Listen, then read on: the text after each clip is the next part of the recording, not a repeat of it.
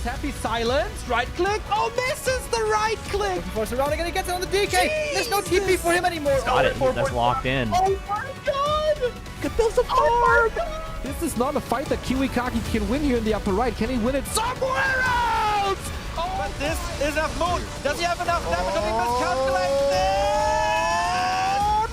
No way. Are you serious? Tunnel dead. Right click, Happy. How can you save this DK? You have no resources for a potion. Trying to nuke. Doesn't work. Step out. Funny composition, not the right one by Johnny Cage. Stormbolt. Where all the priests go? Perfect shockwave. You don't have much time. Shockwave. Here we go. One more right click. Lin. Guagua. Oh!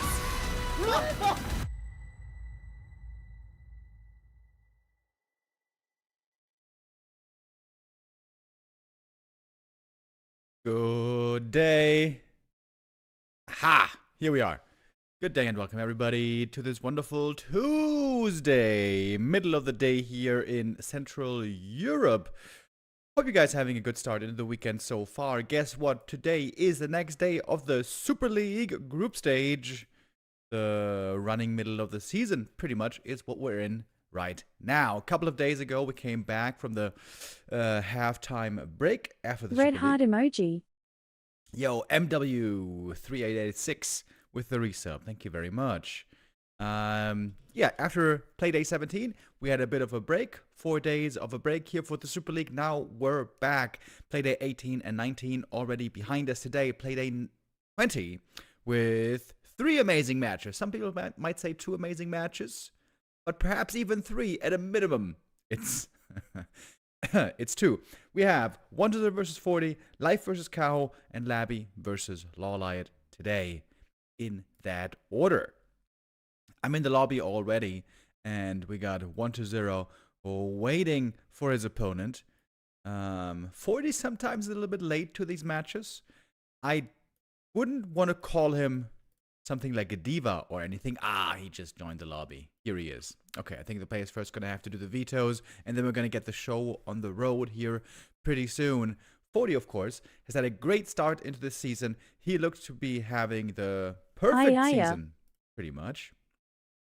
Shapey Hots with the resub. Thank you very much. Forti was unbeaten for a long time in the running season. That was until, I almost said yesterday, 2 days ago. 2 days ago, losing that game to Life, where Life looked tremendous. These are the standings that we have now. Happy on top, Forti right behind, and right after that, we have 1-0. What does that mean, boys? Number 2 versus number 3 fighting today in the first game of the day. And then out of Mirror also going to be some high-ranked players. Life number 4, Kaho number 7, and I would say these two have always had very close mirror matches against each other, with of course a lot of wonderful bear mirror. And then Laby versus LawLiet. LawLiet not having a grand time so far. The only player without a loss up until now, without a win up until now. He does have losses, lots of them.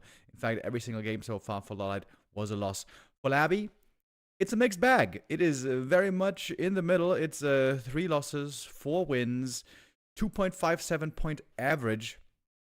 Since not always we have the same number of games for all players, this really is what determines who is highest ranked. And there, Laby having a decent showing here. He finds himself in the middle of the pack, right in the middle. Not quite the same results, not quite the same performance as in Super League Season 1. Would have been amazing if he had another career high like that. Me and many others were saying that Laby, of course, was playing incredible in Super League Season 1, but that kind of a high can rarely be maintained, even by the greatest players. And many of us saw that Laby was just overperforming there a little bit. Of course, he deserved that, but, you know, oftentimes you're going to come on down after a while. That happened with him, with the grand final of the Super League that he qualified right into, being first place from the group stage. There he flamed out against Happy, where he had no chance, and then we saw a significant dip. Also with the new patch, the Ghoul nerf, and so on. We're still waiting, by the way, for the new patch to hit live.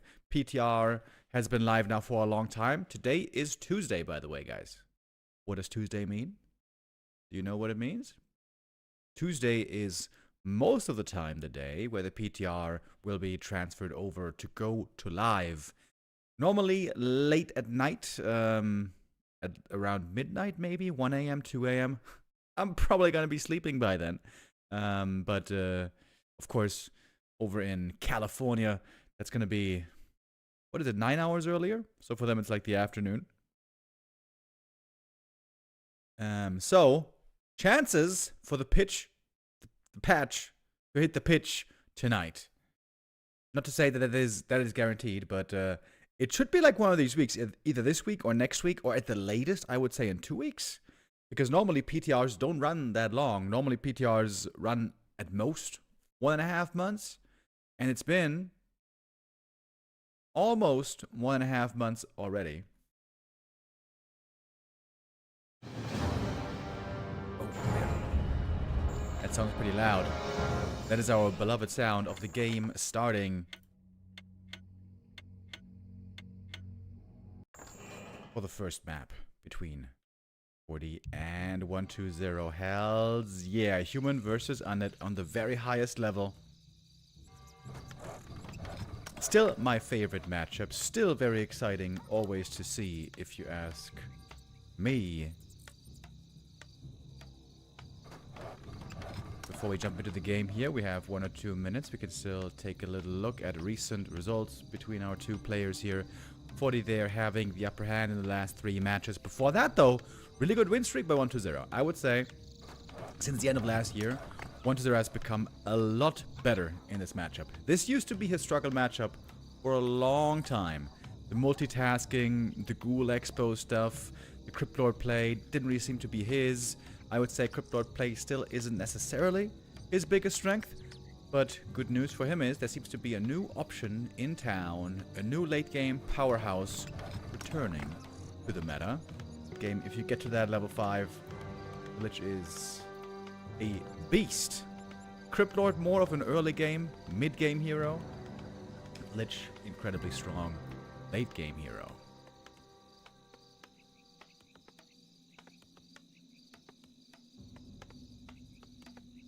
I would say starting on level 4, the Lich is better. Before level 4, the Crypt Lord's better. But here it is not Lich, it is not Crypt Lord, no, it is Death Knight. Like to see this as well from 120.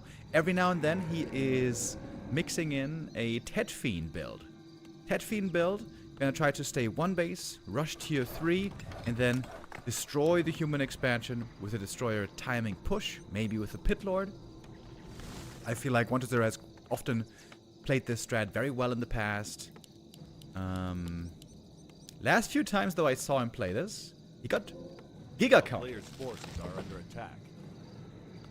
Last 3 games I recall, there were some against Sock, some against Forti, and in both of them, the humans played super well against the Tet Fiend build, and 120 had basically no chance. Especially, did you guys see that one game? There was a Tidehunters game, Forti versus 120. And that was just perfect.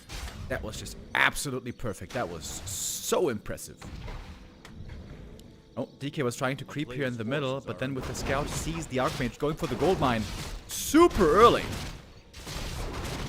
That looks like an ambitious creep. DK showing up. Ooh, the last hit here would be incredibly huge. Trying to play around it, and he got it! Oh, huge last hit. That is really bad news for Forti. It's 2 peasants dead already. No level 2. Big experience swing. And it's a bad item as well. Forti taking a big risk here early on with the creep route. That does not look like the perfect game we saw before by Forti.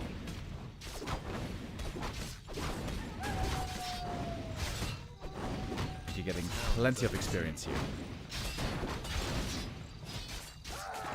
Couple of good denies though. That's 2 peasants denied. That is almost level 2 prevented.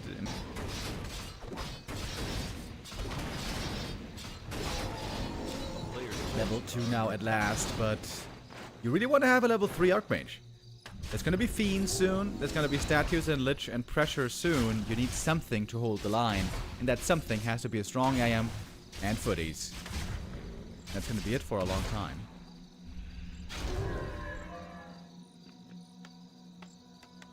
Really questionable creep route by Forti, to be honest. Opened himself up to getting creep jacked hard, which he did. Lost the big last hit. Lost a number of peasants. A little bit of skelly harass over here, but nothing very significant. Not anything significant, really. AM items, pretty poor. Only agility. It's a little bit of attack speed, but it's not really worth keeping compared to the money you get from selling. We have Saul Apeman in the house. He is an ape, in case you guys didn't know. Thank you very much for the raid. Good day, everybody. What were you guys checking out this morning? Did you guys watch some ladder, or was there a tournament going on? I don't think there was a tourney this morning. Zwergen King with the resub. Thank you. Okay, AM did at least get level 3. He found 0 damage items. That is a bit unlucky. Keeps the ring for the MK later. And the game's gonna get a lot harder for Forti soon. Once the Lich is here with statues, this pressure is gonna start getting painful. Lich is on the way. Statue's not too far off. We've got quite the fast tech here. Picking at 30.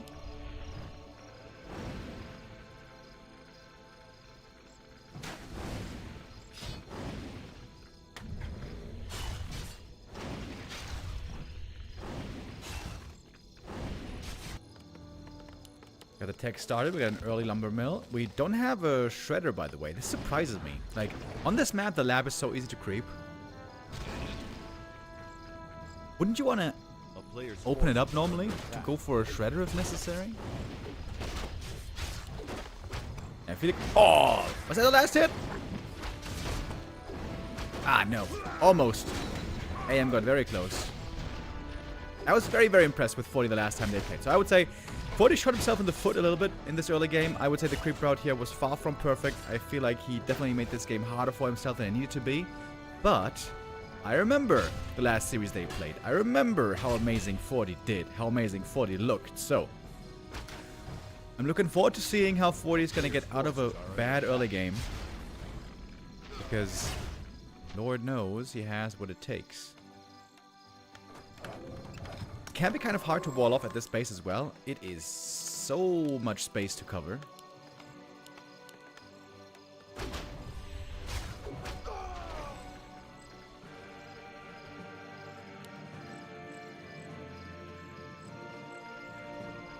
Forti's trying to keep the fiends away from his expansion.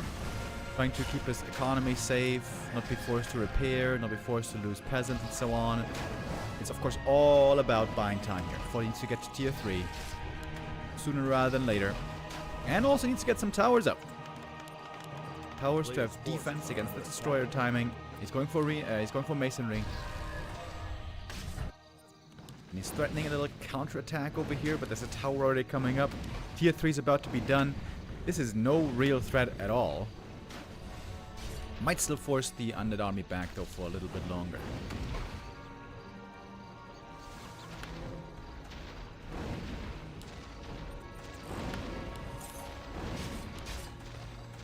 Destroyer form in 50 seconds. Things are getting scary. How many towers we got? Normally want to have roughly 5 towers at the expansion, 4 in the main base. That is absolutely not the case. Wonder there's a good chance here to win this game pretty soon, in about 2 minutes. Less than 2 minutes. Let's call it 1.5 minutes with the destroyers. Lich on the way. Oh, and that tower. That's an easy cancel for the fiends. Has to position them here. You have to do that sometimes manually. Ooh, that's a big deal. This tower finishing. Mass repair. Does he have enough? 2 seconds. 1. Oh, it barely comes up. That's big. I thought this was going to be a cancel. But Forti here reacting well, super fast with the repair. And I think it was the masonry upgrade that saved this tower. There's a counterattack, by the way, going on. I think there was a sapper, maybe. Not sure, actually. But he's not defending with his army. He is trusting in the towers and towers alone. It's a great base build here because these towers are very, very hard to reach for the fiends because of the wall off. More towers coming up in the back. Destroyer starting to run out of mana. But he's still active here along with Water Elementals. But this statue here could be morphed into a destroyer. Could deal with the harass normally quite easy. Oh, MK. Not long for this world. Forti has 3 towers in the back. And again, they're hard to reach.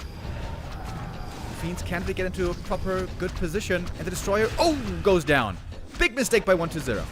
He was, of course, busy multitasking. 120 doesn't have the very highest APM. Not to say it's low, but not on the same level as a Happy, for example. High APM, not always very important, but when you have to multitask 2 screens at the same time, high APM helps you a lot. MK now joining into this fight, but it seems like the pressure here is pretty much over. Now we got the Pit Lord joining, and this Rain of Fire is going to do a lot of damage. Look at the damage numbers. It's always crazy with the Pit Lord how quickly he gets up there. 1 Rain of Fire, and almost got 1,000 damage. Lots of peasants falling, towers still holding, but there's no arcane anymore. Oh wait, there's an entrance here. Oh, there's an entrance towards the towers. I thought this was walled off. Maybe so did 120. Not really the case, though. Meantime here, the pressure is over. Forti falling back. What does he have coming down the pipe? It's a lot of peasants going down. Gyros. Gyros what he needs. What he's damn low in supply, though. It's a big ouchie.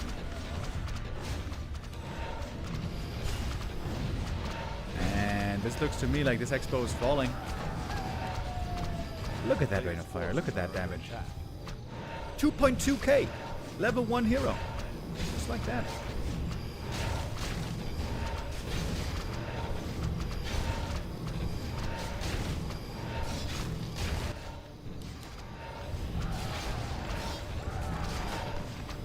But he has nothing in the way of defense here for a long time. This all comes back to the early game. All comes back to the early game. Losing the last hit, losing the peasants. Very, very painful. And I think this is just a creep route mistake, to be honest. There goes the expo. That's GG. Game 1 to 1-0. A little bit easier than it should have been. Forti here. Not quite operating on the same level. Taking a big gamble early. It's a huge risk. He decided to creep the big camp, not even with level 2, but with level 1. Was stuck on level 1 for a while, then got to level 2. But that experience swing of the big creep is so huge. That's a level 6 creep. That's like 110 experience or something. Yeah, in my opinion there, when you're playing against head fiends, I think you should creep slowly, creep camps safely, put pressure on the DK, make sure he hardly has a chance to get creep last hit steals. If you go for ambitious creep camps like this, you can do that against the Crypt Lord. If you know the Crypt Lord is creeping, you have time, there's nothing really to worry about. When there's a DK coming to harass, spreading yourself thin like that against a hard camp, I think that's a very big mistake, to be honest. Maybe it also is partly owed to the map.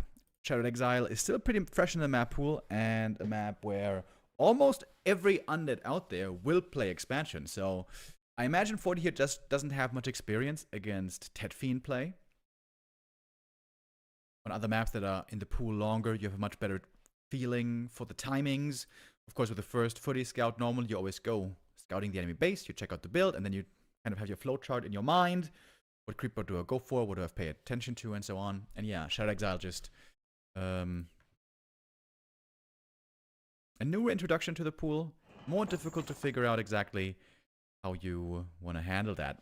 Next map should be a lot more familiar to Forti. It's going to be Tide Hunters coming up next.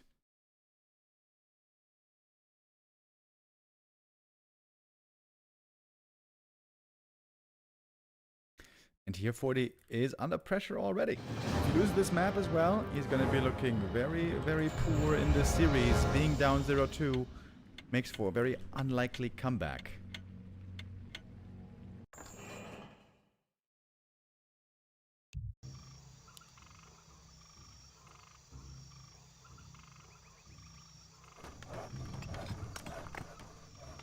we go for the next map.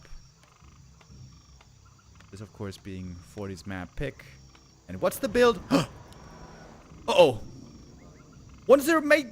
Oh my god. He made the altar and canceled it and makes it again? Oh, that's a lot of resources lost at the start of the game for no reason. He misclicked. He misclicked the escape button. Oh my god. It doesn't sound like much, but it is. That's crucial seconds and crucial gold and lumber lost for absolutely no reason.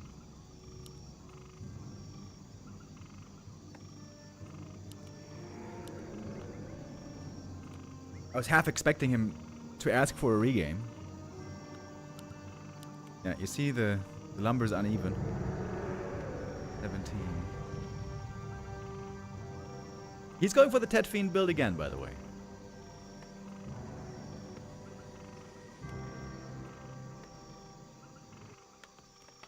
Forti should have this much more now on the forefront of his mind. Say-so says he thinks it's the cat. You think the cat jumped on the escape button? I think he would have paused the game then. We've seen him many times pause the game before and then throw the cat off the desk. I hope the cat is still alive after all those cheeky interruptions we've seen.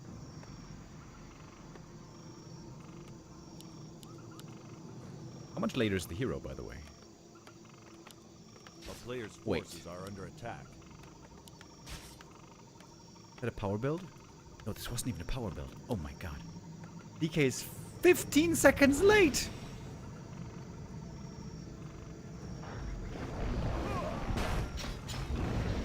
Okay, TBH, if Forti doesn't mess this up hard, this should be his game already.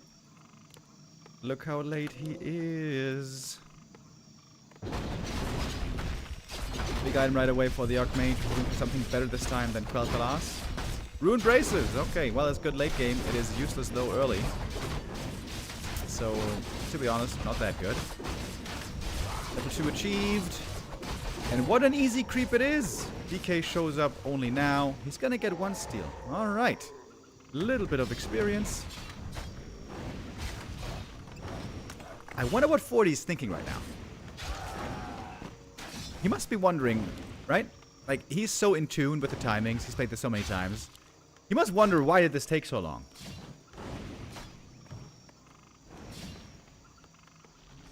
I wonder how surprising and confusing that is exactly for him.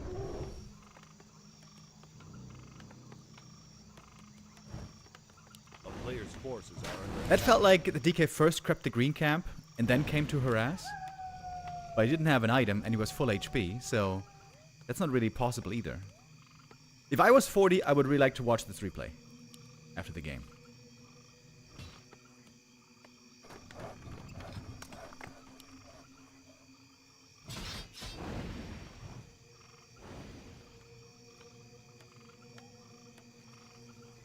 Like I said, the most important thing against that Fiend harass is you don't spread yourself thin, you creep the camps safe, you don't give easy kills, easy last hit steals to the undead. If the DK has a retreat, low mana, without level 2, low HP ideally, then the human has a great chance to play pressure.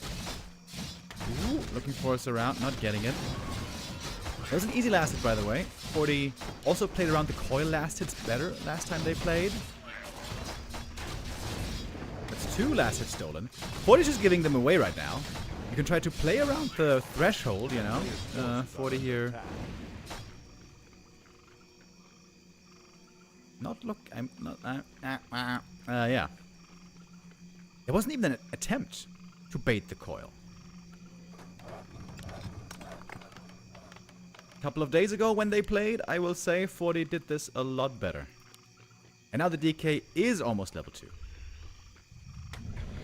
Worst case scenario for the undead is, you get nothing here, you fall back, you creep this camp, and you're still not level 2. But he is gonna get it now, and the aura makes everything better.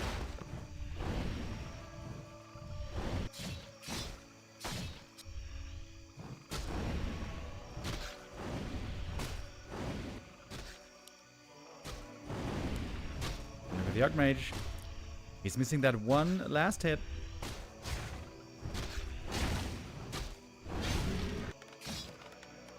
Get the level up. Considering the atrocious start, I would say 1-0 is in a decent spot now. Forti also though in a decent spot. Going again for the early lumber mill.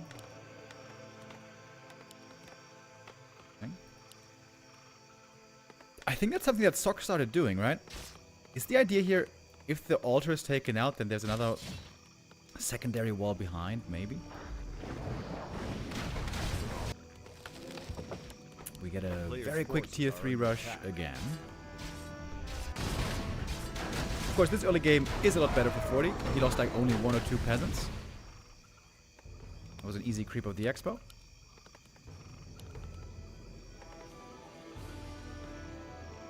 Would expect the tech to be starting now in a moment. Maybe a shredder.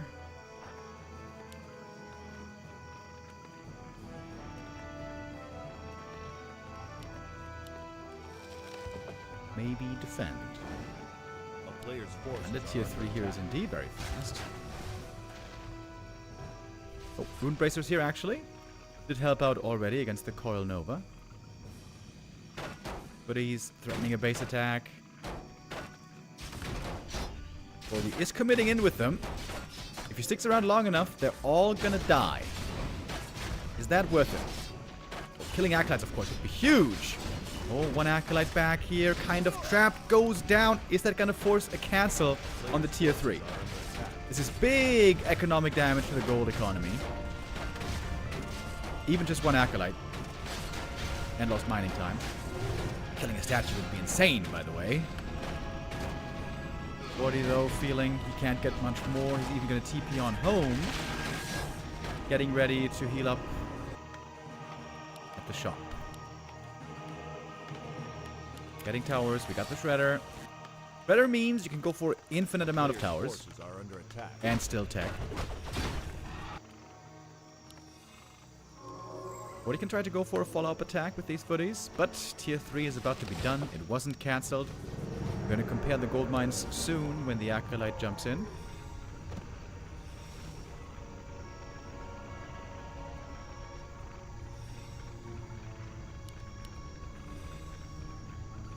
Lich does have great items, though. And the undead heroes can carry this late game very often in 1 base versus 2. Human is going to have the superior army, the superior upgrades and economy, but the undead will be way ahead on hero levels and will have a chance still then to outvalue the human, even against an expansion over time, if those heroes get really, really remarkable.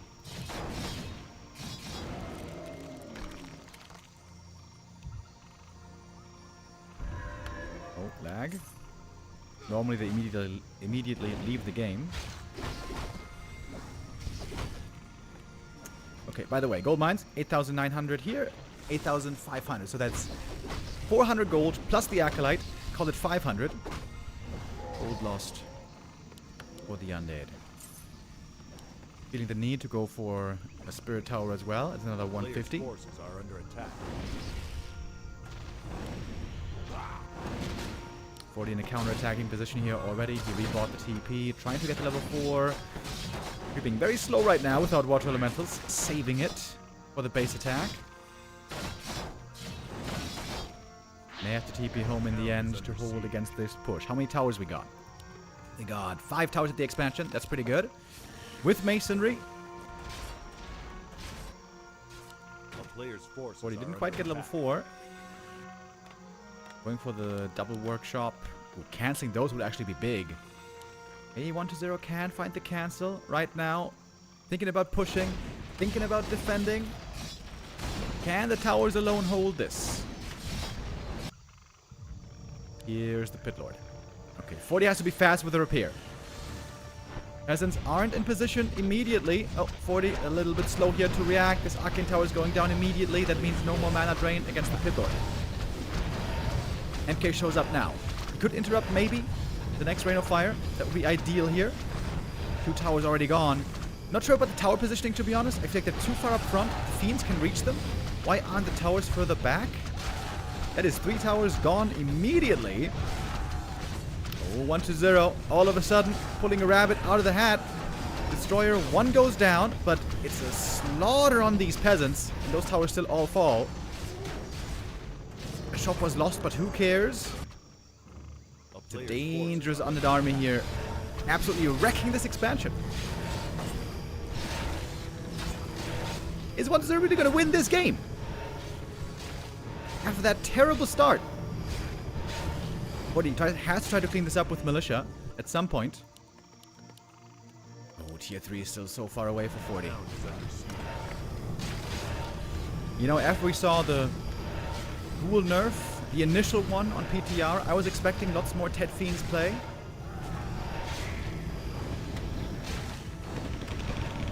Kind of shocked here that this is going so well for 1-0, I gotta say. Destroyer is going to be run down. Here come the militia.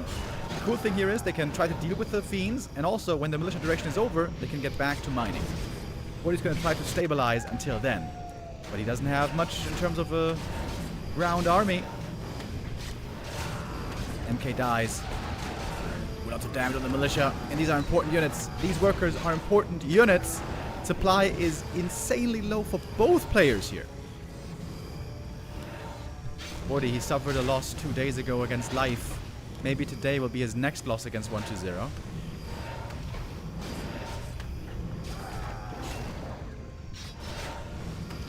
Forti not quite playing on the same level as last time. Losing the blacksmith, that means no knights. Even now as tier 3 is done. Oh, that's such a bad timing to lose the blacksmith. It's a little bit sloppy here, this play that Forti is showing, to be honest.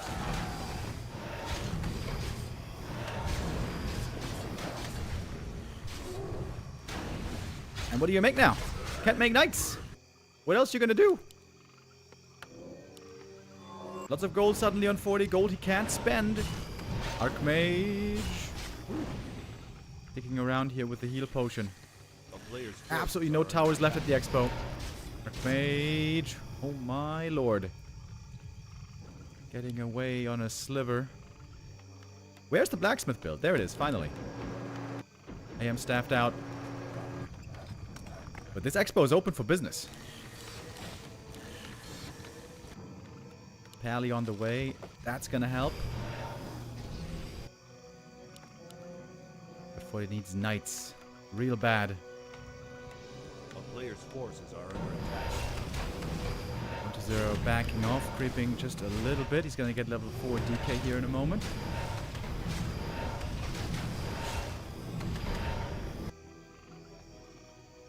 He can't make knights because he lost blacksmith? Yes, indeed. You need a blacksmith to make knights. And now they're finally coming. 20 seconds for the first 2 knights.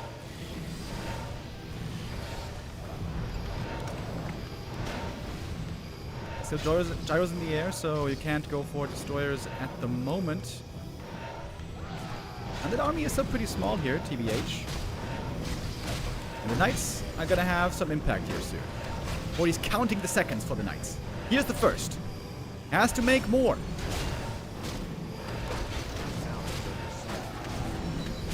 So 4 DK. Big level up right there. 500 gold on 40. Didn't spend it there for a moment. Now he does.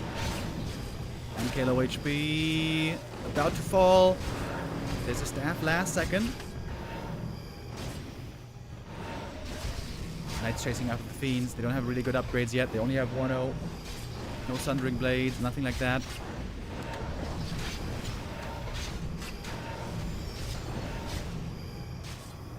Frost Armor here is very, very good against the Knights. Archmage, bit of a dangerous position for him over here. We got 1 or 2 Holy Lights only left. Forti trying to stabilize. Good targeting here by Forti. This is really good micro now. He made some mistakes this series. But this now was a very good sequence for him. Back home he goes. He can heal up right away. Rejoining with the MK. Forti, can he still win this game? He's high up in supply. Pulling back the peasants here for a moment. Pulling back the shredder. Taking a little bit of time to heal. Clarity running. AM on its way to level 5 here.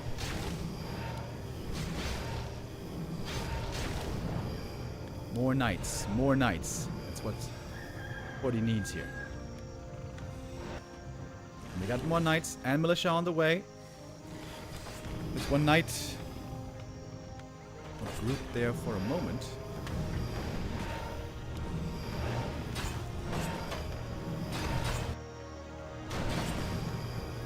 Disease Cloud could also be very good right here. A little bit of Rain of Fire.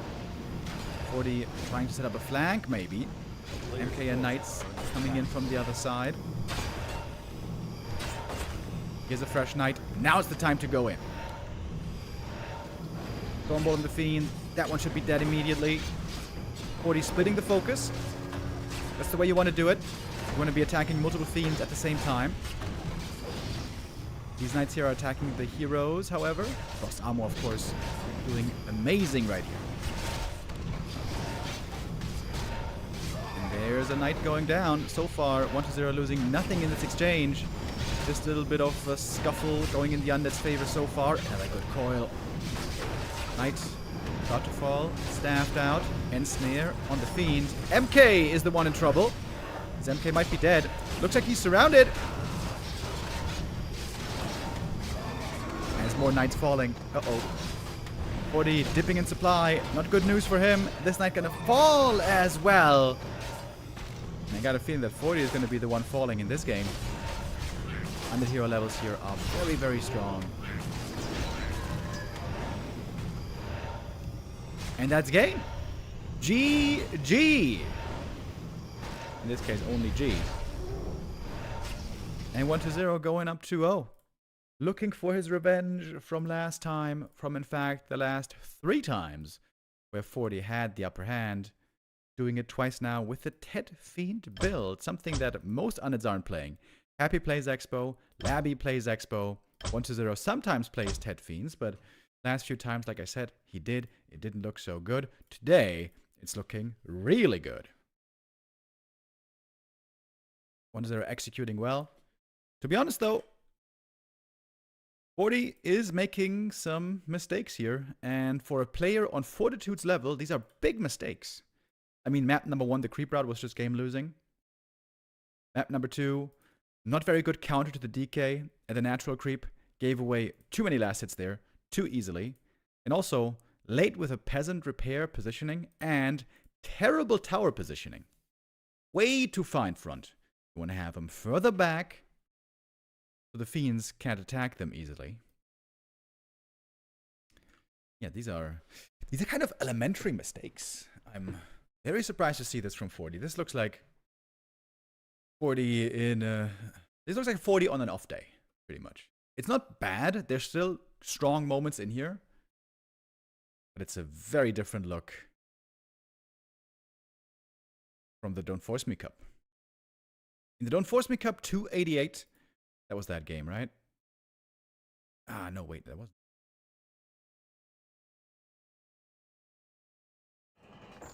I was Don't Force Me Cup 289. Yeah, that was that Titaners game that was just picture perfect. That was so insane.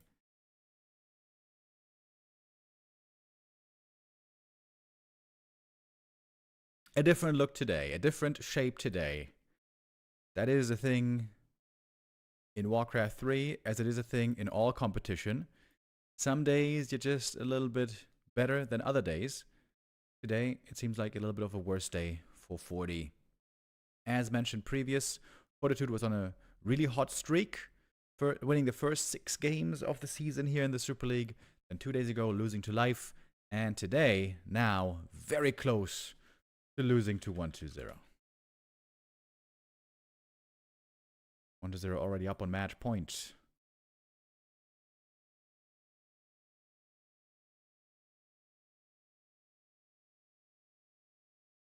Forti's not in the lobby yet. I'm pretty sure he's watching the replay right now. Oh. He's checking out the replay. He sees that 1-0 canceled the altar at the start of the game.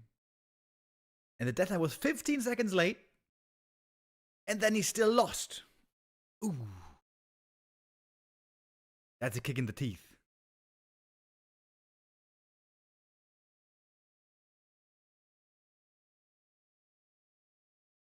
Of course, this is also the stuff that champions are made of. When they're backed up against the wall, often here they do the best. We've seen this plenty of times by Happy. And Forti pull off the reverse sweep. Next map is, shockingly, Turtle Rock. Turtle Rock normally means the human cannot expand. And if the human cannot expand, that is a very tough situation against Undead.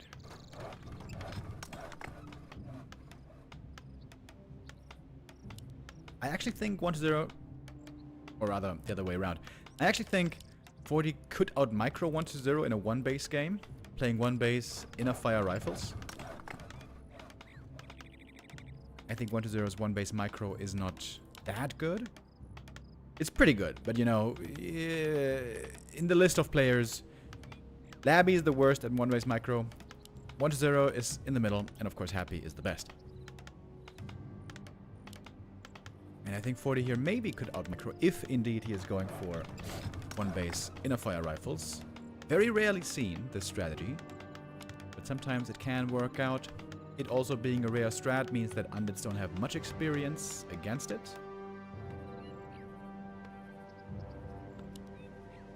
Hero here. Lich first, this time. Not Ted Fiends.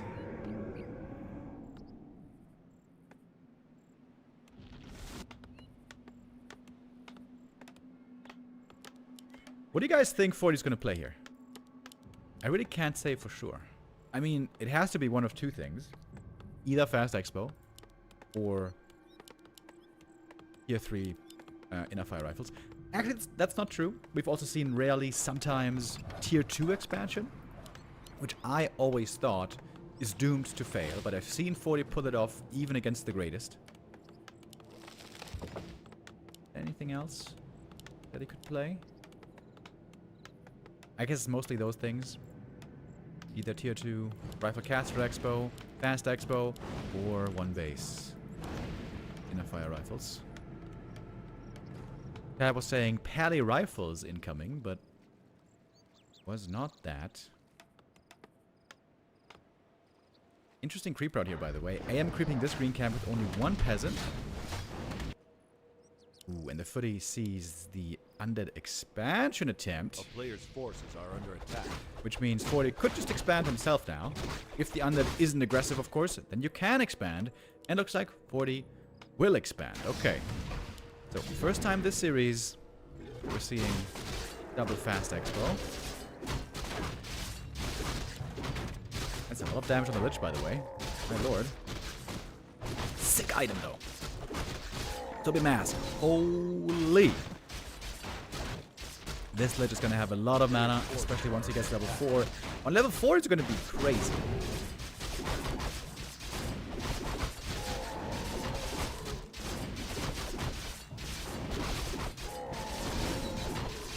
Quatalas, man.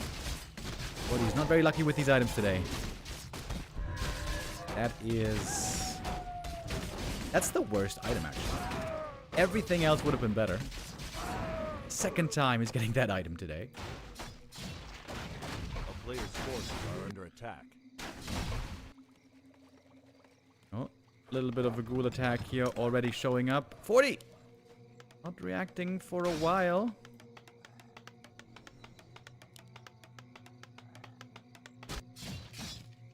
Good militia creep, though. Gets to level 3 here. That is 2 peasants dead still. 1 denied. Which now super close to 3. This game is looking great for 1-0. Look at the timing on this Haunted.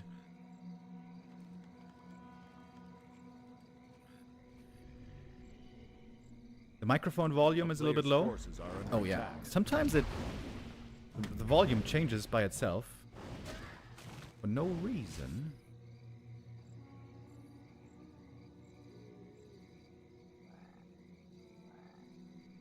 I think this should be back to normal now.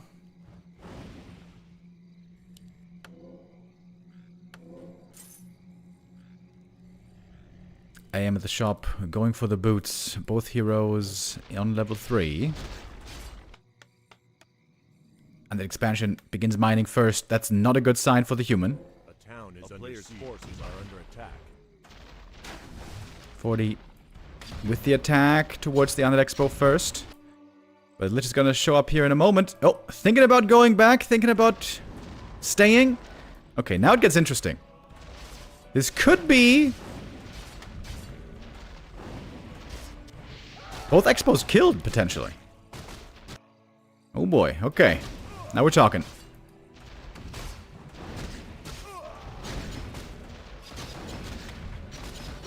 Now it's too loud. Player's forces are under attack. Okay, turn it down a little. Ooh, lots of kills for both players. Always hard to judge who is this better for, having the economy wrecked like this. Town is under siege. Is it still so loud? My OBS is saying it's okay now.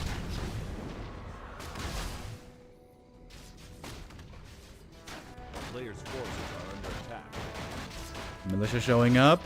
Lich has so much mana. Look at these Novas. AM, what's he doing? He's running back home. He's out of mana. Got a lot of acolytes here, by the way. Ready to repair. AM trying to pressure the Lich. This could be a 3-0, guys. I'm just saying. Footies have to keep up the pressure here, I think. I think there should also be some footies here, though, defending. Putting pressure on the Lich. A player's forces are under attack. Oh my god, the Zoe Mask is so good. Look at the experience, by the way. Both heroes getting closer to 4. That means more mana for both of them. Oh, is he trying to kill the Lich, maybe? But if there's a Nova, question is who's gonna die? Eats the Ghoul, uses Nova, Lich low HP on 18. AM chasing. He's faster with those boots. Gets level 4, he needs 2 more hits, or maybe 1's enough, and that's the hero kill. Forti finds the crucial pickoff in what was a very stressful game, and does get on the board. Oh wait, post-game. Yeah, that was really touch and go there. Stressful moments. We had Militia defending, Ghouls defending, both Expos in trouble, on both sides, many kills found. Forti gonna close that one in. But that was a close call, dude. If the Archmage dies there instead of Lich, it's game over the other way. Exciting map 4. It looked first like we might get a long game, 2 base, 2 base, but it came to a quick end suddenly. And so we are not done yet.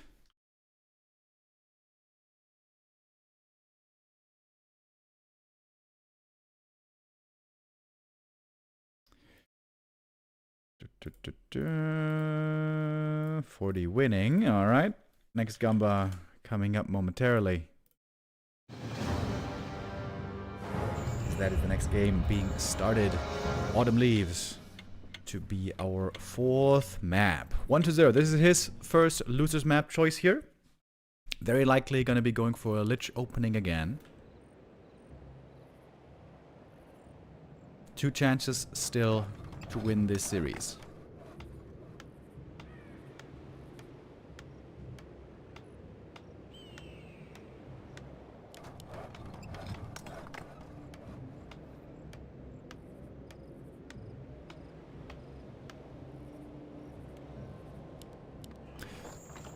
Again a Ghoul opening, so 1-0 started off with Ted Fiends twice, now Ghouls twice.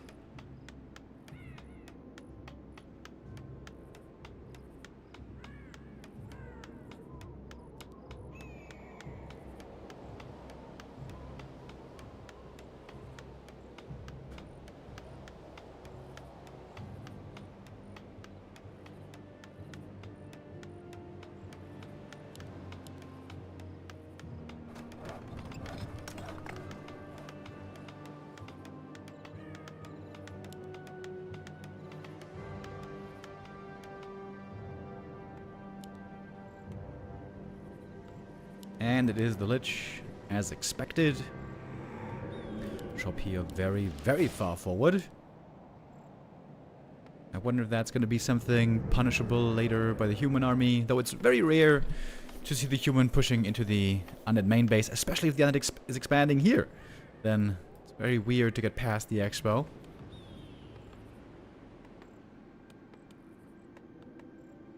And I think when 1-0 plays Lich first, he almost never plays Lich aggressive. I think he always pretty much plays Lich expansion. Unless on Last Refuge. I've seen him play aggressive on Last Refuge. There it seems to work out really well. You can intercept the human creeping pretty well. And there is Acolyte number 7 for the expansion.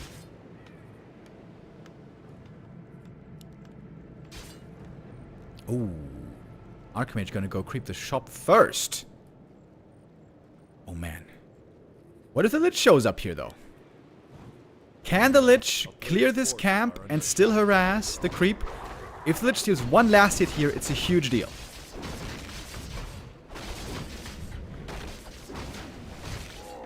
Acolyte pull, slowing down the creep by a little bit. Lich though so far not interested in aggression. Very interested though in the Mantle of Intelligence. Loves to get that AM item. At least it's not a ring. AM has been pretty unlucky so far with the items today. Gonna go for the circlet here. Bit of an expensive investment early, but very much worth it. A player's Often. forces are under attack. 4th farm coming up for Forti. Pulling back the peasants. He's thinking about an expo cancel. I can smell it on him. Gauntlets. Again, no damage item here. Hasn't been lucky enough to get something like a mantle so far. Militia, in theory, could creep this camp by themselves. Especially if there's a water elemental involved. Oh, 40. Committing to the expo cancel. If he doesn't get this, he's gonna be far behind. But we're early in the progress. Seems like this should be enough damage to take out the Haunted here. He's trying to hold the Water Elemental, maybe? Nope, never mind. Good split on the footies, by the way. Not giving the Lich too easy of a good Nova. Gets one footy here. And then Elemental. That's level 2. And as the AM falls back, we got the Militia coming over to creep the Natural. Or... not exactly natural. Corner Expo, I guess. That's also kind of nice. Lich on the way, though. He's gonna have one Nova.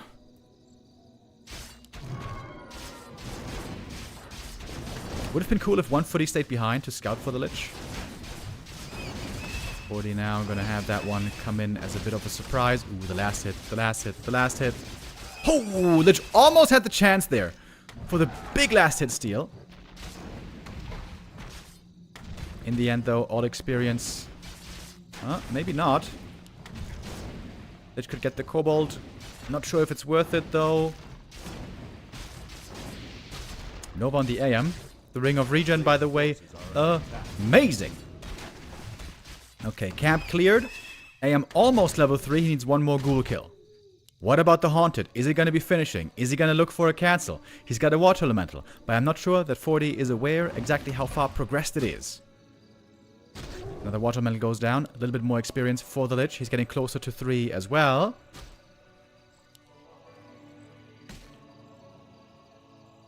No footies defending right now. Where the footies going?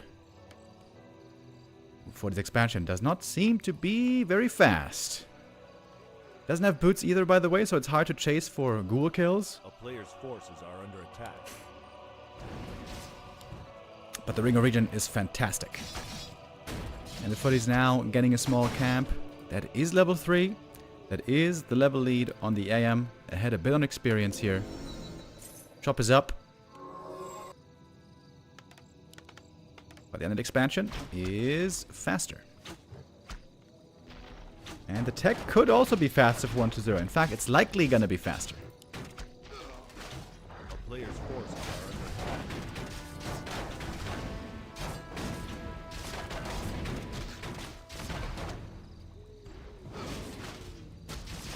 Level 2 Water Elementals now. Quite strong. Lich thirsting for that level up. Close to 3, but needs a bit more. A little bit greedy here, by the way. Expanding without Arcane Tower. Both expansions now fully mining, but here we see the Undead tech already started, and there's a low peasant count on Forti. I think he needs a shredder pretty bad.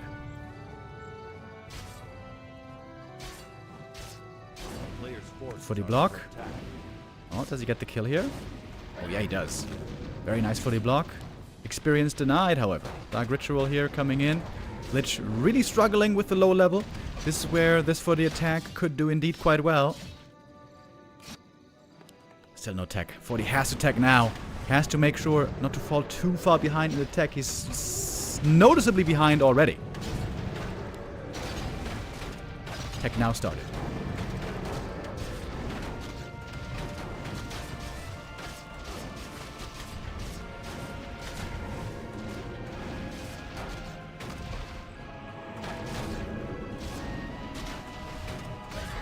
Couple of ghouls going down here, but it seems like it's not really the most. This Ring of Regen, by the way, is insane. Archmage is shrugging off so much damage thanks to this item. Always incredible in the early game. Pretty broken in the early game, TBH.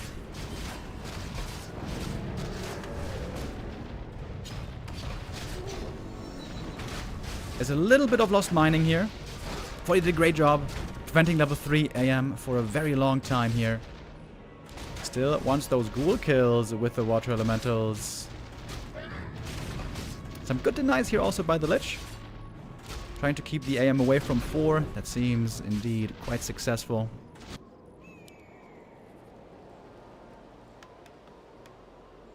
And now time to breathe and stabilize for a little bit. We got some herd Forti saved back towards the main. It's a lot of Fortis actually. This could all be nicely healed with the regen scroll. There's the Shredder. And a Zeppelin. Doesn't want to risk nothing here.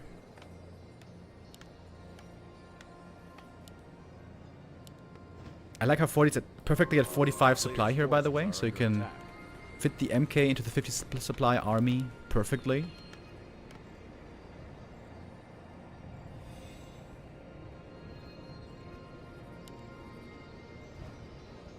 Oh, Lich would love to cancel all the healing right here.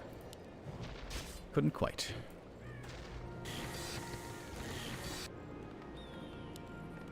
Oh, 1-0 forgot about the altar. Not quite sure exactly how late it was, but it was a little bit late, delaying tier 3 by just a smidge. As the DK is started, MK is not going to be far behind this time. And here's Zeppelin drop into the back of the base. Fortis were nicely healing inside the Zeppelin. What's the target going to be? Archmage can also reposition into the back here. We have no towers yet. There's a great attack with Footman. Getting value out of them here still. With the healed scroll on tier 2. Right now, while the Footies are still valuable, of course, soon they won't be anymore. And trading ghouls for Footies, or rather Footies for ghouls, is great right now for Forti. Absolutely wonderful.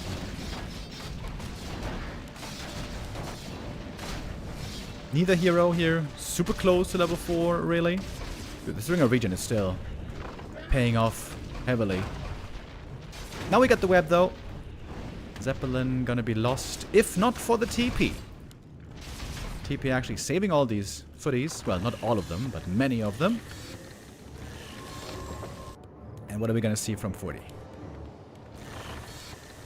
Tier 3 tech started. And the tech still pretty noticeably ahead.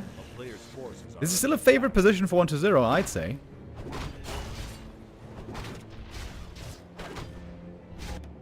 Okay, here come the workshops. And some towers. And barracks, maybe? What is this? Yeah, barracks, okay. Double barracks. Triple barracks? No, double barracks, double workshop.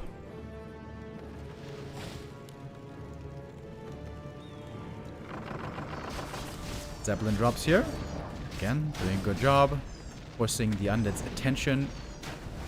Maybe getting some acolyte kills. Oh, missing out on one, but that's okay. A little bit of despawn. Oh, MK takes the alley-oop. And maybe one more acolyte. It's slight damage, but still counts. MK, is he in range? In range for the TP, getting out safe. Got some towers at the expansion here, a little bit of a gold bank.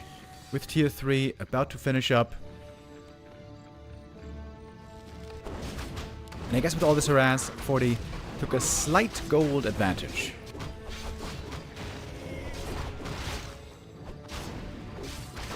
Players' forces are under Archmage getting level 4 would be great here to have the level 2 aura immediately for the heroes. Get the gyro scouting in the middle. Big item here for 120. Something like a mana stone would be amazing. Uh-oh. That was a big lag from yours truly. If I lag too much here, I'm gonna have to leave the game. Which hopefully won't be necessary. Would love to see these footies healed up again. With the regen scroll. a player's forces are under attack. That's AM4. Alright, that's a good level up to hit. Lich would love to get it as well. He's very, very close indeed. Forti actually denying the footmen. Not even healing them up. Just killing them all off. Is getting a lot from these middle creep camps right now.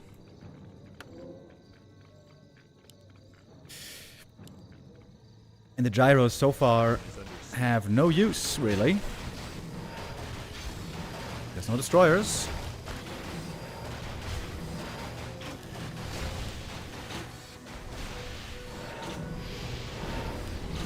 Pally getting focused right away. He is the hero who cannot be healed easily. Heal potions there. Might still be dead with the next Nova. There is no frost armor. So the Fiends easier to take down by the Knights. We get some militia support as well. Streaming in. Good Dark Rituals all the time, man. To stop too much experience from streaming in.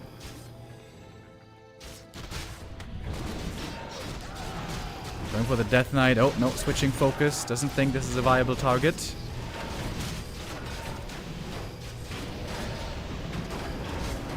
Pally far in front.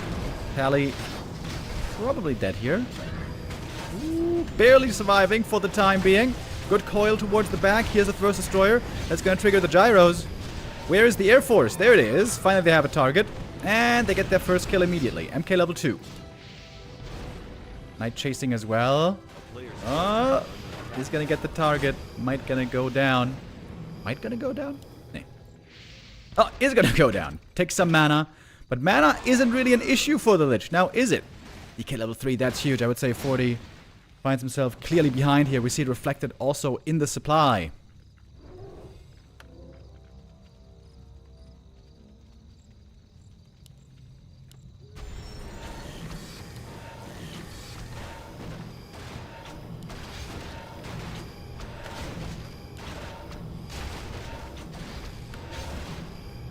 One workshop taken out. The undead army here is getting stronger and stronger. Fiend A-bombs.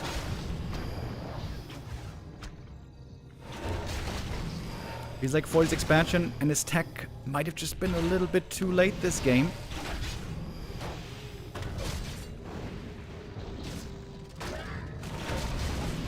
Looks like Forti's struggling to find any kills here.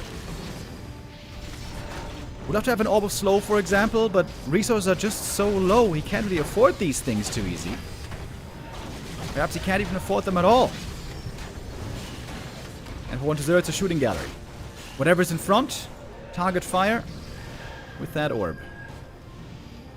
Let's go for an Orb of Slow now, actually. Multi-staff play, that has to give the edge over time. This knight here. There's the second staff. Okay. Got some decent kills here for Forti. Shredder was fighting for a while. Might even be saved into the back. Pally, he's been surviving very well here for a while. Heal potion again. Heal potion now. Might be on cooldown, actually. MK with a mana pot. Oh, Lich here. Was low HP. Archmage. Lots of heroes. Low hit points. Oh, the Lich though. Almost about to die there. Invo potion was in to save him at the right moment. Heal pot, mana pot, holy light. Stressful moments here for Forti. Statue heal is so good. Healing down that army up over and over. Big supply lead. Huge supply lead here.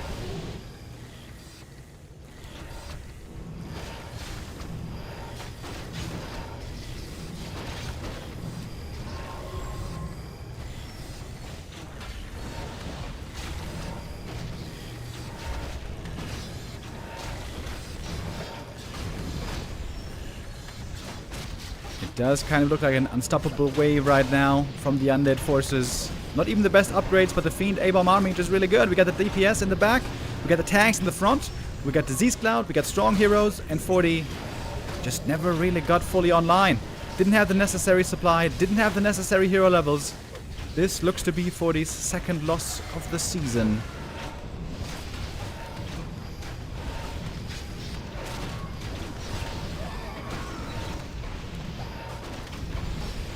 I'm again not so sure about the creep route on this map. Going this creep camp first. Interesting, but not what we've seen most of the time, which seemed more reliable. I wouldn't say it was a bad creep route, by no means. Maybe there's some optimization here to be done, but this is not the reason why Forti lost the series.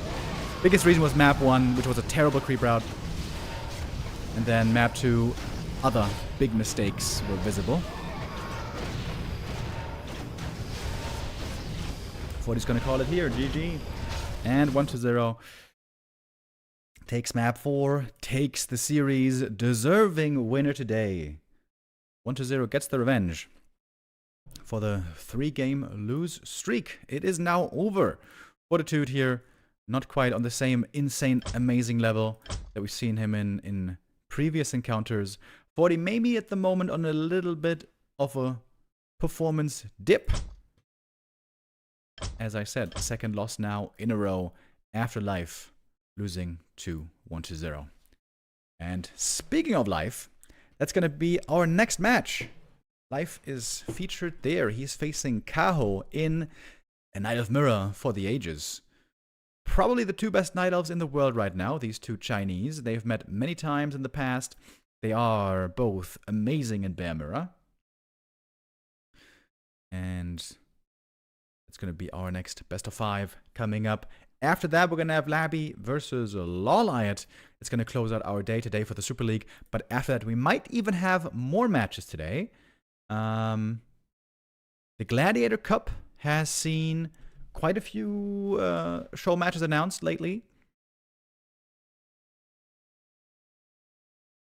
Oh, we're going to have possibly 3 show matches today, actually.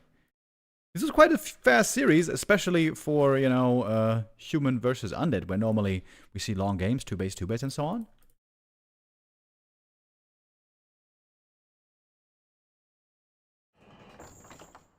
So here in just about an hour, a little bit more, we finish things off already.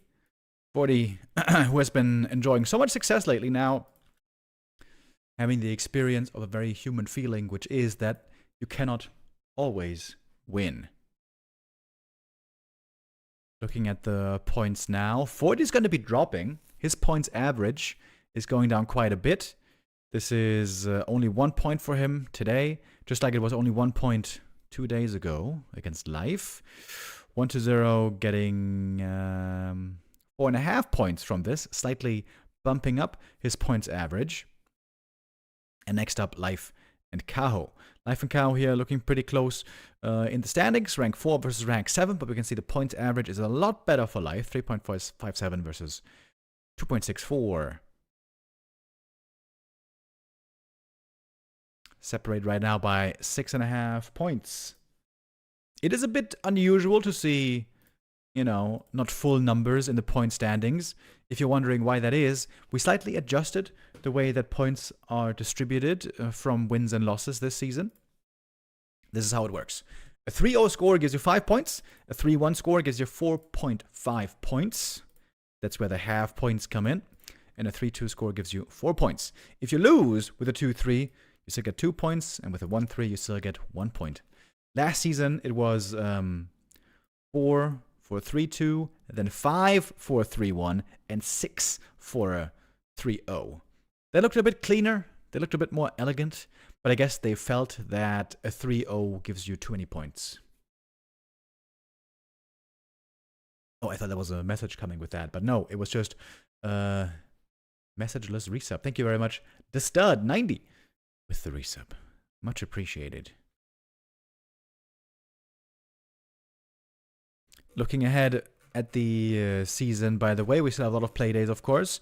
We are now on Playday 20. We're going to be going all the way until Playday 35, so that's going to be 2 more weeks and a day until our group stage is over. Then we're going to be seeding our players into the playoff bracket, which is also looking different this time.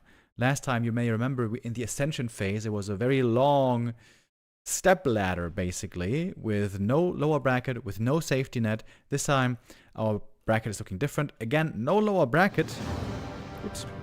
But a much shorter path to go. And the seeding isn't going to be making as big of a difference. Honestly, it doesn't make much of a difference. If you're first or last, without having to play a relegation, first or 11th, it's only one difference in matches, in wins, in the playoff stage.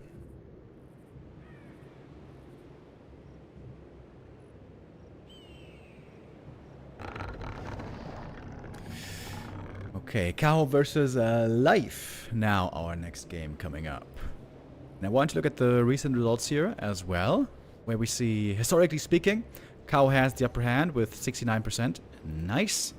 And much of that was last year. Last year, roughly around the second half, we had Kaho winning lots of games.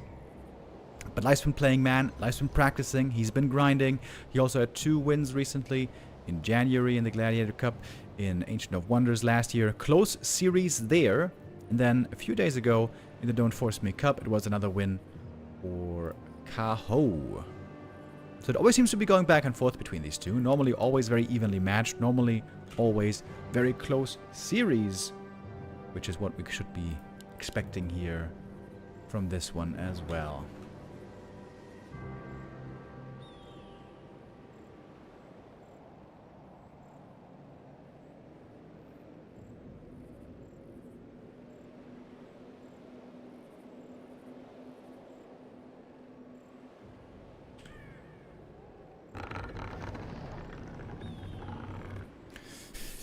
And of course it is going to be our beloved Bear Mirror that we're going to be seeing here once again. Both these players very fond of the bears. Very fond of the Demon Hunter. A player's forces are under attack. Are we really going to have 3 show matches later? I thought they only did 2 show matches normally. Yeah, yesterday we also had some show matches going on. Unfortunately, we weren't able to cast them. Because I had some stuff I had to take care of. But today we're going to cast the show matches for sure. Which are supposed to be Infi versus Kaho. And Moon versus Sock. And Infi versus Focus. Again, we'll be seeing lots of Human versus Night Elf. We've been seeing that so much over the last week or two.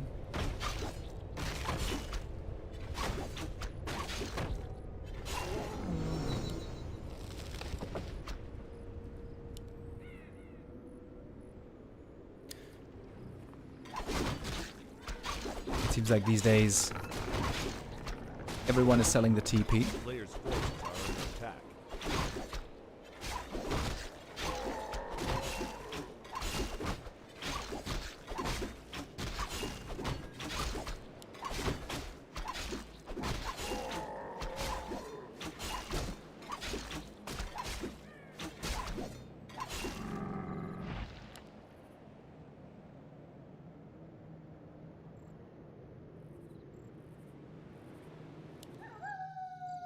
Pretty similar items so far, I guess.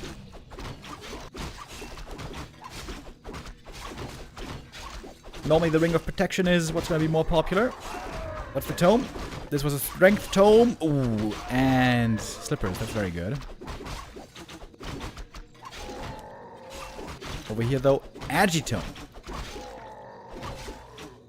That's right, guys. We're even paying attention to the tomes. Every little thing matters here on the top level. Both players locking in the level 3. Town is under siege.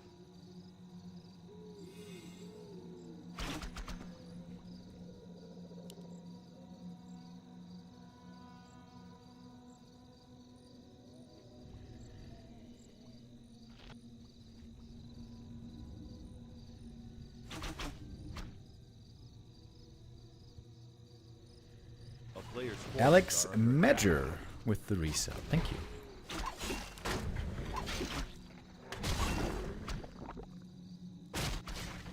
In recent Night of Mirror games, we've been seeing a little bit more Naga. When there's a lot of reason to go for a quick hero in the middle, when you want to be fighting over those important camps, the Naga can be an enticing option.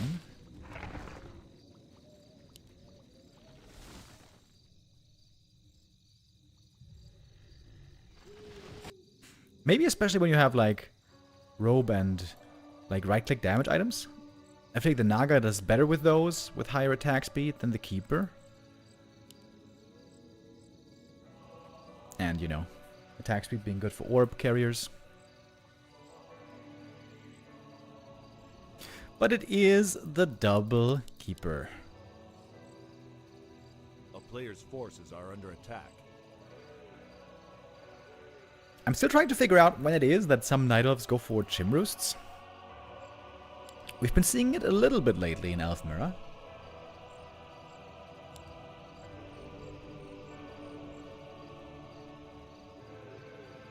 There was a Moon also who tried it a couple of days ago. That failed spectacularly though, playing his game there against Elegant. In general, there doesn't seem to be that much room for innovation right now in this matchup. Which I think is always painful for Moon. I think this is also a reason why Moon right now isn't having the biggest success. The meta just doesn't favor him. The meta right now is all about playing Demon Hunter, Dryad, Bears every single game. And Moon wants to have more options. Wants to be harder to read. Right now the meta is favoring players like Life, like Kaho, like Colorful. The predictable Night Elves.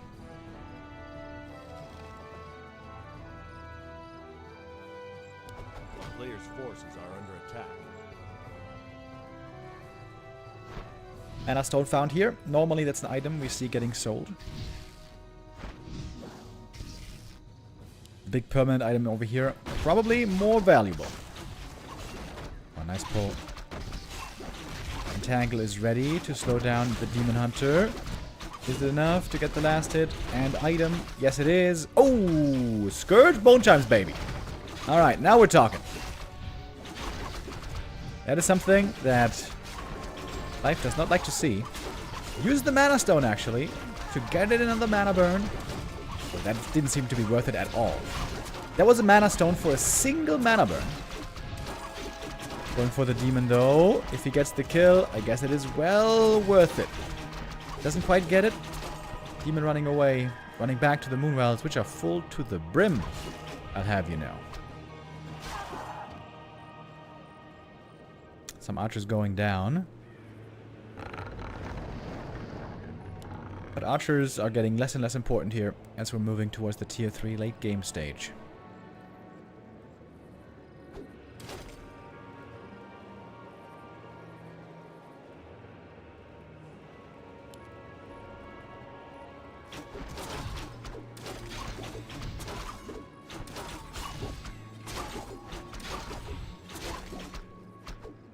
Player's forces are under attack.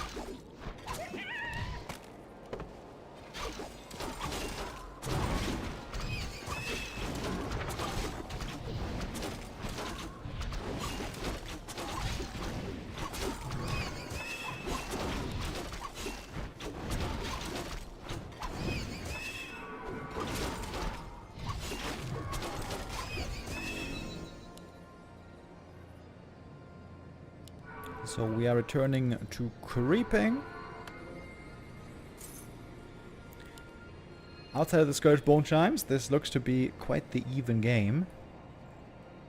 From what I've been able to discern so far, in the games where I saw Chims, it felt like most of the time when Night Elves go Chims, they seem to be doing it out of a leading position.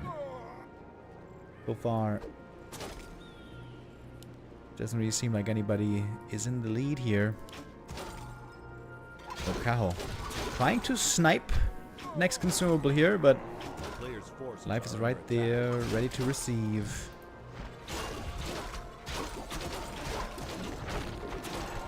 How can I get the item? Score the Beast again! Oh my god, very unlucky. You get Score the Beast twice. Well, at least it is more gold. Oh, nice little dispel there on the rejuve. Demon Hunter now hurt.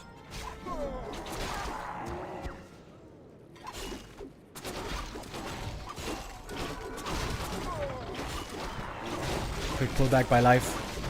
Saving that one Dryad immediately. We got 2 bears versus 3 right now. Heal scroll coming in though. That one was quite valuable. Seems like Kaho is going balls deep over here. Chasing for these kills, taking lots of damage from the bears. Player's forces are under attack.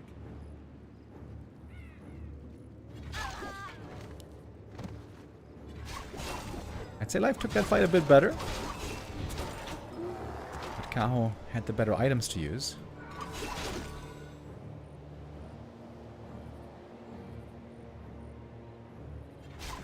And of course you're always thirsting for that rejuve. That is the main reason why we see mass bears all the time.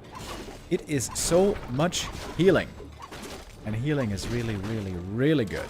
Really important.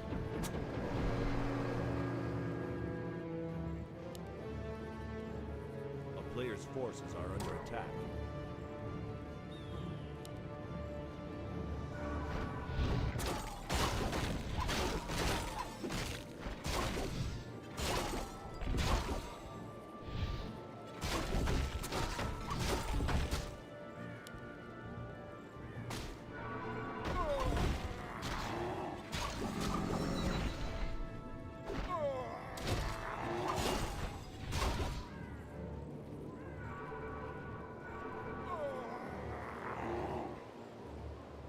We're eyeing up the red camp here.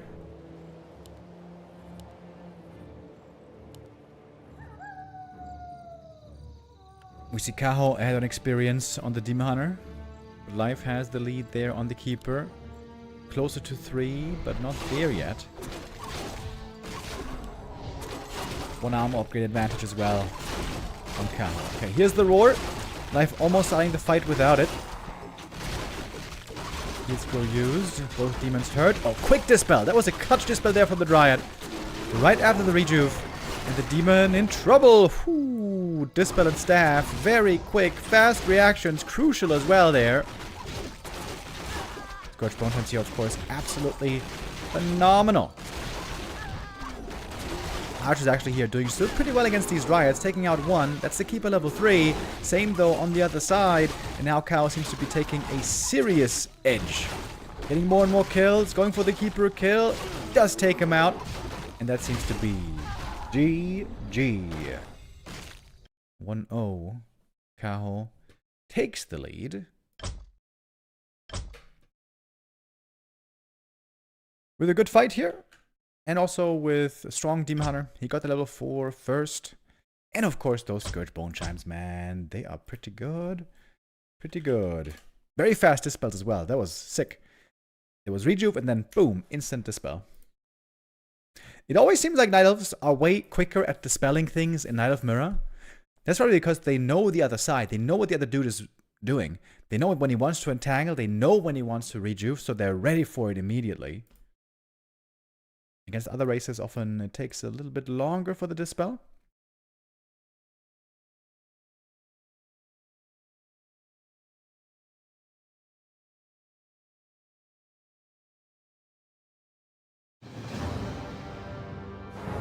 So we got map 2 coming up next in a moment. Last Refuge. Another good another good map for bears, of course. All maps seem to be good for bears. Wait, Kaho desynced out of the game. What the hell? Since when is that a thing?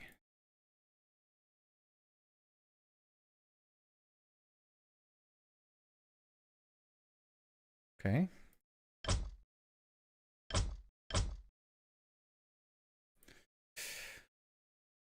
That seems a bit unusual. I don't know, maybe he has to restart Warcraft III Champions or something.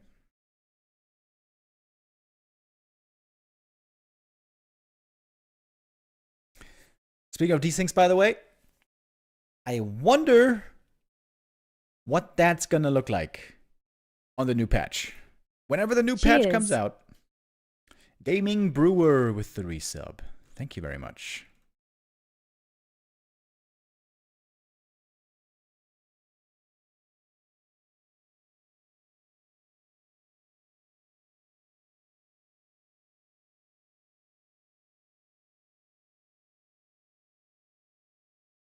Oh, wait.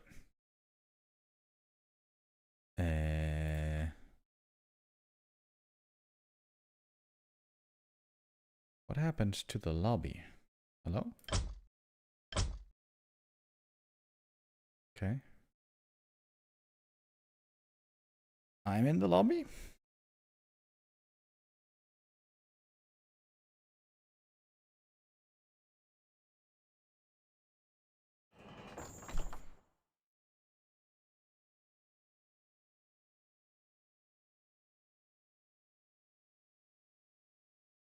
A little bit of pressure now, of course, on life's shoulders. We all know going down 0-2 is a very, very bad start to a best of 5. Very tough to come back from. This being life's map, maybe it's got something special prepared here. As we're gonna try to load in again.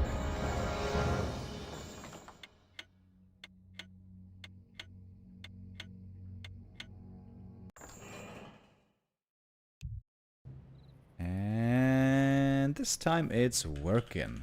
Alright, that's good.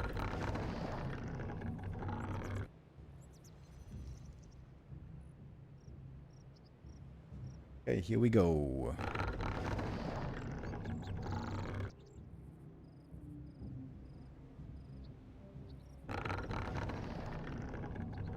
I think the overlay bugged.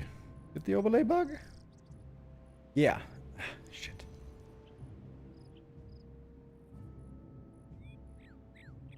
Okay. Ah, that might have been because of the desync. That is probably my bad. Should have just restarted that. Whenever there's like a desync, I think you're always supposed to restart the overlay. Okay. Well, we're not going to have our own custom overlay this time. We're going to go with the Blizzard overlay. Hooray.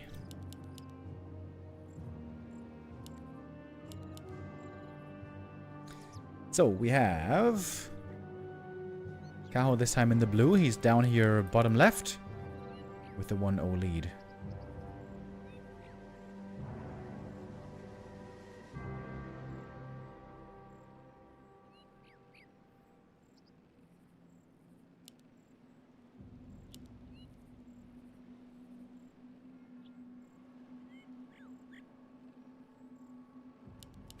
Life has been looking phenomenal lately. Really good results. Great games as of late. Forti did get the Forti did get the revenge, by the way. There apparently was a Don't Force Me Cup yesterday. Oh, it was during the Super League. Okay, no wonder we didn't see that.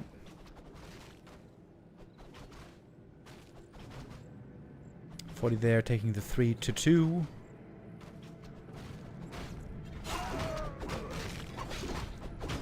If Life wins here today, by the way, he has a chance to overtake Forti and take 3rd place.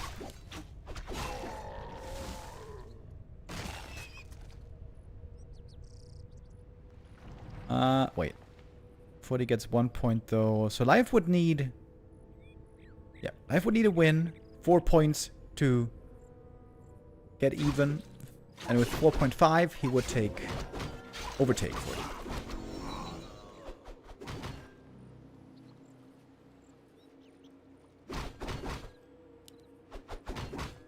A player's forces are under attack.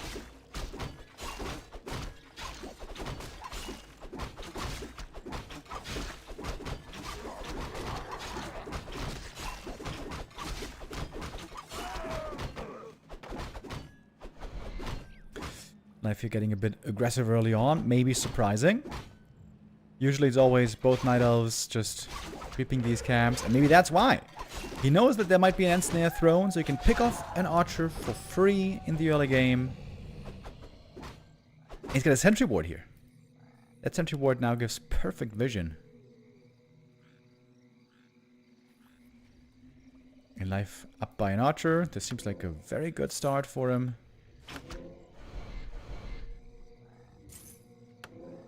A player's forces are under attack.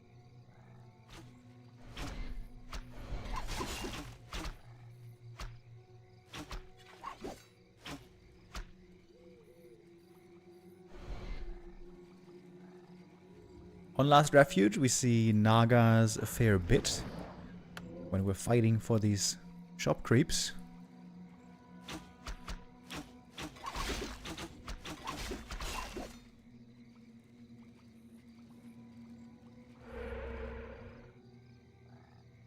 Yeah, the sentry wards here for life are just fantastic. So much vision.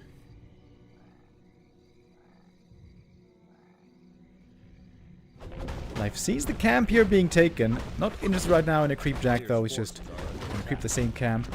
On his side, we're gonna see some mercenaries being hired.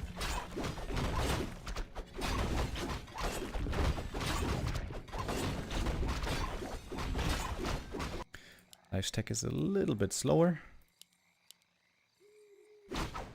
Not really making any difference though.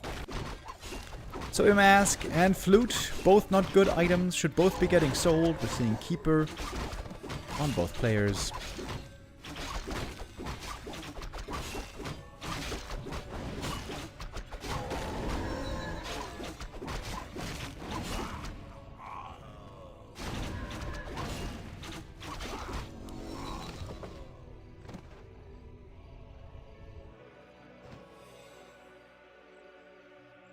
A player's forces are under attack.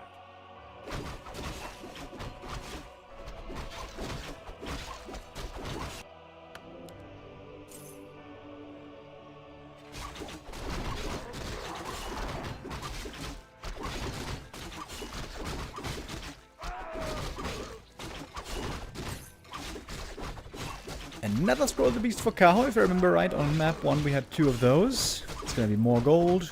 Gonna be invested into another circlet. This game is looking very, very even. Outside of that one archer kill, I guess. But it's double claws of attack. I think that's pretty good, right? More damage over here on life. A player's forces are under attack.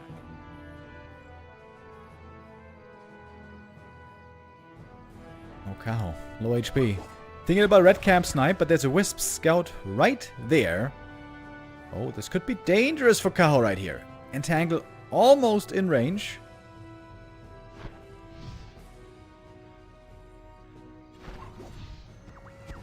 Is Kaho sticking really around with low hit points?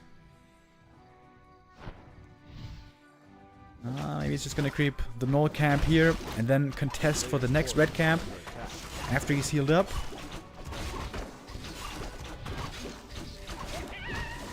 Another ring. I'm not sure if you need that many rings in Bear Mirror, where you have a big front line regardless.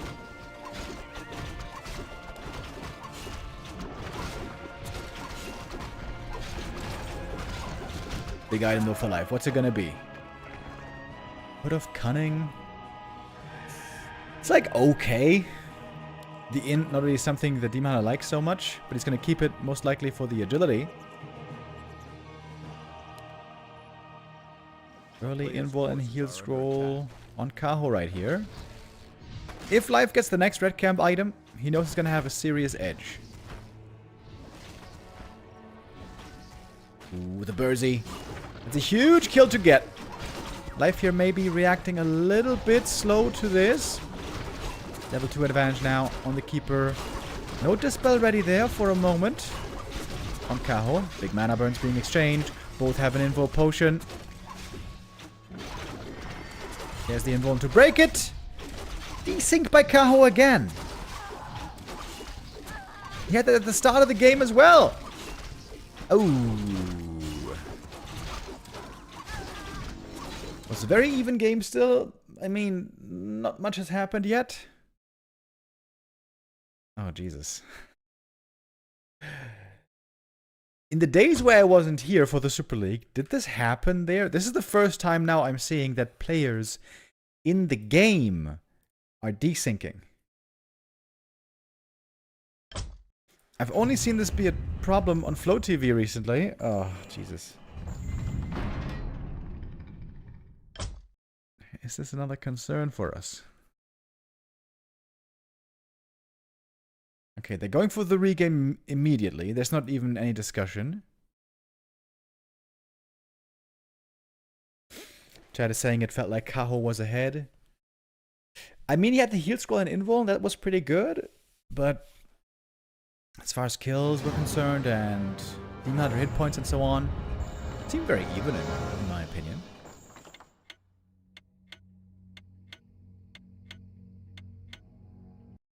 It might have been a ping equalizer issue. Yeah, I think it's crazy when they are playing with ping equalizer. But they're both from China. They have like the same ping.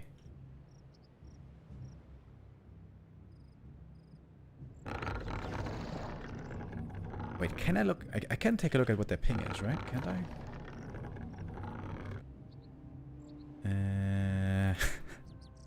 Dude, pro players. They want to play with ping equalizer, right? So they have exactly the same ping. Look at the ping difference. 69.0 ms. 66.9 ms. And yeah, this one's pretty nice. And they're playing with ping equalizer. Bro, are you kidding me? And the ping equalizer can sometimes cause some issues. Chad is asking, was it a win or a disconnect? It was a desync, which is kind of like a disconnect. The game bugs and the game's over. So we are regaming.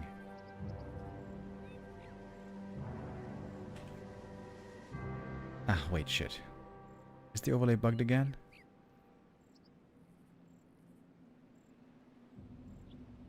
Ah, no, it's not. Okay, cool.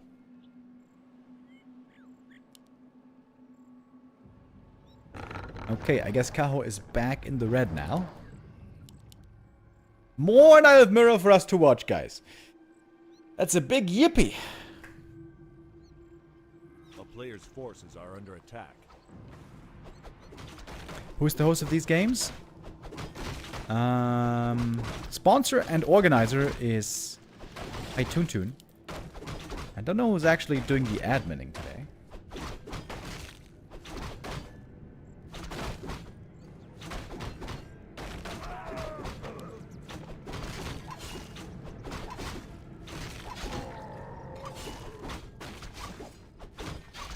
A player's forces are under attack. Chad is saying Night of Mirror is the best mirror of all mirrors. Okay. Different strokes for different folks. I think I would disagree. He says, maybe Orc is also up there. Dude, I feel like I haven't seen an Orc mirror in forever. Have we seen an Orc mirror so far in this group stage, by the way?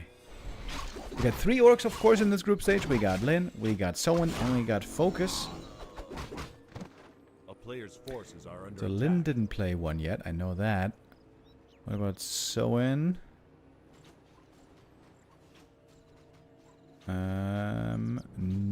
He did play against Lin, actually. This time around, no early aggressive move by Life. He is creeping this Mercan early.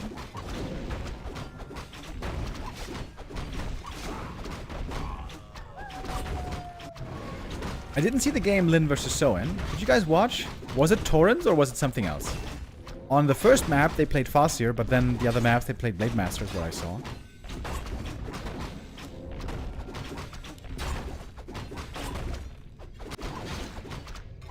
Did they play any Headhunters? Maybe in the Farseer game they played Headhunters? I could imagine.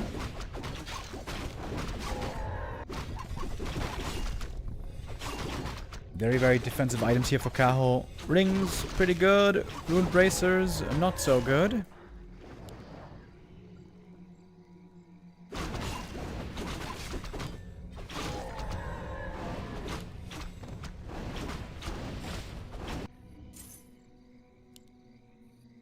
player's forces are under attack. Is Life gonna keep the flute? Maybe for the mid-game fights. He's got plenty of range units still, and then maybe sell it later. That would be kind of cool, actually. Another Scroll of the Beast, by the way. How many of these are we seeing? Life skipped this camp, so he was able to creep the shop earlier.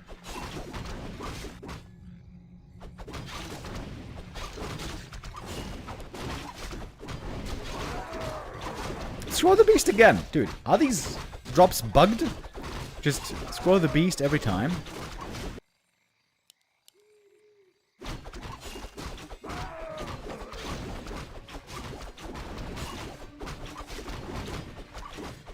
Do they not play any more Potom hunts?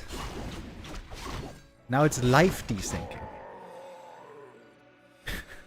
Shit.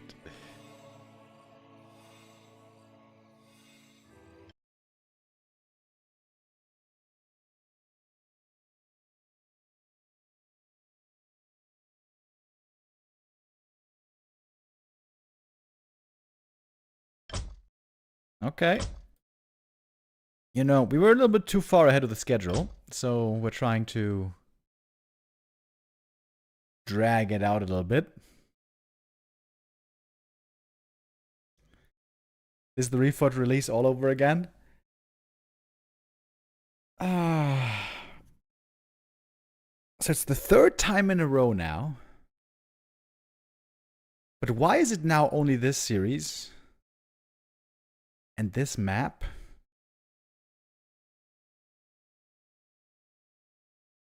Chad is asking, is it the ping equalizer? It's unclear. But we have seen sometimes that be a bit of an issue in the past.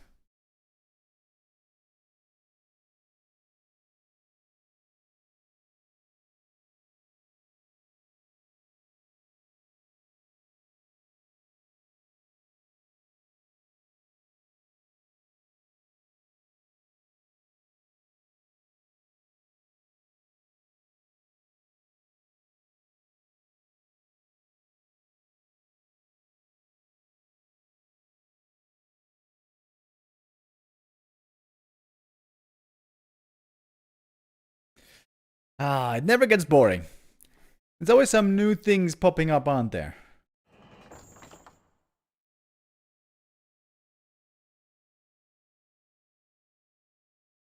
Very frustrating, of course, for the players. Dropping out of the game, having to restart again and again. Why all of a sudden now, though?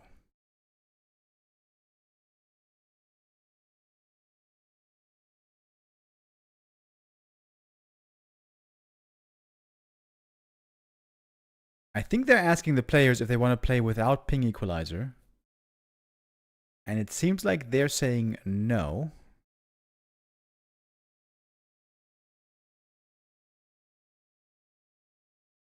There are a bunch of different servers to go through. The thing is, we don't know what causes this. Is it the server? Is it the ping equalizer? Is it the map? That would be kind of weird. But it's only been happening on this map, TBH.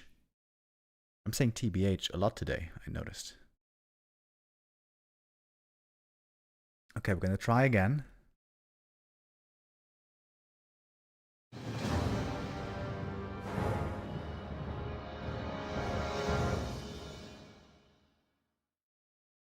Okay.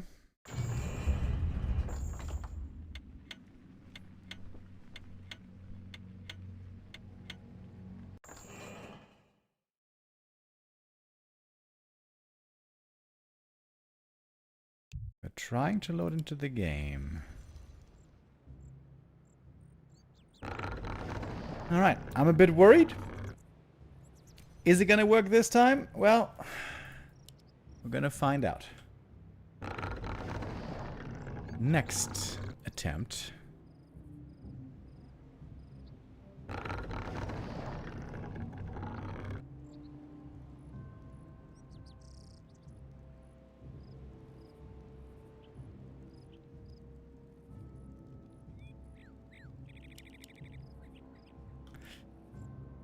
I'm sitting here now with bated breath. I'm just waiting for the desync now, guys. What do we do now if every game just desyncs?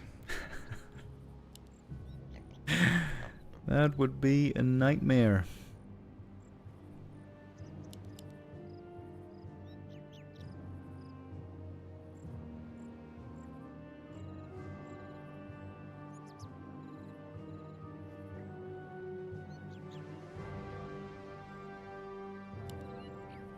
TBH is short for totally balanced hero.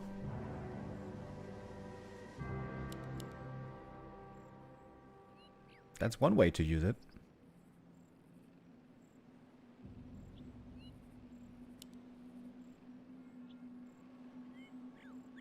I've never seen this desync thing from players before.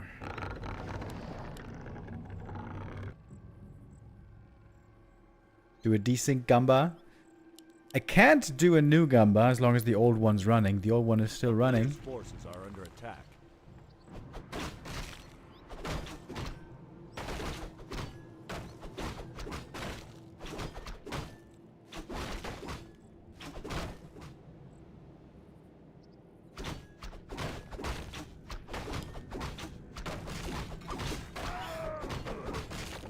I'm feeling a bit worried over here, chat.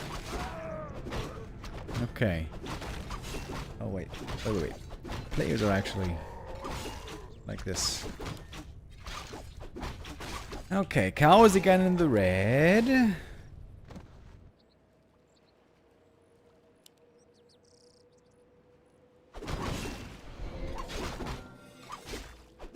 We've been seeing some slight creep variations by life almost every single map. Sometimes going for an aggressive move, sometimes skipping the natural.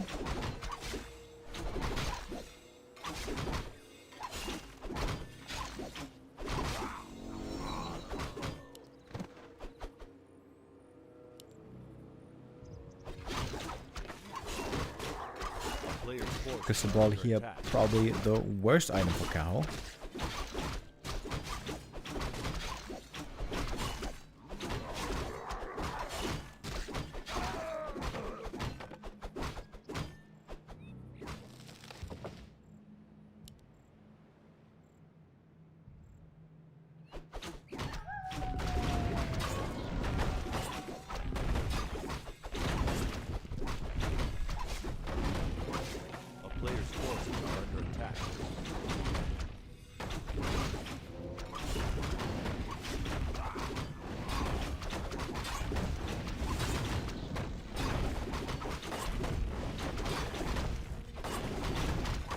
Oh, was that denied? Oh, it was denied. Oh, that's not good. That's a lot of experience missed. Life right now might be hoping for a little desync. By the way, Kaho here with really good items. 12 Falas and double ring. He's got plus 7.8 armor.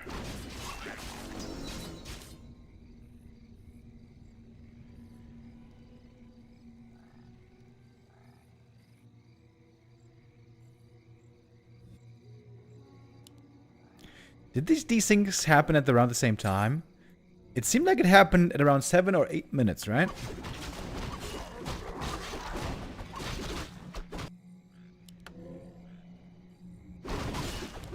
Kaho definitely... Oh my god.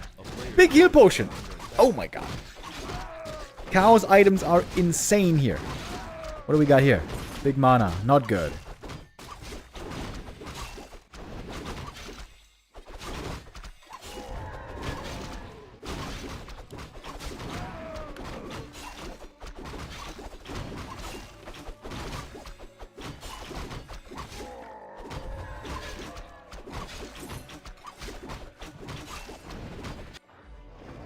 Of course, we're going to Bears. We get in the Keeper. It's a very, very passive game so far. Just a bunch of creeping. Wait, Kaho can't even creep anything. He doesn't have inventory space. Until the Keeper shows up.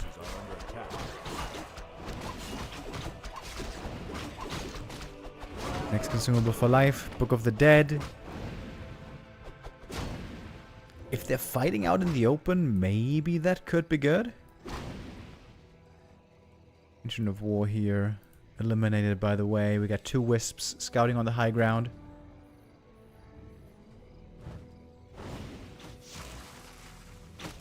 What is a desync? Does that mean the connection is lost? No, not exactly. A desync is not a disconnect where the internet is lost. A desync is where the game detects an error between game versions. For the game to work between the 2 players, the 2 game versions need to be the same. And when there's a desync, it appears to the game that the game versions are different, and then there's conflict between the 2 clients. What exactly causes this? We don't know. It's been plaguing us since Reforged, sometimes more, sometimes less. Would be great if that could be found out and fixed. By the way, sick item here. Elm of Valor, best item on the map for the Demon Hunter.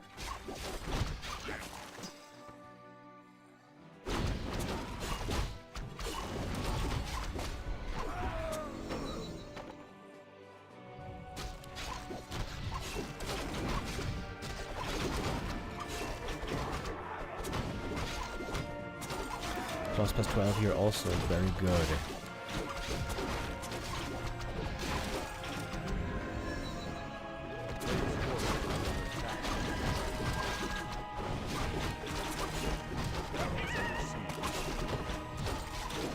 I was saying a lot of damage from these creeps. This is not exactly ideal. He's gonna need like a heal scroll just to heal after the. Oh my god! Look how hurt everything is. Imagine a fight now. Kaho would get absolutely railed. Oh. Is he gonna... Oh my god. Oh my god. Look at all the units! Players' forces are under attack. Oh boy.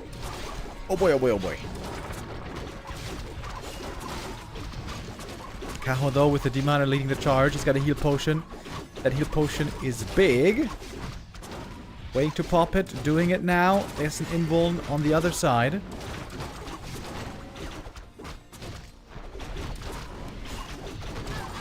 Book of the Dead, looking for the surround. Didn't quite get it. Now we got bears in, ready with the rejuve. There should be Dispel. There's one from the Shadow Priest. Demon Hunter still very hurt. Still quite tanky though. Supply-wise, pretty even at the end of all this. Seemed like for a moment there everything was going to collapse for Kaho. With all those units so hurt.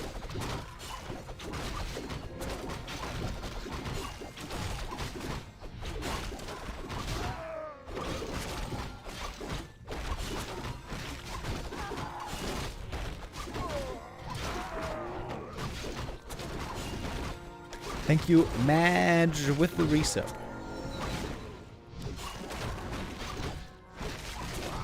A player's forces are under attack.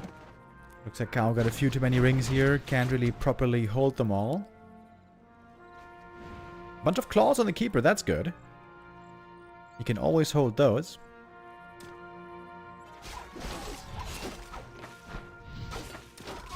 We are very passively creeping up the map over here. No shop for quite a while here for Kaho. Climbing up to 50. And then we're going to be seeing more upgrades.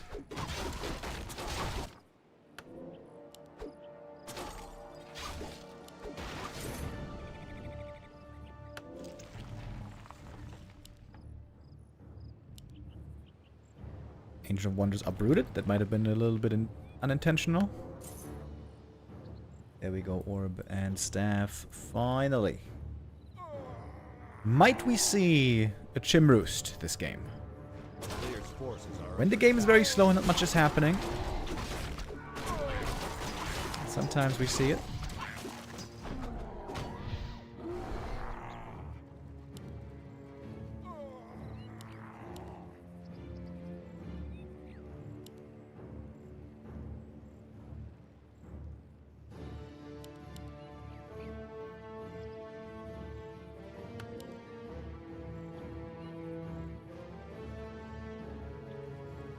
Player's player's forces are under attack.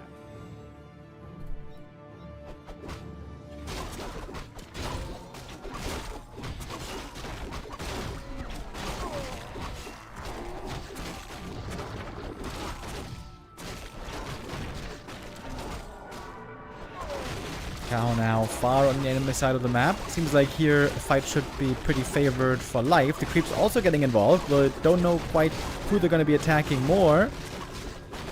Demon here low HP, but has the Ankh of Reincarnation still. Looks like Laby is getting a bunch of kills right here. The creeps are really messing with Kaho. This is not looking like a good attack at all. It's looking like a terrible attack. Oh my god, look at all these kills. There's in trouble. Entangle is in. That's another kill. Oh, Kaho just gave a big advantage here to his opponent.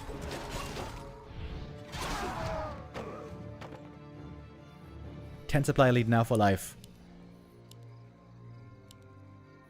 Kaho is somehow ahead in experience, though. He's about to hit level 5, Demon.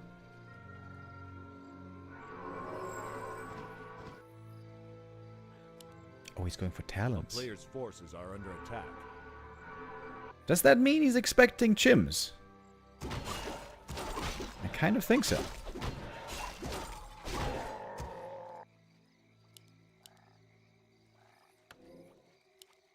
Yeah, Life's items here are just fantastic. Very tanky Demon Hunter. Really good right click on the Keeper.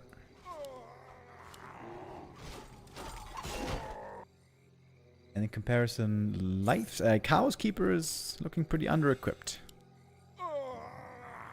Boots sold in the late game.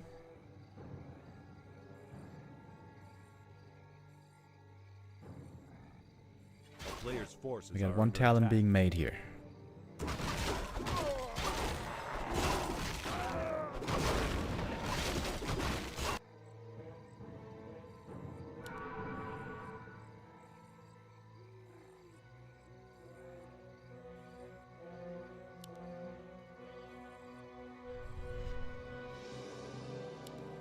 Alright, time to go scouting. He's going for Mark of the Claw. It's a fast upgrade.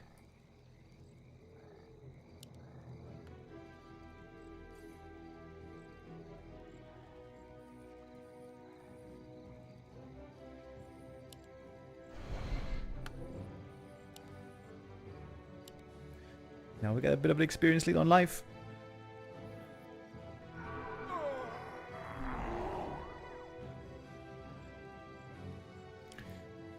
We got 6 bears here versus 4 bears.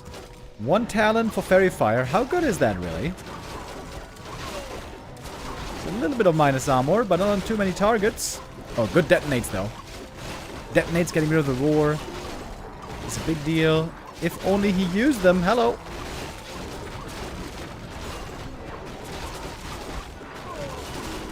Busy microing the demon, busy microing the bears. Demon Hunter here, very low HP. Oh my god. That staff was at the last moment. Big supply lead now for life, but he's about to lose a couple of units here. That's some bears going down. Demon Hunter, ooh, very close to falling. Healing up one last time at the Moonwells, but can he heal again? It doesn't seem like it.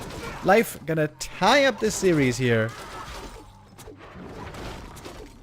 We were plagued with a lot of desyncs. But now we're getting to the end, finally, successfully, of map number 2.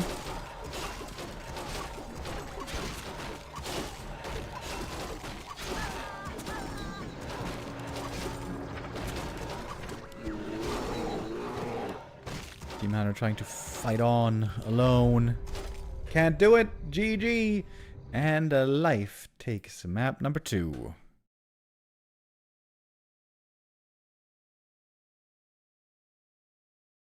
Okay. So, we finally found out our winner. Definitely gonna have to play an ad break here. After all those many desyncs and restarts.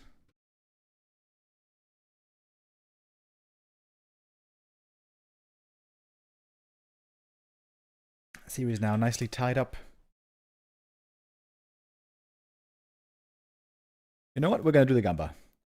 Are we gonna have a desync on map 3? Question mark. Yes. No. Gamba is up.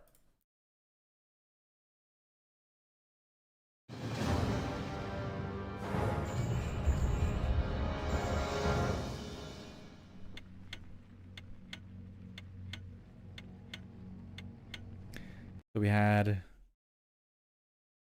3 desyncs earlier.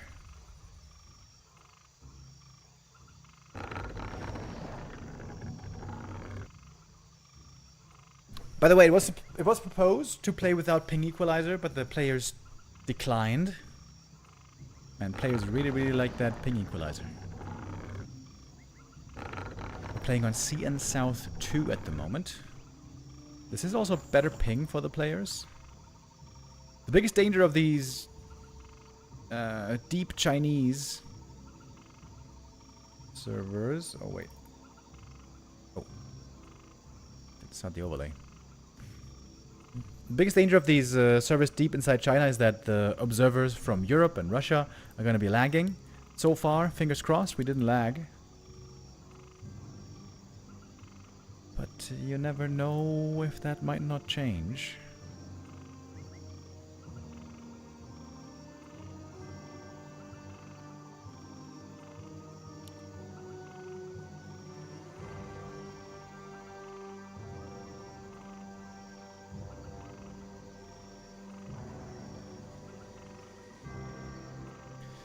It does feel like Kaho gave away an advantage here. He had amazing items. That push into the enemy main base did not work out at all.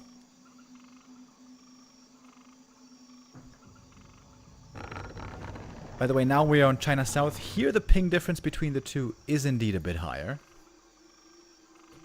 In case you guys are interested to see. A player's forces are under attack. Wait. I know it's 64 versus 64. Ah no, this is corrected already with ping equalizer. This is not their normal ping that they have. Didn't it say like 30 though in the lobby? Nah, whatever.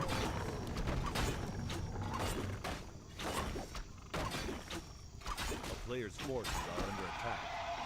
As far as desync goes, by the way, 43% yes, there's going to be a desync, 57% no. So I guess that is to say that our chat is slightly optimistic.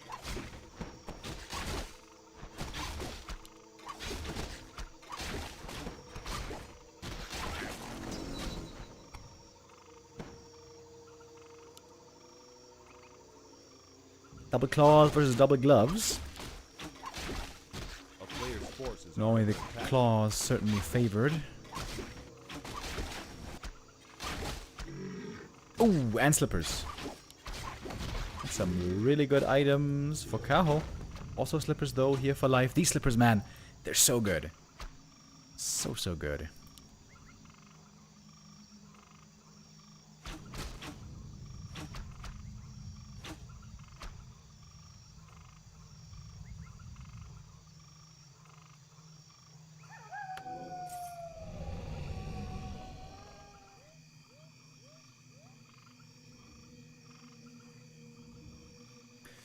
We sometimes also see a Naga on this map.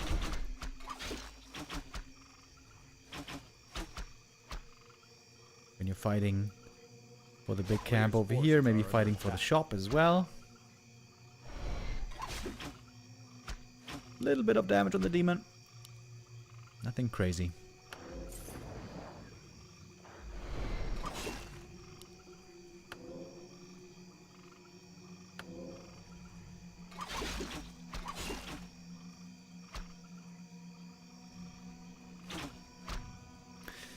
And Kaho knows the enemy demon is hurt. Trying to go for the market creep, but of course Life is aware that that's a wonderful treasure that players like to go for.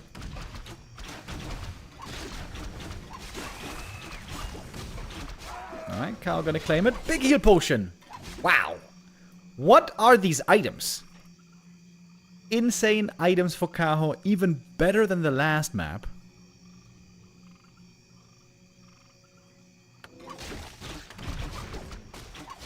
It's gonna go for the next creep camp. He's feeling so strong right now. Big last hit. Cured by the demon. Item on the ground. Wand of illusion. Quick sell. Back away. Gonna use the heal potion here to stick around. This reeks of a Naga. There she is. Cold arrow.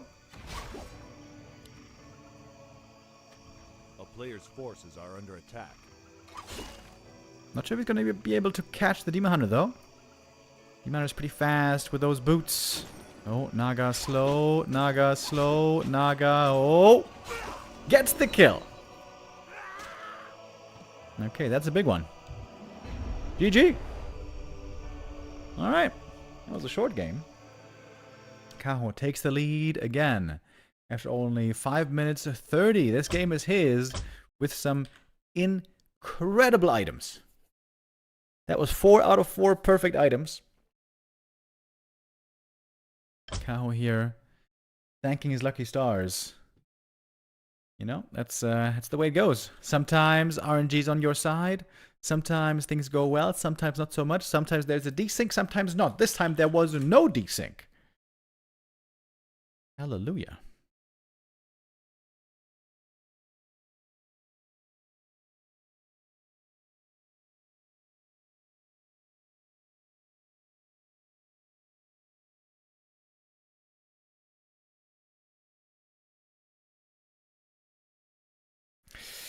Coming up after this series, of course, we're going to have another match today in the Super League. It's going to be Laby versus 1-2-0.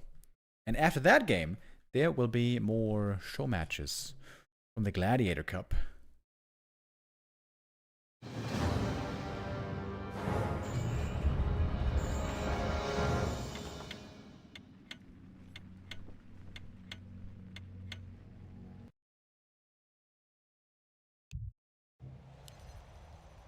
Alright. Not wasting any time here. Getting into the next game. Springtime it shall be.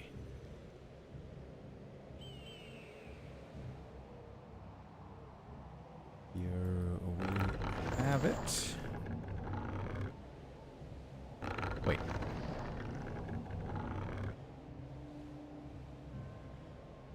Wait. I didn't have the players wrong earlier, did I?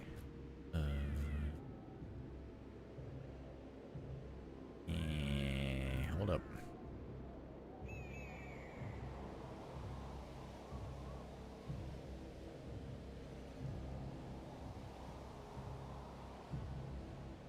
No. Okay. No. All good.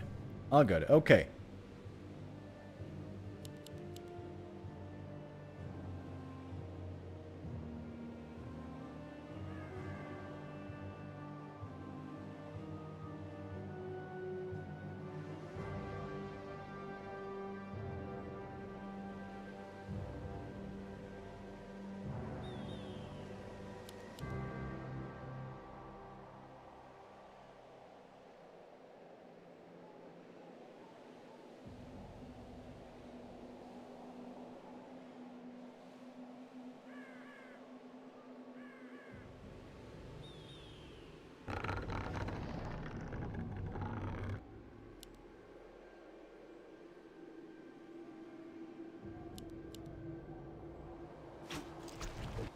Players' forces are under attack.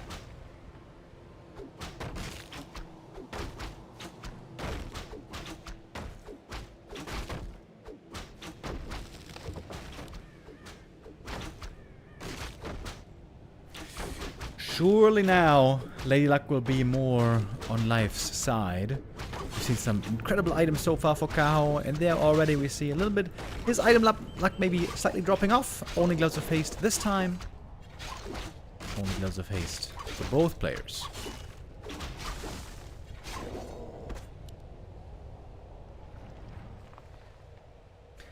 In the first little scuffle at the green camp here, Players love to go for this camp here because it gives you a small item, but more importantly level 2. And also, it is not duplicated. There's no other camp of it here. If you take this camp, there's no equal camp like it that your opponent could go for.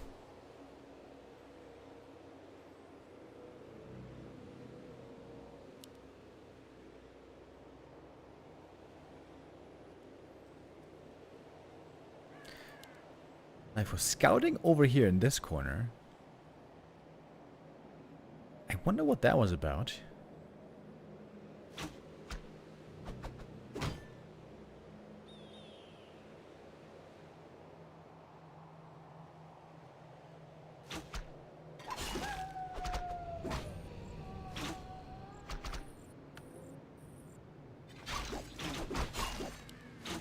A player's forces are under attack. Kaori wants to get this item. Archers, though, blocking the way. Oh, nice block. Nice block. Wow, sick block here from the archers. Damn, really well done by Life. This means he should be able to get the item here. Pretty easy. Picks it up with the last hit. That was excellent by Life. And he's going to get the rest of the camp. That's level 2 for him. And he's got more HP. It's going to take more juice. Moon juice for Kaho to heal. That was very, very well done by Life. Outplaying Kaho here early. Getting a little bit of a lead. Maybe more than just a little. A player's forces are He knows Kaho has to fall back. He's going for the consumable right here. Would love to get a big heal potion. Scroll the beast again. What is this? I think Life has not gotten a good consumable so far today.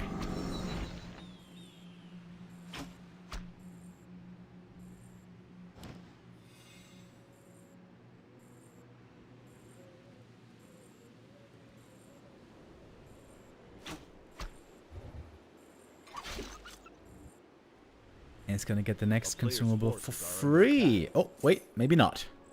He wants to come in here for the creep jack. Scouting with the wisp. Really good timing here as well. Life looking amazing on map number 4. Oh, the last hit. Oh, we might be able to steal it. Oh my god. The Firbolg. The Firbolg is so big. I'm kind of surprised neither player here is going for the Naga. The Naga would secure the item. Maybe a second item after.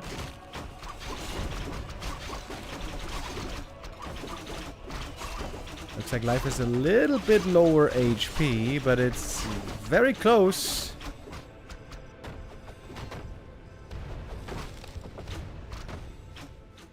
Kaho has to fall back and heal again. His Moonwells, of course, are closer. His Keeper is closer.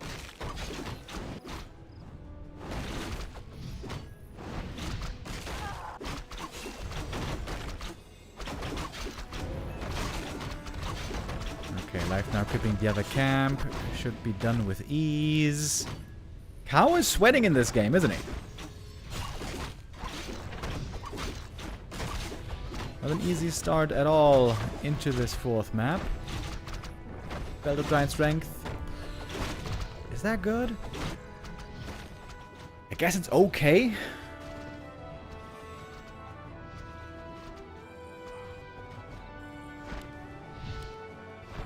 It's very good for the mid game when it comes to Demon Hunter versus Demon Hunter brawling. Later on we have Mass Bears. I guess then it should be quite a bit worse. This Demon Hunter here has plus 11 strength. He is actually very tanky.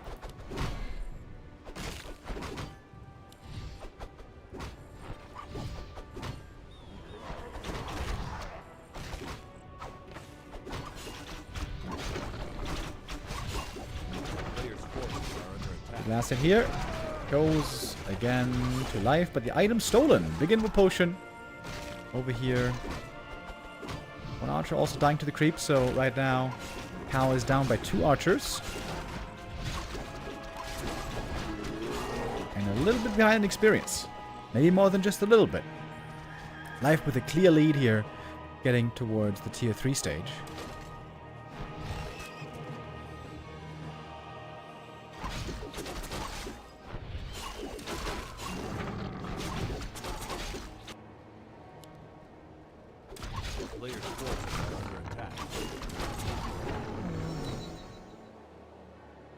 Regen, I suppose now with the mass bears coming out, also not really the best.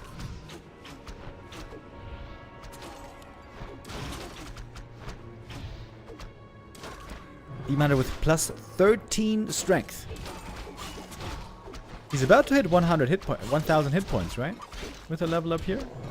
Yeah, damn, 1,000 hit points. That is also pretty hard to heal. Oh my god, more strength. Plus 15 strength. Ooh, this is a nice creep. Great trap over here. I've never seen that before. The Magnetor surrounded at the lab camp. At the Merc camp, I mean.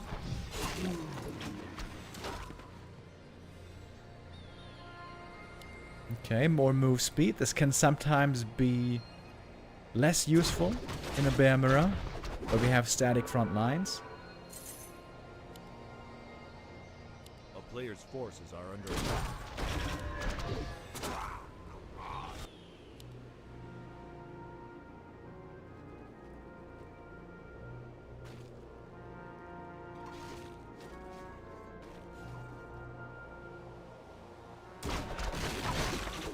Does look like life is keeping the belt, though.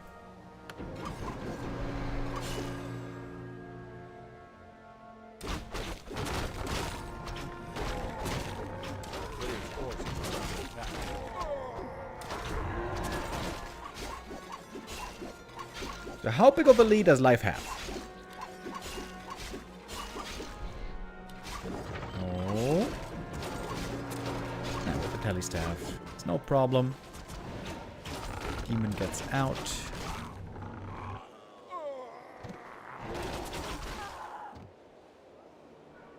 The red camp here might be the next point of contention. First Kaho is going for the Tuskar. I'm thinking about a creepjack, maybe. Taking the rest of the merchant. The item, of course, already gone. He took that very early in the early game here, a couple of minutes ago. Gets the heal scroll. Gets some good experience. Circlet of Nobility now for Kaho. Waiting for reinforcements. Oh, he's going for chims, by the way.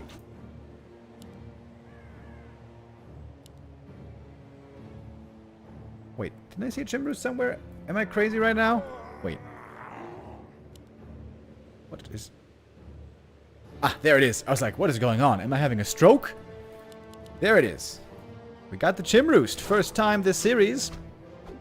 Player's forces are under attack.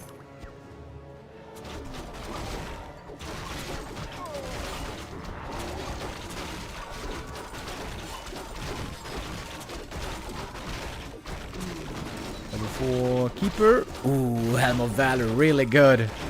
Demon is back to 1,000 hit points. That is definitely not an item you want to keep.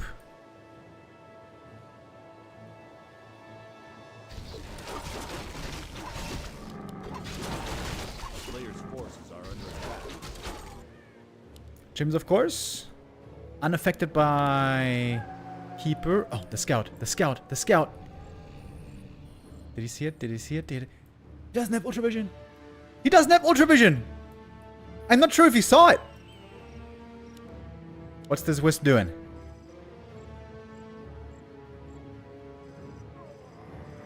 Not sure. He's moving out with wisps. We get the first chim out. Player's forces are under attack. Okay, life coming in with a big attack. 60 apply versus 62. Second chim on the way. No TP here. Staff home on the demon. One Moonwell is most likely gonna go down here. Is another chim being made? No. Money spent somewhere else. We got 1-1 upgrades versus 1-1 upgrades. Here's the chim revealing itself. Not getting targeted much yet. Now it is from the piercing damage. The Dryad and Archers. Demon here also really low HP. Gets level 4. Has the big invoke potion. Kaho defending in the main base with a twin-headed dragon. But the bear frontline is looking much better for life, isn't it? Magic damage. Not getting the kill there on that bear. Oh, Keeper very hurt. Has to go for a heal potion. The Keeper, I think, might still be dead. The Keeper with one more hit is gone. And Life seems like he has enough to break through here. The Chims weren't quite ready. Double kill on these bears. Demon Hunter, though. The Entangle level 3. So sick here. The level 3 Entangle gets the kill. Double hero kill. And GG is called. Kaho has to give it up. Life wins map 4. And the Chims now failing again. I wonder what Life saw here and how he made his decision. Because Demon was running back, having scouted the enemy main base. Did he see the Chim Roost and then he felt like he had to punch immediately with all that he had? Maybe. The problem was the Chim wasn't in a good position. Normally you want to have the Chim behind your front line and then to shoot down onto the enemy frontline bears. Ideally, hit the bears that are next to each other, so its splash damage takes effect. The Chim here for the longest time didn't really hit more than one target. But the problem was he was kind of out of position. The Chim came out, was firing from the side. If Kaho had had a bit more time here, maybe he could have won this. Especially if he had gotten a second Chimera.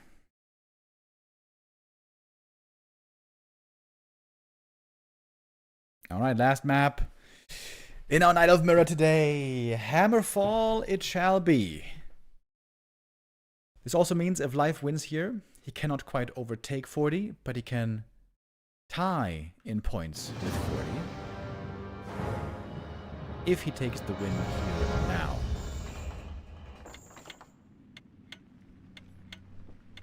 That would also create some distance between Kaho and Life. Right now, Kaho definitely looking further down in the points. Life at the moment, the most successful Night Elf in the Super League. The highest points so far.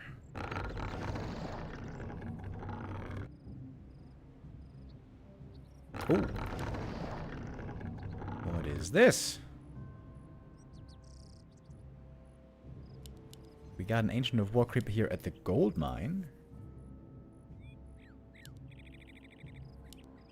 Is he gonna go for an expansion? That would be very, very, very unusual.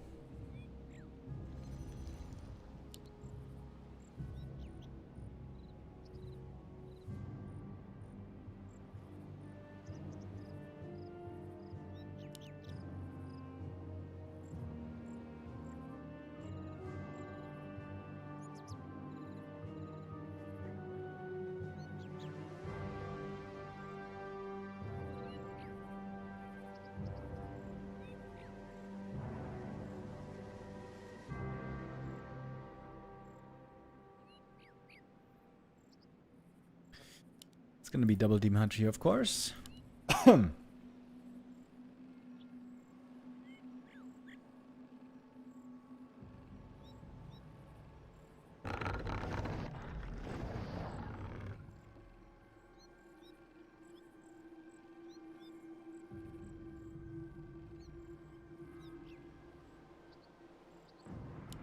player's forces are under Okay, attack. the Ancient of War creep is scouted very early. I think I could just be aggressive against this, right? Pick up the item, Under siege. run over right away. Seems like that should be working. Let's take a look.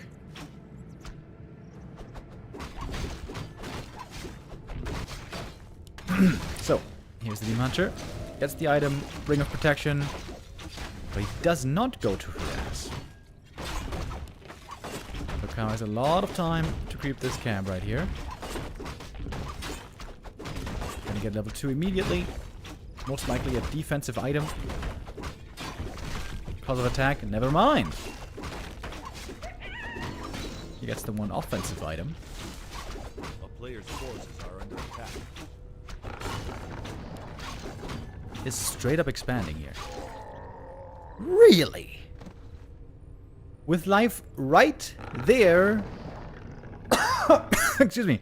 To see it. Oh my god, he's got fantastic items as well. Fantastic. Slippers and ring.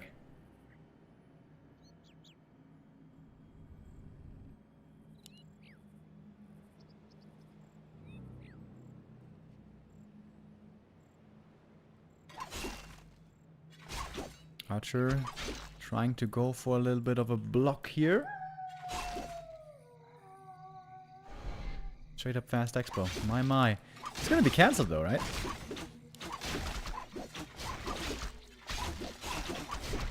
Yeah, this is more than enough damage. Trying to lock him in here somehow.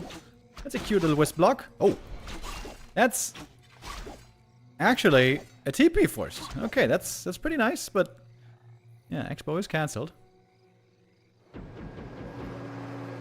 Town is under siege. A player's forces are under attack.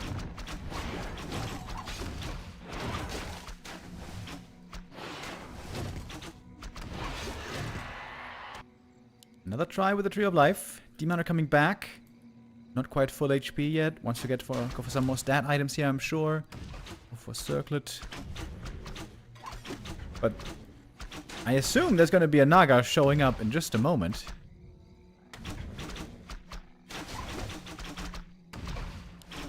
Very important item here.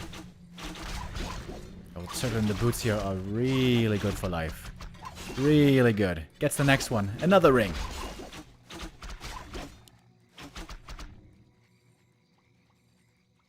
And one more time, it's time to heal.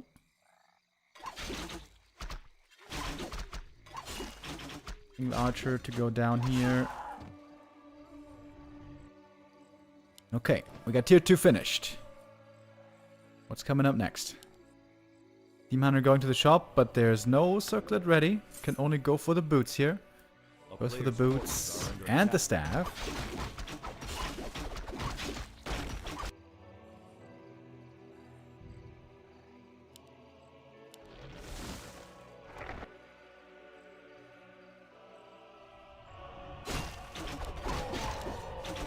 Hunter's very close to level 3. That replenish potion can also be wonderful. Tele staff into the middle. Oh, that's level 3. And in a moment he's gonna pick up the Naga. Yep, there it is. Oh, Kaho seems to be in serious trouble here. Tree of Life is gonna finish up here. Man, Kaho doesn't have much. He doesn't have much at all. He's going for the Keeper, by the way. Not Naga.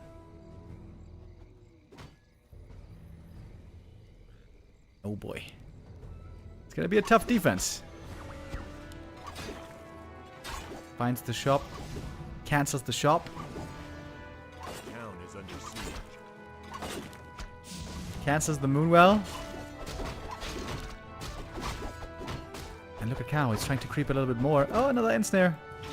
That's another Archer dead.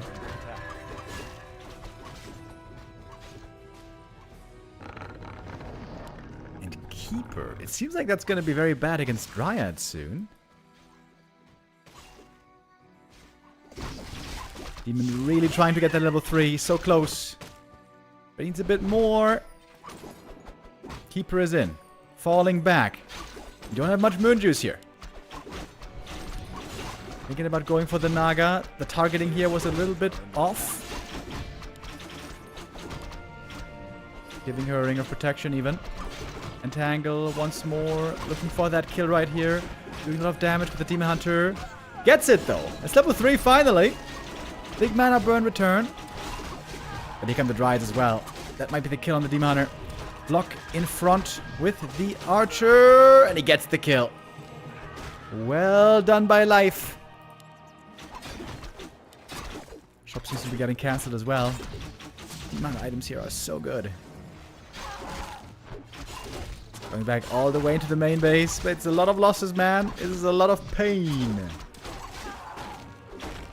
Counter Expo coming up, by the way, without any pressure.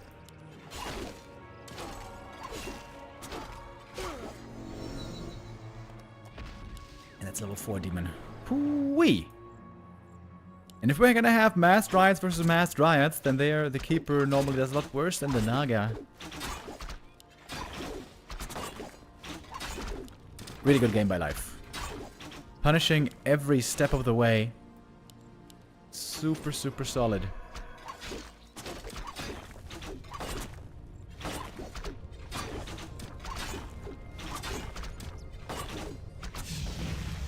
I think Kaho needed to buy the circlet here.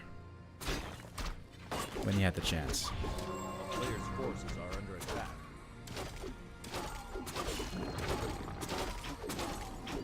Keep her back, but maybe not for long. Kaho is hoping to stabilize on his 2 bases. He does have lots of income, but he's also suffering an incredible amount of losses.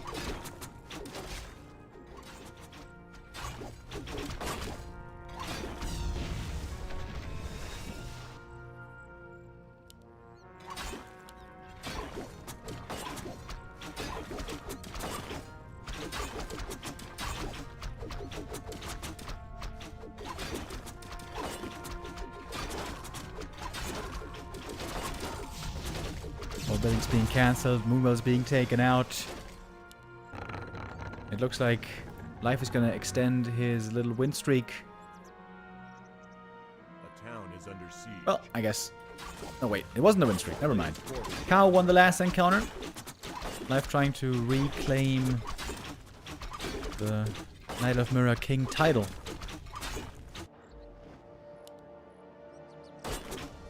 Yeah, I mean, it's just incredibly far ahead here.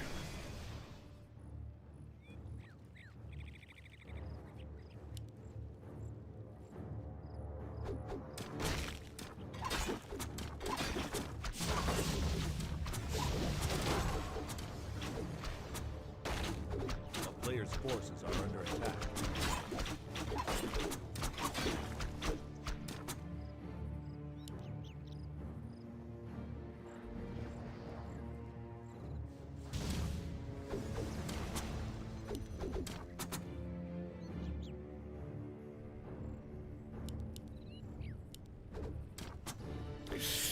Giga supply block on Kaho. What's he gonna be able to do?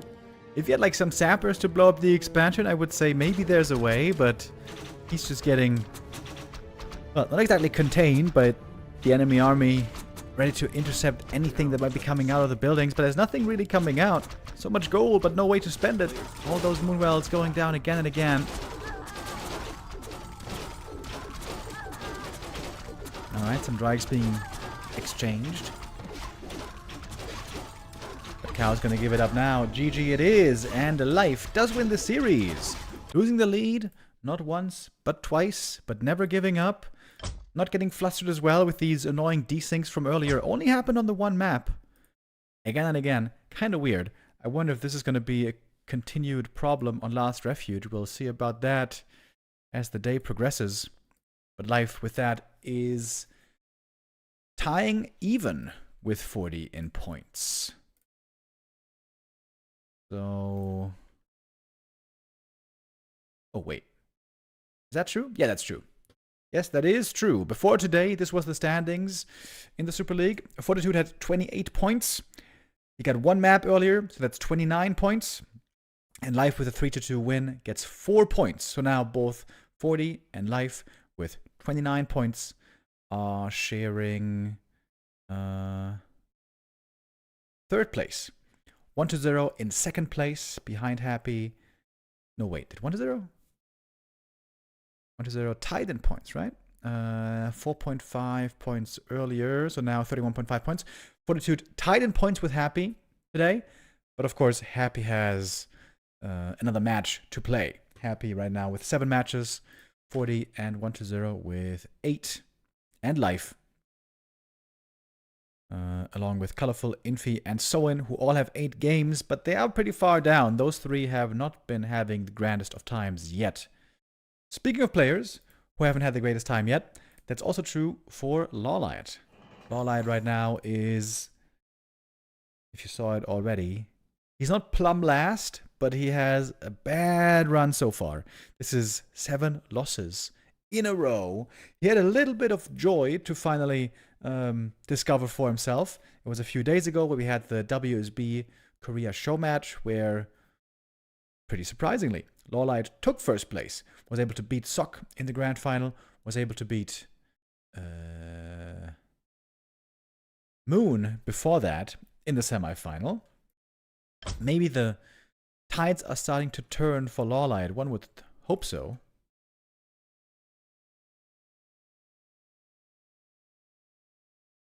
Are they playing on Korea Central? If they're playing on Korea Central, I'm gonna have to use Flow TV.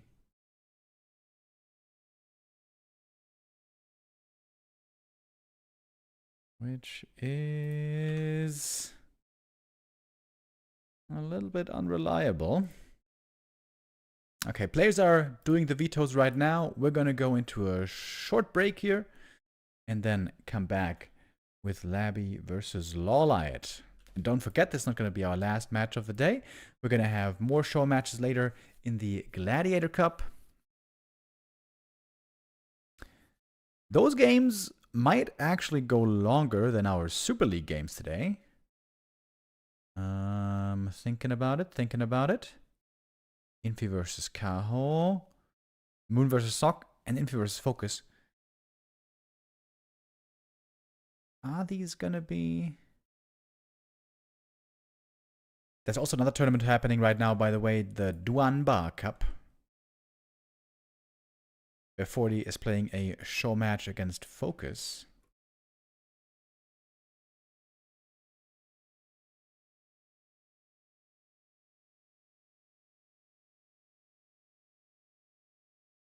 Okay, it's a play all 5, play all 5, play all 5. Okay, it seems to be all play all 5 for the games later.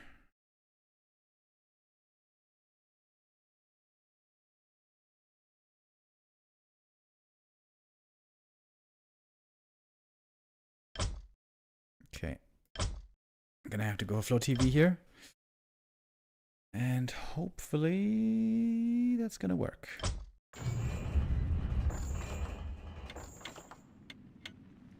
Oh, wait. That was the wrong game.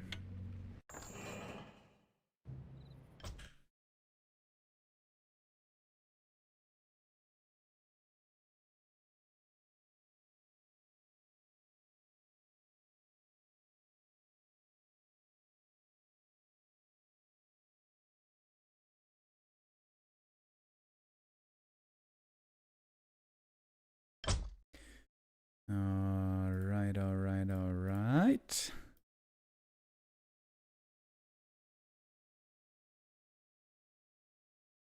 Did they start the game already? Looks like not just yet.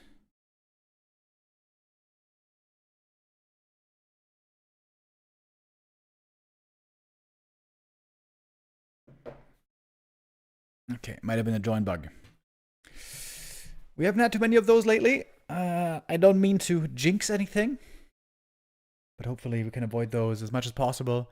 I was getting very worried, guys. Earlier on when we had those desyncs, that's always a bit of a stressful, panicky moment for a streamer and a caster. But hopefully that was just a one-off.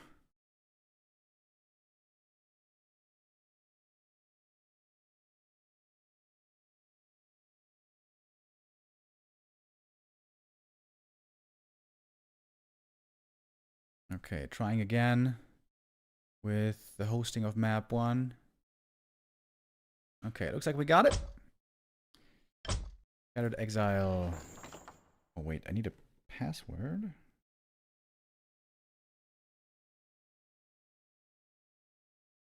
What is the Flow TV password?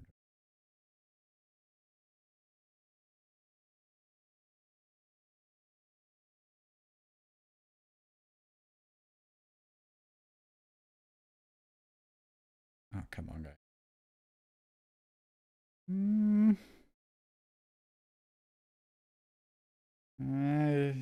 They didn't say it here in the admin group. Hold on.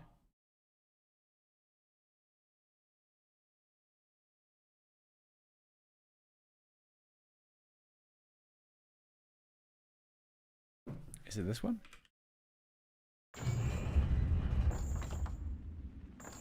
Oh, it is. Okay, nice. Whew.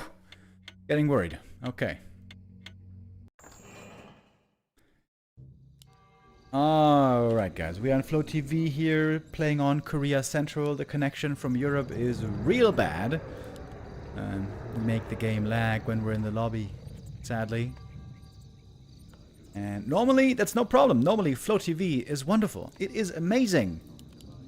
But in recent times also, sometimes it's been disconnecting. Desyncing, rather. Fingers crossed it's going to work out. On B2W. Well, that just won't do. Thank you, Odin782 with the resub. Thank you very much for the support. Yeah, I get it, you know. Ads are annoying. I mean, I agree. Everyone agrees, but you know, it is required to keep our channel, well, financed. To make this feasible. Ads are a piece of the puzzle. If you guys want to avoid ads, and of course you're very welcome to use your Twitch Prime or a normal subscription and dodge all the ads.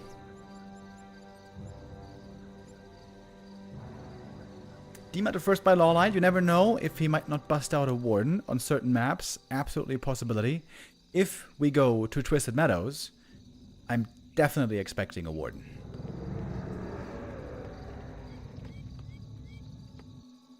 But apparently not here.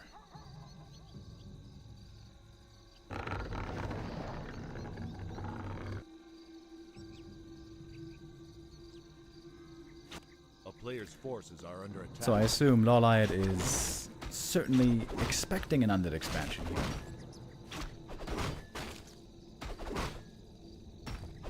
Everybody knows that Laby loves playing expos.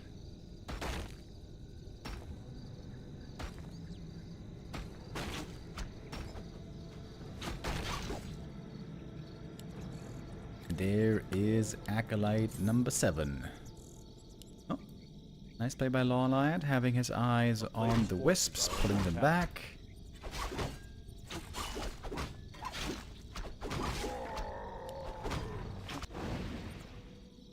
Got a little ghoul pull over here as well. Not the easiest camp, by the way, to take immediately.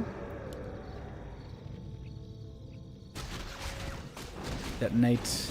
Gonna remove the blight. There's a second skull, however. No second wisp for a detonate, apparently.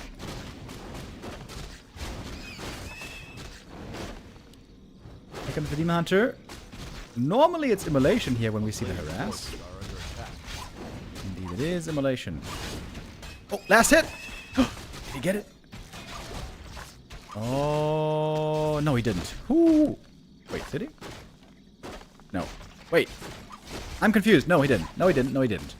Laby got the last hit. He almost got it with immolation. That would have been sicko.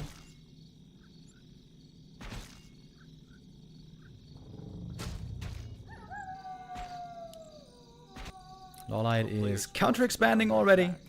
Very willing to go into the late game here.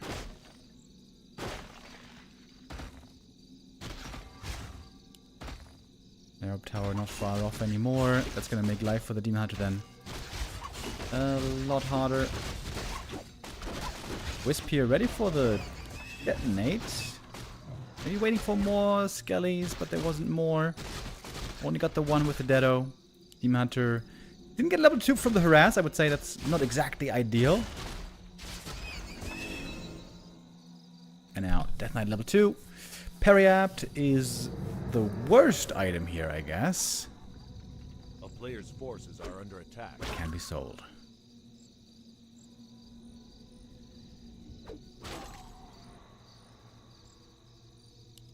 I like the assassin pickup. Tree of Life is definitely going to finish. No chance of canceling this. We're going to go into a 2-base game. We haven't had too many long macro games so far today.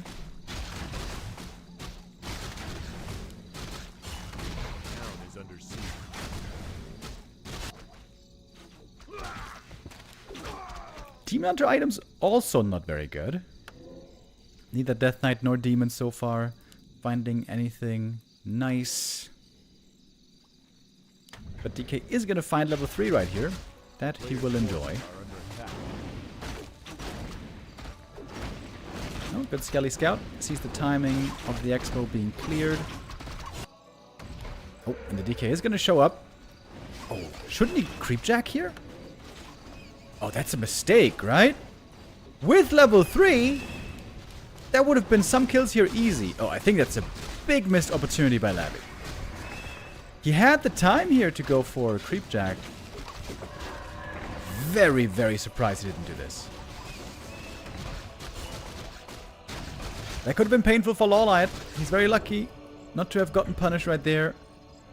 That seems like Laby leaving too much on the table. A player's forces are under attack. Oh, one archer probably gonna go down here. One hit and a coil. Level 2 immolation, by the way. That's a lot of damage against these ghouls.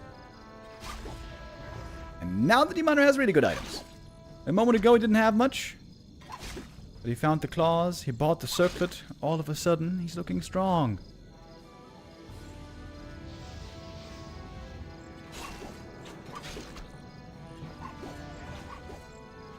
Ghouls here taking a beating.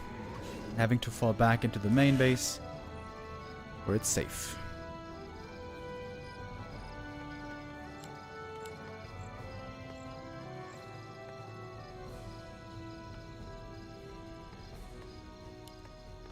Demon Hunter, for good reason, feeling very strong right now. Throwing his weight around in the middle of the map. And there's no narrow tower yet in the main base. A little bit greedy, perhaps.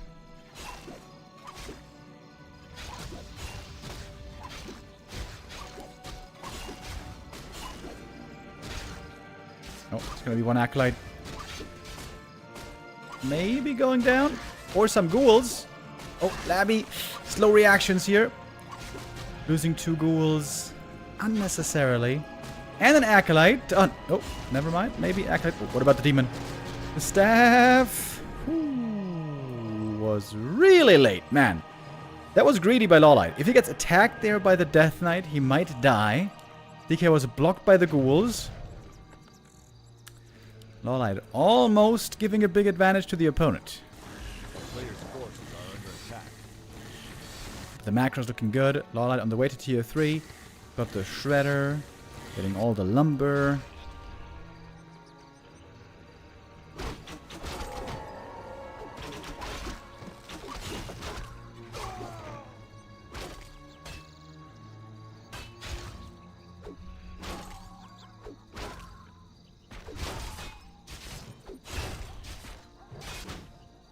LawLiet creeping super fast.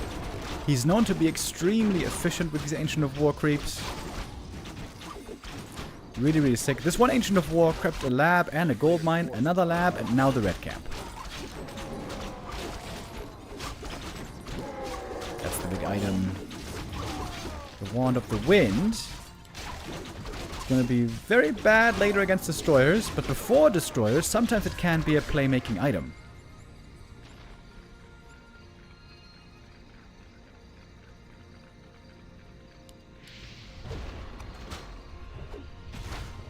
Huge experience lead here on LawLiet. Player's forces are under attack. Seems to be a great position here on this first map. Laby isn't really too far ahead on gold. Or at least in supply. Yeah, it's only a 500 gold difference here in the gold mines. I feel like Night Elves have gotten really, really good at counter-expanding.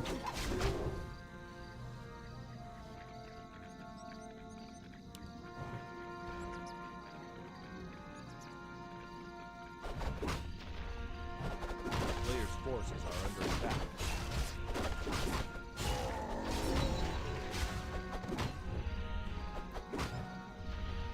Andy, thank you very much for the resub.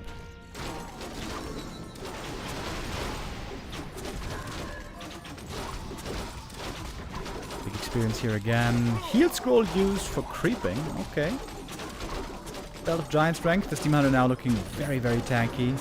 And that's what you want to have against Undead. You want to have tank items. Player's forces are under attack. Bunch of Moonwells at the expansion. I like that as well. Triple Ancient of Lore. Shop here seems a bit exposed. I'd like to see that better protected, maybe like over here. If the Undead pushes from here, then this shop is going down immediately.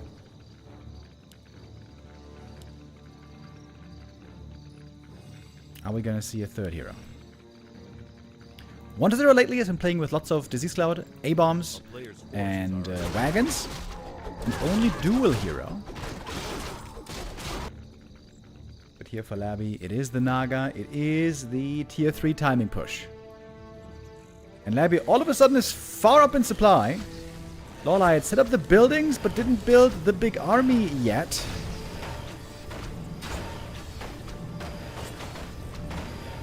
That bear.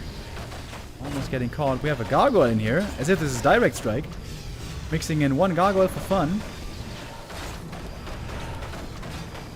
Demon Hunter, though, has amazing items. He is super tanky. A lot less tanky is the Naga. She's getting nuked immediately, but there is Invul Potion, good coil before the mana burn. Deep chase here by Laby, going into the back, trying to take out the first bear, and will be able to do it. There's no heal throw on Laby here in this push, which is very, very surprising, and might be a bit of a mistake. Demon Hunter doing big damage here in the back against the Naga. The heal potion is in. The Naga is saved. Immolation is doing huge damage here, but also getting out-healed by the AoE healing from the Undead. HP low on many of these heroes, including the Demon. It's TP'd out. We got revealed against these fiends. We got low HP pretty much everywhere. Dust sold, potion bought, Naga healed and surviving. Laby gonna fall back for a minute. He's got reinforcements coming in, many of them. Bunch more statues and fiends. Upgrades would go a long way as well. Currently only 1-0. LawLiet, by the way, going for a third base. Pretty greedy, right? That push was hitting his expansion. LawLiet was only at around 50 supply. I think the only reason here really he was able to hold was because his Demon Hunter was very, very strong.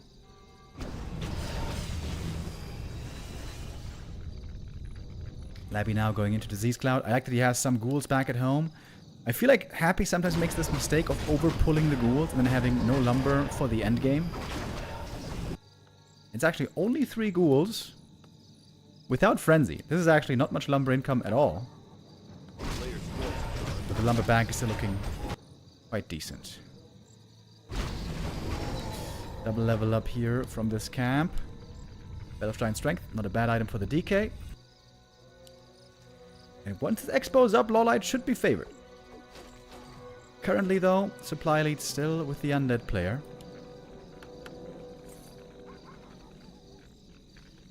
A town is under siege. Laby's got the Disease Cloud, but no units to spread the disease. And now it's nighttime. Natural nighttime for quite a while. Good save on the bear. Oh, look at that save. Pulling the Undead army really far out of position. Bear surviving. Terrible fight start for Laby right here. DK has to TP away. Staff saves that bear. That was very well done by LawLiet. Very nice. Losing only 2 units here. Forcing the TP out while the third base is coming up. Laby seems to have no idea about it.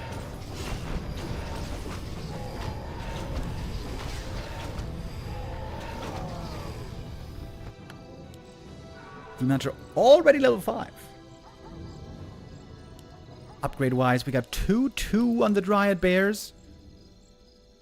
Seems to me like LawLiet is heavily favored now, especially if he finally gets to 80 supply.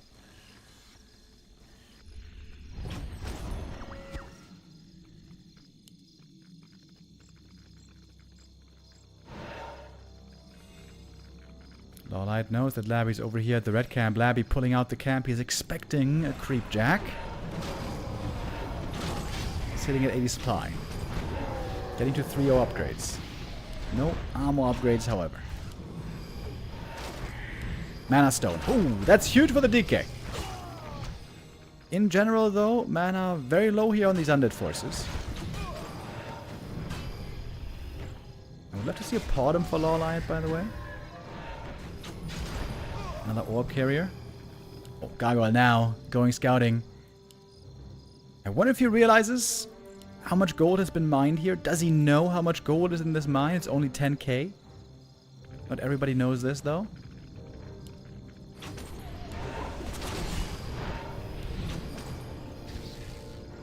Tanky demon. +9 strength. No ring of protection, though. Does seem like a bit of a problem.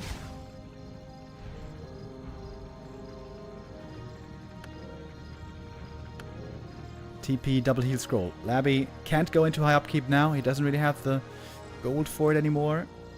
And LawLiet, he's been behind in supply all game, but he's been defending his bases really well all game. His upgrades are crazy. Going for another expo. Going for double Ancient of Wind. The Shredder here has been doing fantastic work. Look at how low lumber LawLiet is. He's had the Shredder for so long, cutting down this whole forest. And LawLiet being patient. He knows he's going to lose the expansion here, most likely. But he got 1,000 gold out of it. It was worth it. One kill here. We haven't had the big fights with the huge kills yet. Larry's army, though, especially the heroes, are also getting stronger. Naga now going to get level 3. Would really go for an armor upgrade here for the Fiends and Destroyers.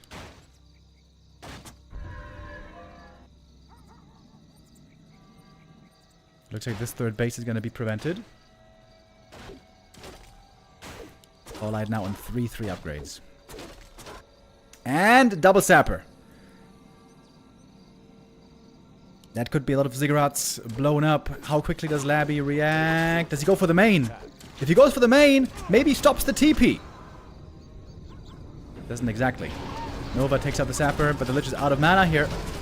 And fighting on Blight, of course, always great for the Undead. You have bonus HP regen for the Undead and negative HP regen for the Night Elf thanks to Disease. Demon Hunter, very low HP. Gonna go for the Inwolf first. The staff might soon be necessary as well. He's got a Tele Staff. A-Bomb's quickly melting away, by the way. Death Knight 5. He's hurt as well. Mana Stone wasted. Inwolf Potion. Oh, wasted, I almost said, but the Naga kill. I guess it wasn't a waste on the Mana Stone. That was so close. Almost the perfect escape by LawLiet. That was inches.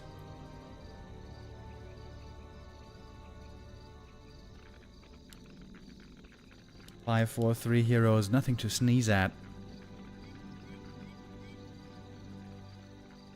I thought he was out safe. Naga back from the tavern. That is expensive.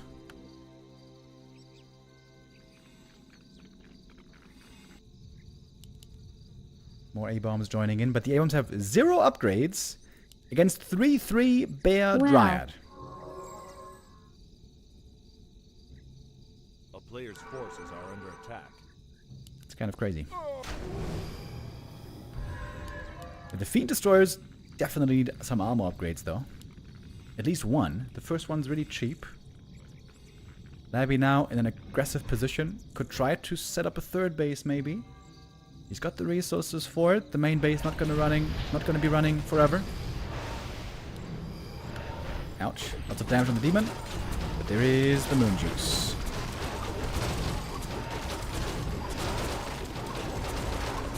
Bears in the front line getting focused quick. They got 9 armor though. It's pretty good. They are pretty tanky. Even using some Cannibalize. Cannot shrug off all that damage though from the Dryads. It's a lot of Dryads that we're seeing over here. A meat wagon or 2 would be so good here. Mana with the Invo Potion. It is Fiends getting sniped 1 by 1. DK, low HP, going in with the heal scroll. Who's losing more here? I think it's pretty even. But the Demon is getting closer to level 6. 2 Destroyers fall. Death Knight almost dead! Invo Potion! Staff out! Fight's still raging on. Why aren't you gonna make a wagon, brother? If there's a Fork Lightning here, the DK might be dead. Level 5 on the Naga. So many kills for LawLiet as well. The Naga again identified as the squishy target. But there's a heal potion. There's a Fork Lightning! He doesn't TP out in time. That's game. DK dead. Army stranded. Demon Hunter level 6. And LawLiet wins the first map. Beautiful game. Nice back and forth play here. LawLiet very patient. Ready to receive the opponent. Fending off the attacks very well over and over. Forcing the TP out. On 3 bases for a short while. Investing heavily in upgrades. Those upgrades, man, paying off So hard. Again, I say, though, what about wagons? What about wagons? Maybe 1-0 knows something that Laby doesn't. I mentioned earlier, 1-0 lately has been playing dual hero only, and then turtling quite a while on 2 bases, and then going high upkeep, 100 supply, with lots of fiends, A-bombs, and wagons. I think he didn't even play destroyers, or maybe he did? Maybe he did. I think he did, actually. But yeah, dual hero only, with a bunch of wagons. That looked really cool lately. LawLiet, though, must feel good to win this first map. Wants to finally get his first win of the season.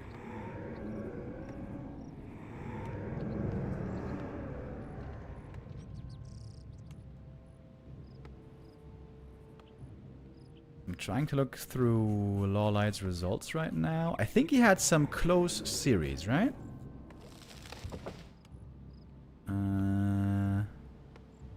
It was 0-3 against Happy, that wasn't close. It was 2-3 against Lin, that was close. 2-3 against Colorful. 2-3 against Moon. So a couple of very close series in there. 1-3 against 1-0, 1-3 against Kaho. Only getting smacked by Happy. Map number 2 now. Pressure on Laby to score.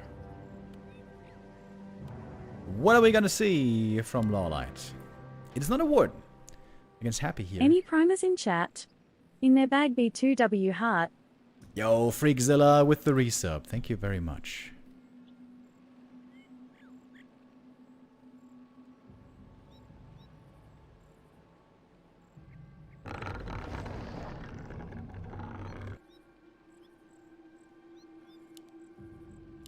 Yeah, against Happy, LawLiet here did play Warden, but now it's a Demon Hunter. It's an aggressive approach. Looks like he's gonna go for the... Oh, we got a little bit of an Acolyte pull here. Demon Hunter normally wants to pick up the item and then harass the undead across the map as the fast expo is being attempted. Oh, nice archer block. Stops the Ogre Warrior from running too far away. This means the demon gets the item fast.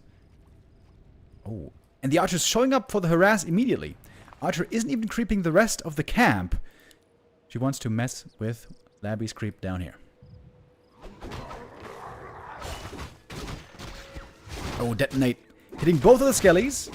That's a mistake by Laby, not splitting those skelly boys. And the demon is about to be there. I like the 2 trappers being taken out right away, though. That's going to make the camp a lot easier. And then the coil could be used, if necessary, to get the last hit on the big boy.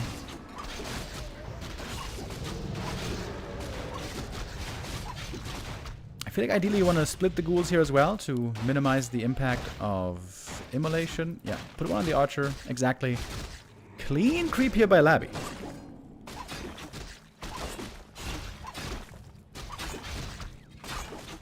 Demon Hunter almost surrounded. Oops. Wisps. There's more coming in here. And there was a TP necessary because that coil was lethal. Archer going down would be so bad. Archer going down would have meant level 2 DK. Very important to save this one. As we have the Trio of Life counter expansion again in production. But Demon Hunter experience is not looking great. The choice of not finishing the camp with the Archer may be a bit questionable. A player's forces are under attack. Easy experience here for the DK. It's going to be level 2 and then some from this camp. But lumber is low for Laby. He had to involve lots of ghouls to creep the natural right there.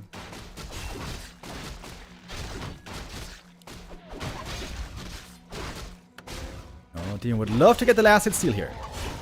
Couldn't quite. The ghouls take it. Demon is very hurt. Wait, is he dead? We got boots. A player's forces Yup, he dead. A rough start for LawLiet right here. Having the mercenaries is good, but the demon dead, of course, not great. And the demon also very low level so far. Still only level 1. Ideally now you like to be level 3.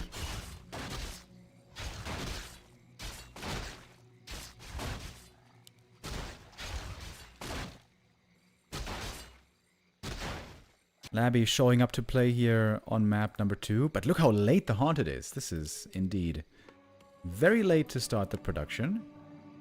If the Tree of Eternity can get over here, there might not be that big of a discrepancy in mining timing.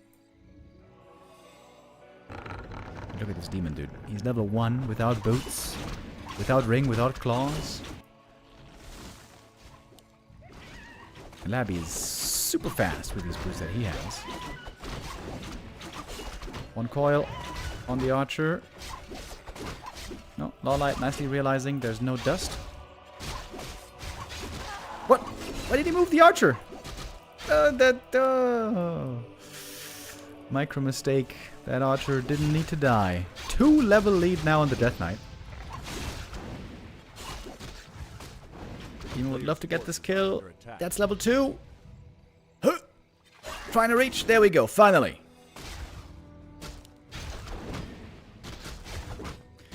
It's costing quite a bit of moon juice as well. Do not lose these units here.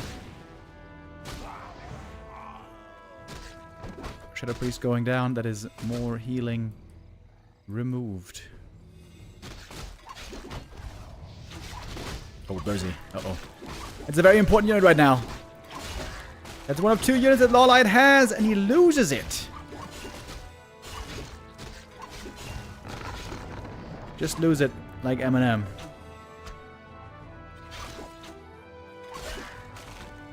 Getting some return kills as well here. Oh, nice little Shadow Melt save. But it's about to be daytime, and the moon juice is looking real bad. Tree of Life. Thinking about starting the expo creep. Not doing it yet. And the tech begun. Buildings being made.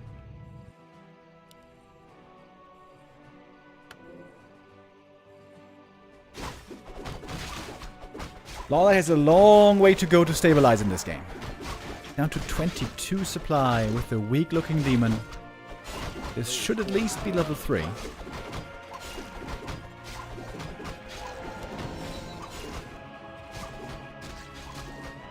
Archer can hide in the shadows one more time. But only 5 more seconds. Oh. There she goes. LawLiet has 0 units right now. It's 1 Demon Hunter and Wisps.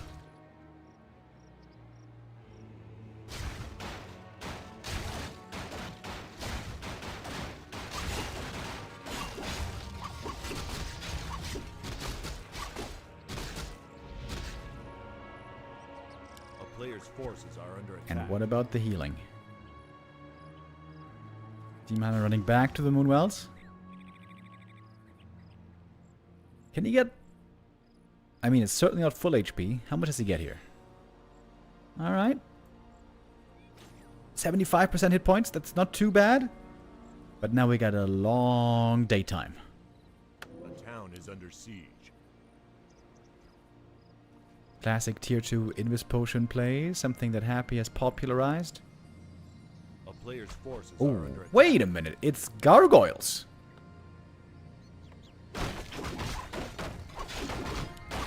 You know what? I don't mind it from Laby. I always feel like Laby's Fiend Micro isn't his best. I'm not a big fan of Gargs in general. But by Laby I say... why not?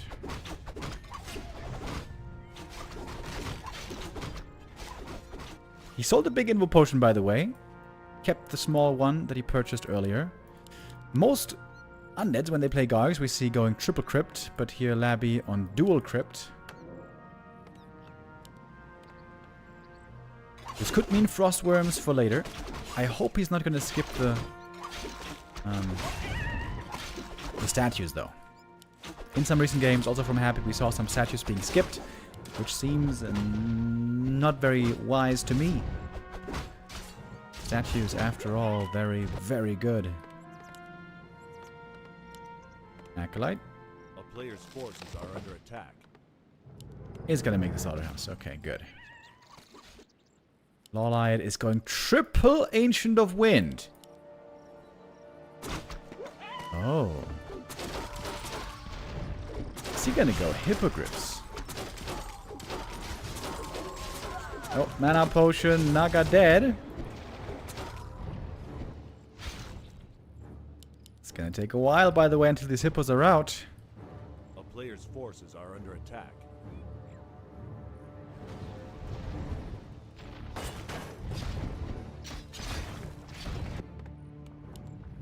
Now another crypt.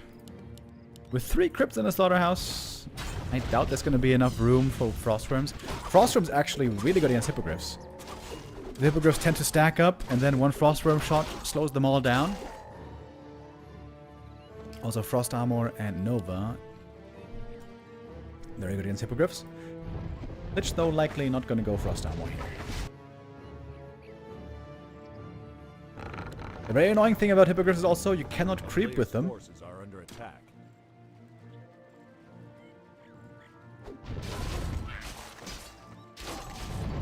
Normally what Night needs against Gargs is a panda. But to go for a panda, you need to have a good early game, mid game. You need to have some map control. And that was not the case here. Especially early game has fully belonged to Laby.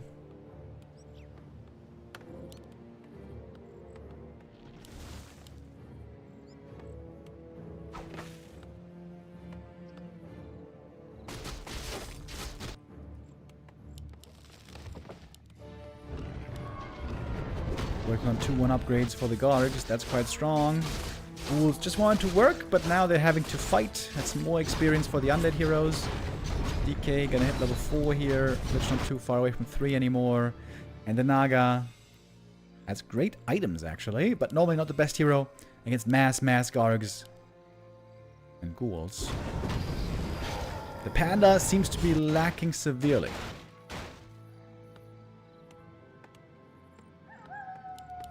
Player's forces are under attack. Oh, there is another Acolyte being made. Ah, that's just for shade, I see. Nova, right clicks. That's 2 easy kills. Maybe not that easy. But gets it in the end.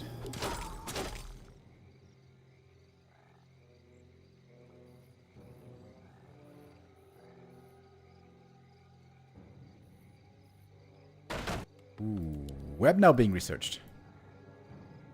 It looks like Laby is setting up for a pivot into Fiend Destroyer.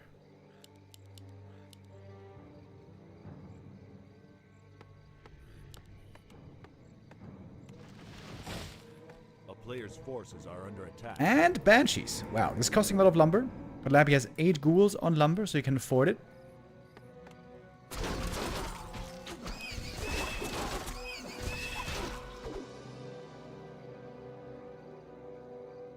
The good thing about the Hippogriffs is they are very, very good at scouting. With Ultra Vision here, they're seeing basically everything. I think they saw the temple. A player's forces are under attack. Oh, 1 minute, please.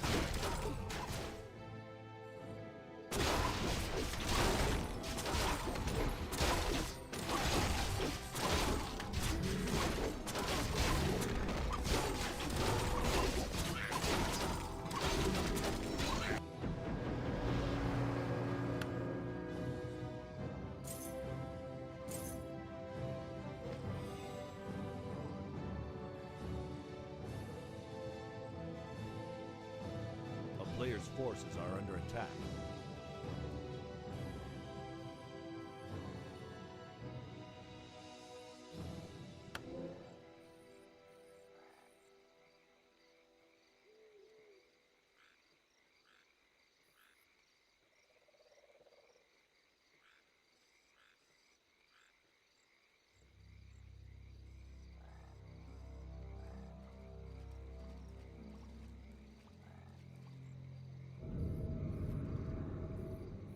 A player's forces are under attack.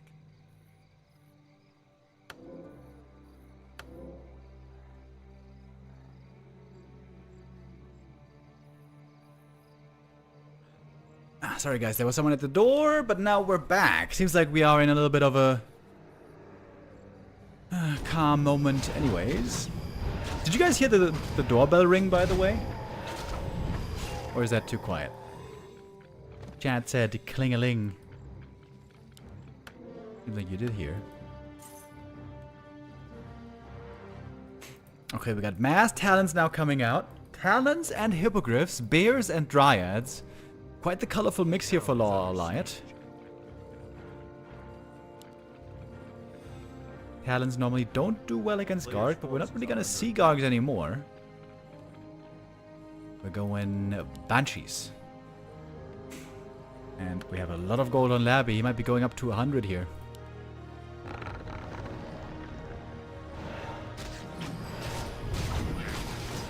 I feel like Banshee, excuse me, I feel like Laby needs to be told how amazing wagons are.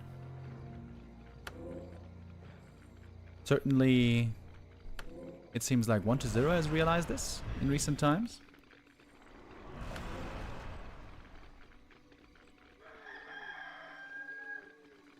First little push here heading in. But at 80 supply, without Banshees, I feel like this Knight of Army should be stronger, shouldn't it? Okay, in we go. Fork Lightning, Nova, and yeah, look at the Gargs getting wrecked. And now the Destroyers are gonna get owned by these rest of the Knight of Air units. Bears breaking through, big damage against the Fiends. LawLiet having a very convincing first fight over here. Team at level 5. But maybe it's all a bait. Maybe it's all a bait. With Banshees soon showing up. TP out. One more Fiend to fall. Oh, maybe not.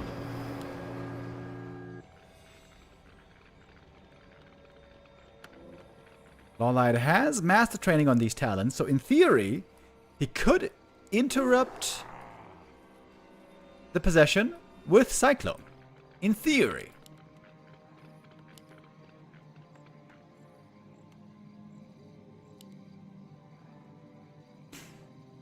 LawLiet loves going for heavy upgrades. We got 3-2 in the works. 3-3 is soon to follow, I'm sure.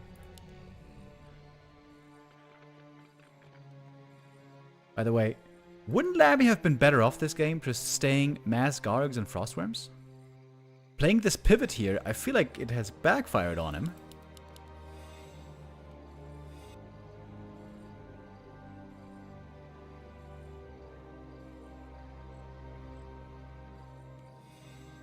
I feel like he might have tried to be a bit too cute. But hey, if the Banshees work out in the end, then everything's fine.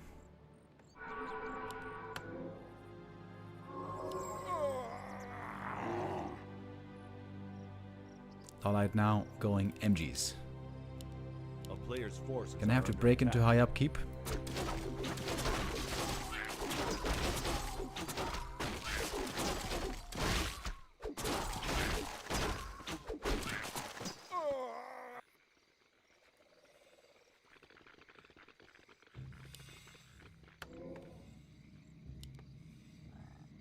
We're seeing another acolyte being made. No, never mind.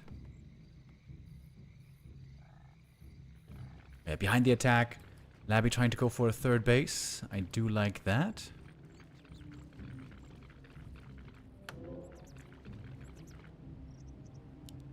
Sometimes Night Elves deny the bears so they don't get possessed. Oh, this is going to be crucial here. This is going to be crucial. Can the Cyclones stop the possession? That might be what determines the winner of the fight here. But it might all just be distraction for the Expo in the north. A town is under siege. This ghoul, by the way, far out, trying to eliminate Wisp Scouts. This is a bit suspicious as well.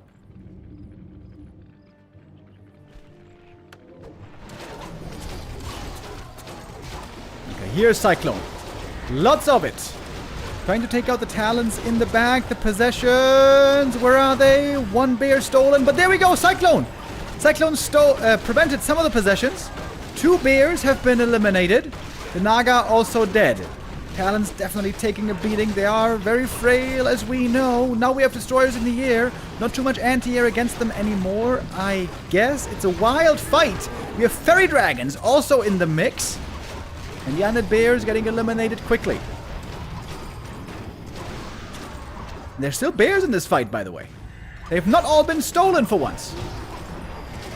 Demon hurt, but Immo Potion and Rejuve on top. Bears, of course, also taking a lot of damage here from the destroyers and everything else. The Nile army seems very small right now. It says 73 supply, but where is all that supply? I guess it's the MGs. I guess they are responsible for the supply here. What about the Naga? Doesn't get away, trying to save herself. The TP purchase may be a bit too late. The MGs now in the mix. And the expansion, by the way, about to be done. So many things to dispel here for the destroyers. It's a mana fountain for them.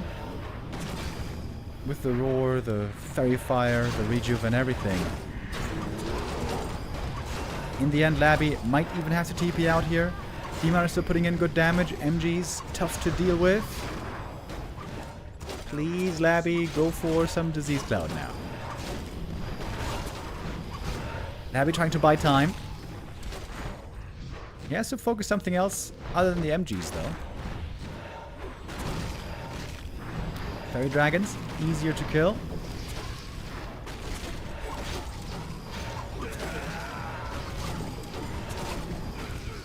Ooh, the DK.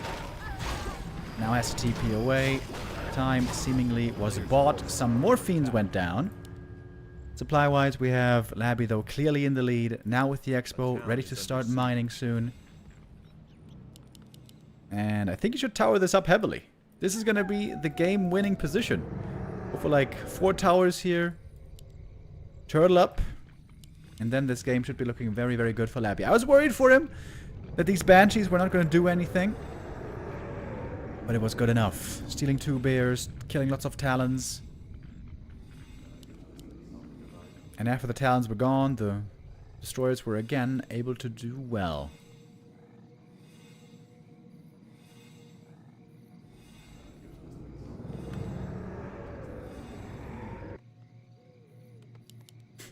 Ah, there's the wagon. There we go. 1 wagon plus disease. Small investment for possibly thousands of damage. He's unsummoning Ziggurats in the main base, I guess, with these ones coming up. Yeah, this is Fort Knox over here. Good luck breaking this one.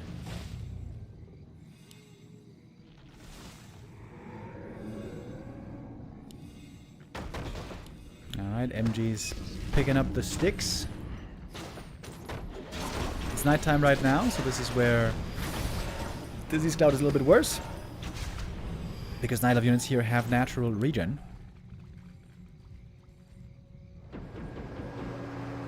But it's still good.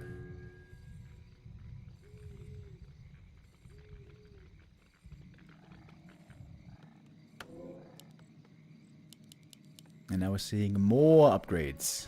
Tons and tons of upgrades from Laby this game. First on the Fiends, now on the A-Bomb wagon.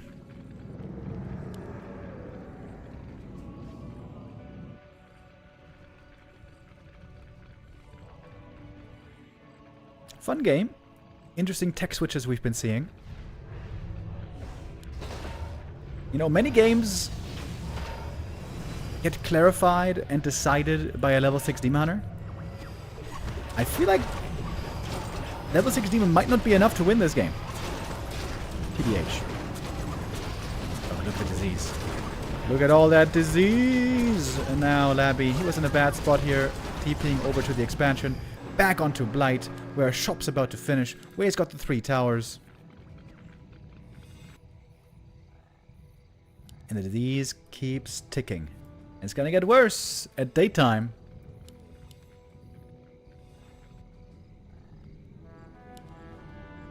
Main base is now dry. Difference in the naturals, about 1.5k.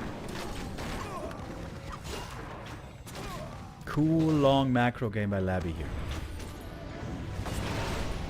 Well, that coil didn't even seem to hurt the demon at all. Level 5 Lich. A little bit of Cyclone. Does that do much? I'm not so sure. Rise in the back, trying to take out the wagon. Oh, but they're running to the tower. Oh no! 3/3 Riot's actually pretty durable compared to what we normally see. did so much damage over time from the disease. Did so much healing over time from the blight and the statues. Are we gonna see the ult? Not the, I mean, I was talking about the other ult, but fair. We might see double ult. Demon Hunter, very low HP. Is there a staff for him even? He's still sticking around. Death Knight. Didn't skill ult, actually. He used the coil, kills the demon, and gets the game. Tying things up on map 2. Really good game by Laby. Solid from beginning to end. The way already he started creeping the natural, keeping a cool head, knowing that there was going to be...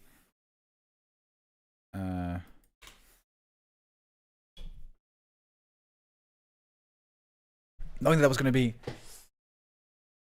harass, that's what I wanted to say. Harass coming in. Didn't sweat it. Nicely done indeed. Okay, I'm looking for the password again. Hold on.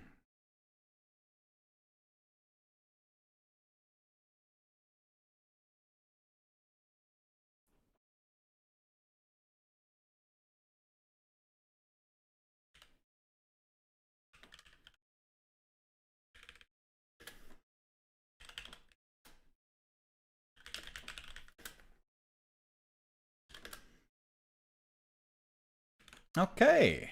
Fun series so far.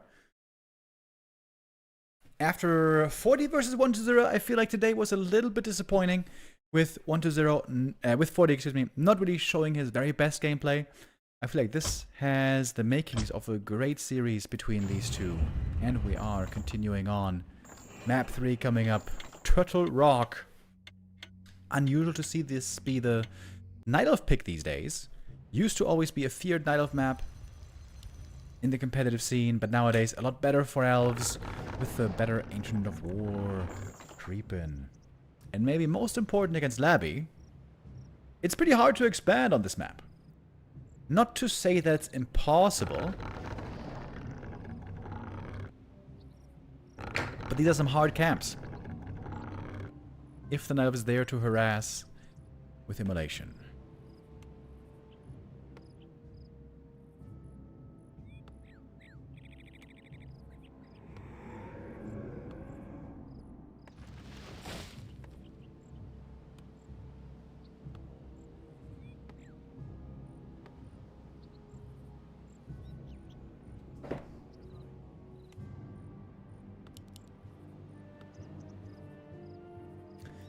Interesting though, most Night Elves these days are going for the Ogre camp here first. LawLiet isn't doing it. He's going for the easier camp, the little green, which seems to say that he wants to be in position to be aggressive right away if he has to.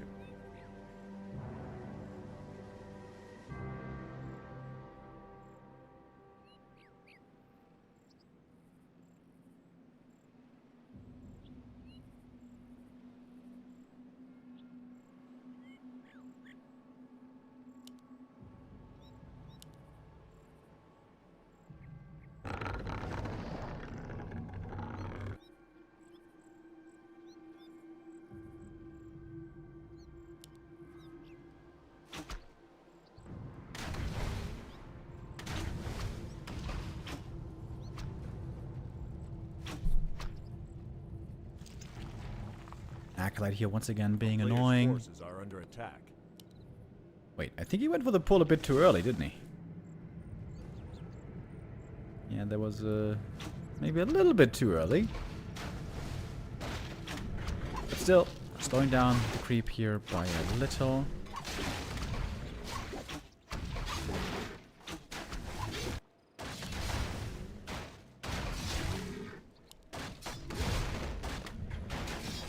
We do have a skull.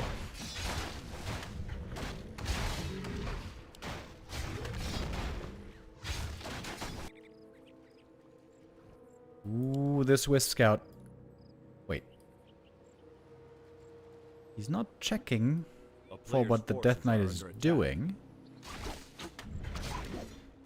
Not yet.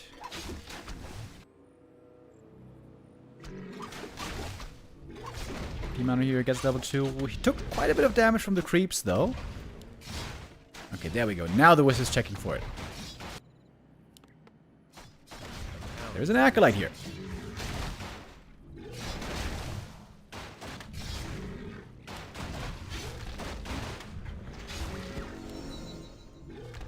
DK level 2. Maybe it's a fake out. Oh, is it? We're not quite sure yet. It's only one skull, by the way. If this one gets detonated, this Expo might be able to be stopped. There's the Wisp. Smack bang, right here.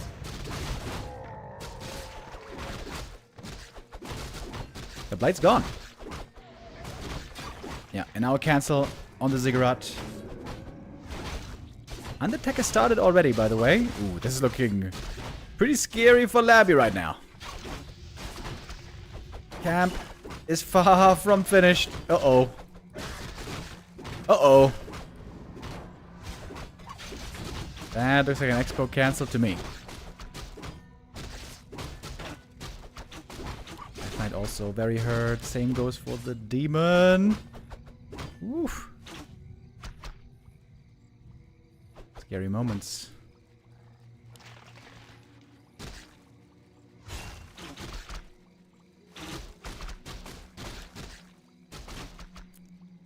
Got the mana burn here. Oh, didn't quite hit him. Naga joining very soon. Might be a Naga for both.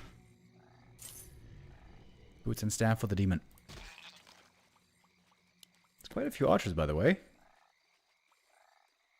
5 archers on the field. Good right now, but a little less impressive later against Frenzy Ghouls.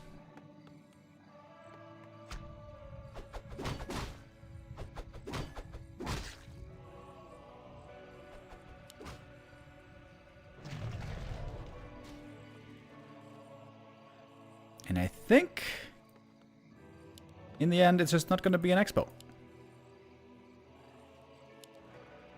Both heroes, very similar amount of experience, similar items, kind of.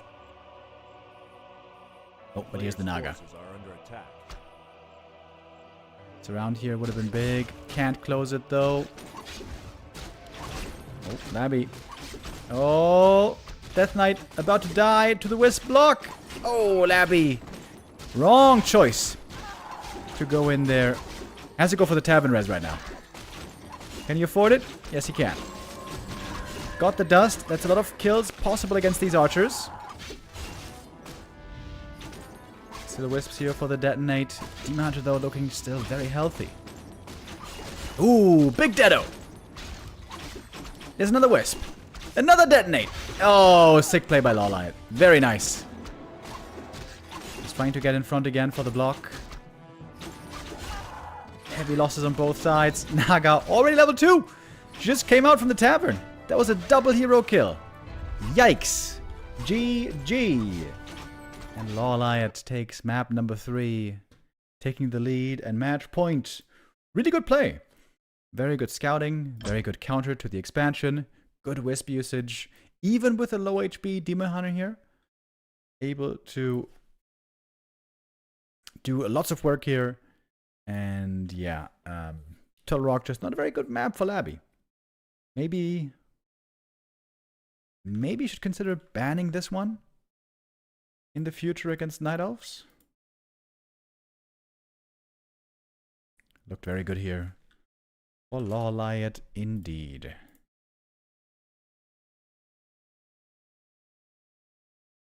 I wonder what other maps did he ban? If not Lost Temple. Turtle Rock. Certainly not Lost Temple. We don't have that in the map pool.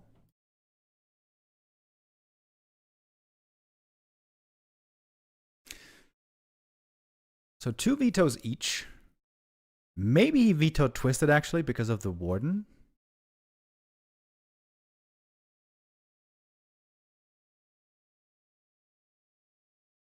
Yeah, probably Twisted. What else? Autumn Leaves? Autumn Leaves is pretty hard to expand as well. Yeah, but Turtle Rock is supposed to be the hardest of all to expand, so kind of surprising to me there that that one wasn't vetoed by Laby.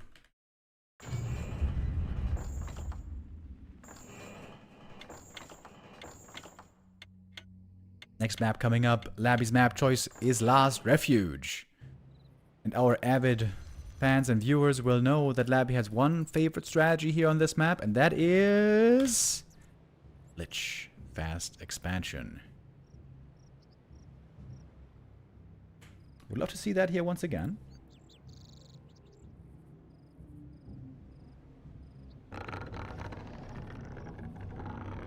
Ooh.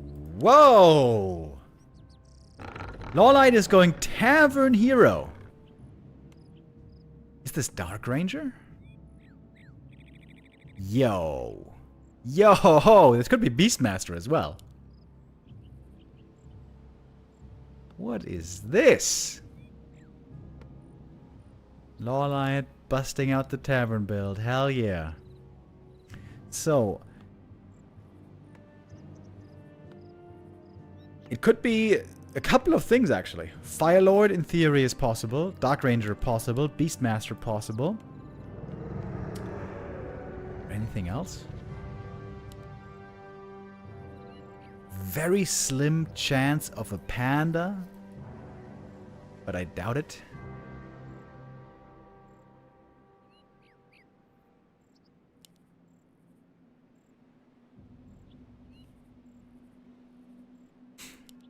Okay, okay, okay.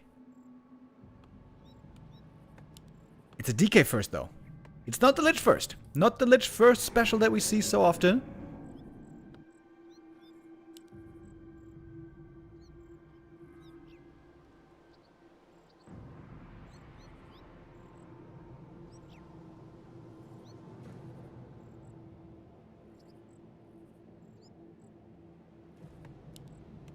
Tinker AP push?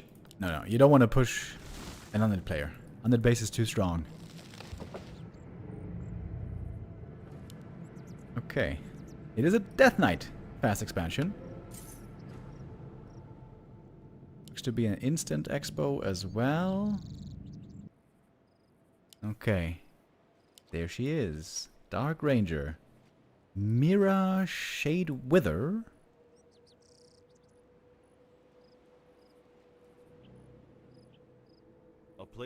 Of course, especially Infi has been playing lots of neutral hero against undead lately, but he's been doing it as human.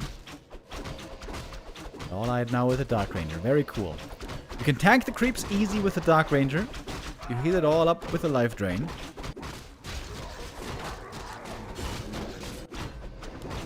Acolyte Scout now seeing Night of Expansion coming up very early.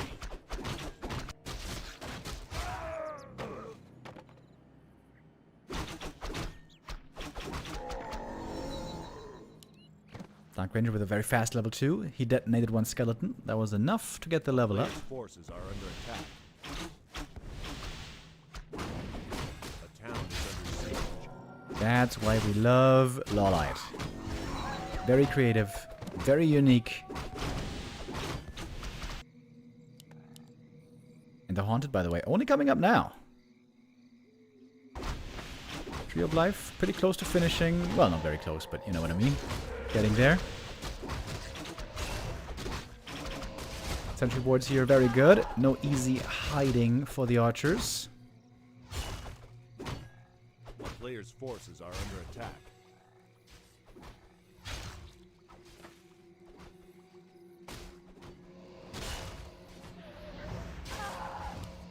What about that Tree of Life? Can he save it? Not sure about that. It's taking a lot of damage. Whisk coming in, but it's not close to being able to be repaired. It's gonna be some rules going down. It's gonna be some skellies being raised. But a big cancel here on this tree. Oh, might be able to get one more. One shot, one kill. No! There we go. Archer turns around. Gets one. Laby trying to distract here as long as he can.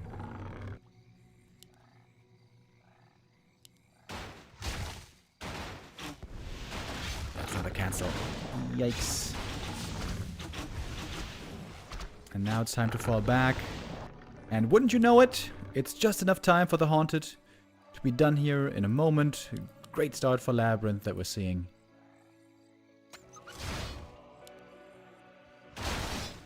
It really baffles me these days. Whenever we see a different first hero for Night Elf compared to Demon Hunter, I feel like everything else just looks so much worse.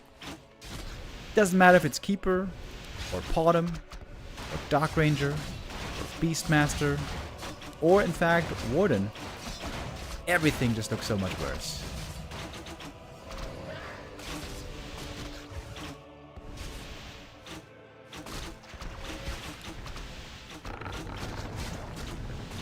LawLiet trying again with the Tree of Life.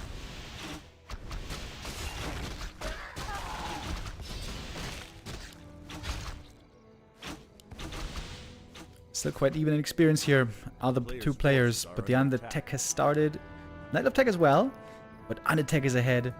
Undead Expo is way ahead.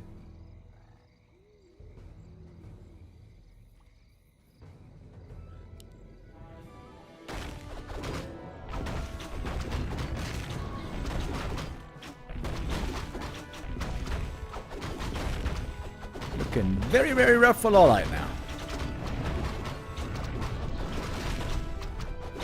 I think to have a chance to win this game, he has to get Dark Ranger level 6. I guess that's what he needed regardless on the outset.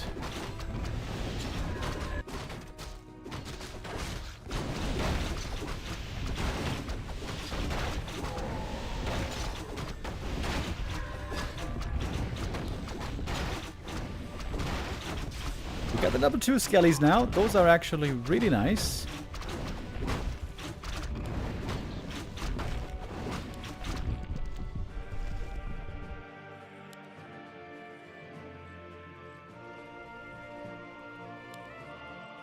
Players' forces are under attack.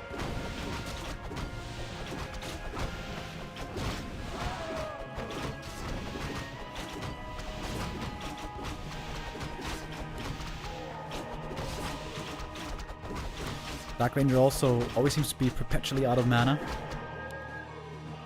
The town is under siege. She keeps using that black arrow.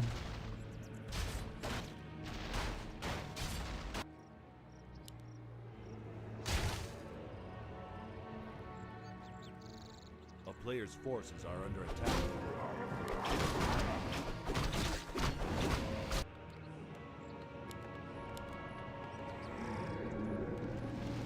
Couldn't you go Gargs, by the way? Aren't Gargs insane against Dark Ranger? No corpses for her. She cannot really be an orb carrier. I feel like Gargs would actually be sick. Gargs, ghouls, destroyers. Players' forces are under attack.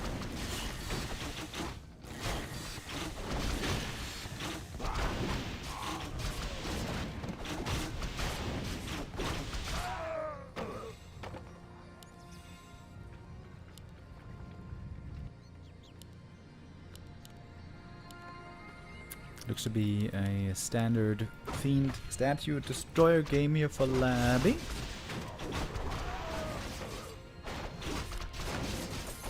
Players' forces are under attack. Is he gonna play Dark Ranger solo here, maybe? I mean, so far she's solo. But is he gonna play her solo all the way to level 6? Maybe that could work. He really, really needs that level 6.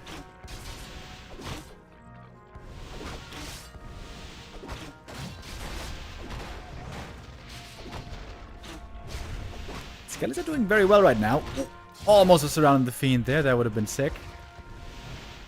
But of course, Skelly's not going to be very useful for much longer. With destroyers on the horizon. Ah, it's a Demon Hunter second. Boring!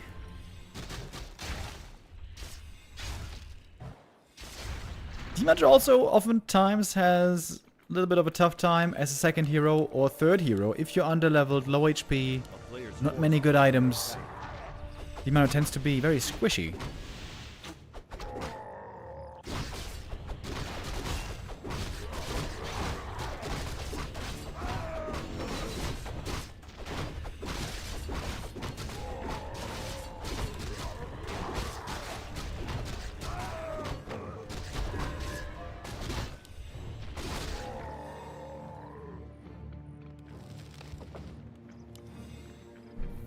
player's forces are under attack.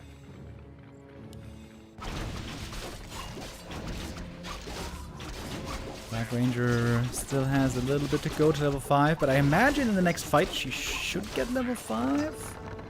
Hopefully.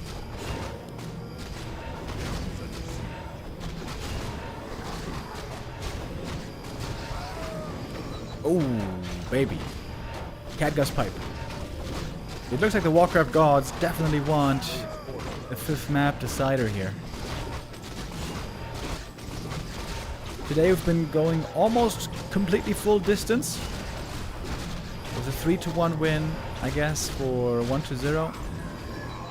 Not quite full distance there, but the Knight of Mirror went full distance. We even had some bonus matches beyond full distance with those desyncs in the Kaho versus Life game earlier.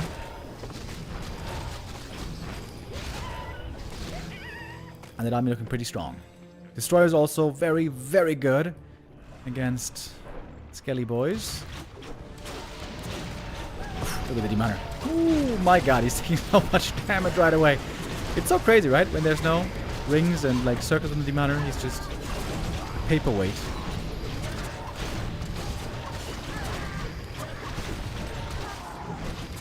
And that is the Knight of Army quickly disappearing. Dark Ranger not level 5 yet. Yeah. Oh, he's gonna let him escape, really? Dark Ranger dead. GG. And we are gonna make it to the 5th map decider. Neat idea by LawLiet, you know. We love to see it. We love it. Trying to be creative, trying to play Tavern Heroes. But the simple fact of the matter is no other hero is remotely close to the power level of the Demon Hunter right now for Night Elf when it comes to a first hero. Demon Hunter is just outclassing everybody else right now. And you might be wondering, well, does that call for some buffs on other heroes? Like maybe a Beastmaster and a Podum and a Keeper? I would say yes. I would say yes, indeed. One of those heroes getting buffed in the new patch is the Beastmaster. Also the Pit Lord, also the Tinker, small buff for the Tinker, big buffs for the others. But Podum and Keeper still being largely ignored by Blizzard. So, as long as that's the case, it is mostly Demon Hunter for us to enjoy.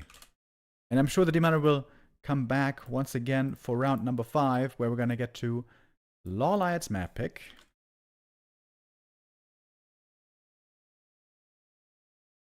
Going to be the last map for today's Super League matches. But don't forget, it's going to be more than just the Super League today. We're going to have the Gladiator Cup show match series later on as well. 3 matches going to be happening there. It's going to be Infi versus Kaho, Moon versus Sok, and another game by Infi.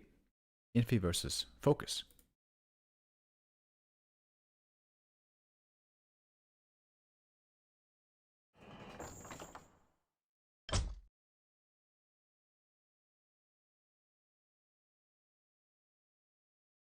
Okay, next map should be started here in a moment. Autumn Leaves. It shall be.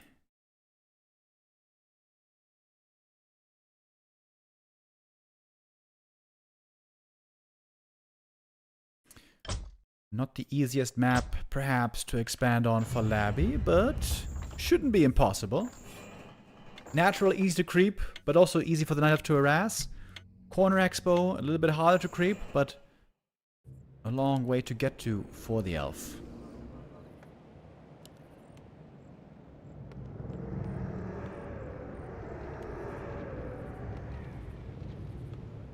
This, of course, also big ramifications for the point standings. With the 2-2 score so far, both players have secured 2 points already. This is an improvement for LawLiet already. So far this tournament, he has gotten 1.29 average points per match. LawLiet right now in rank 14, Laby in rank 8. If LawLiet gets the win here, he's going to try to escape that bottom 3. The bottom 3 of the Super League will not make the playoffs and will be relegated. We'll have to play in relegation for Season 3.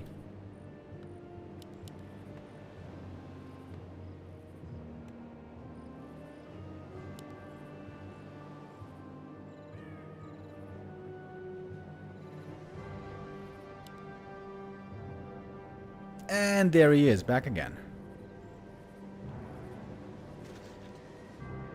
Demon Hunter first.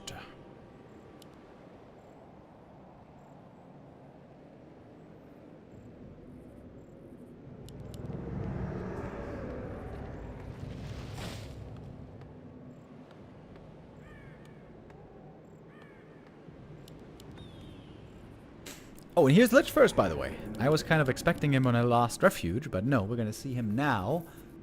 Lich first Fast Expo. This is a bit of a little bit of a Laby special. With 1-0 sometimes doing it as well. Mainly on springtime, perhaps.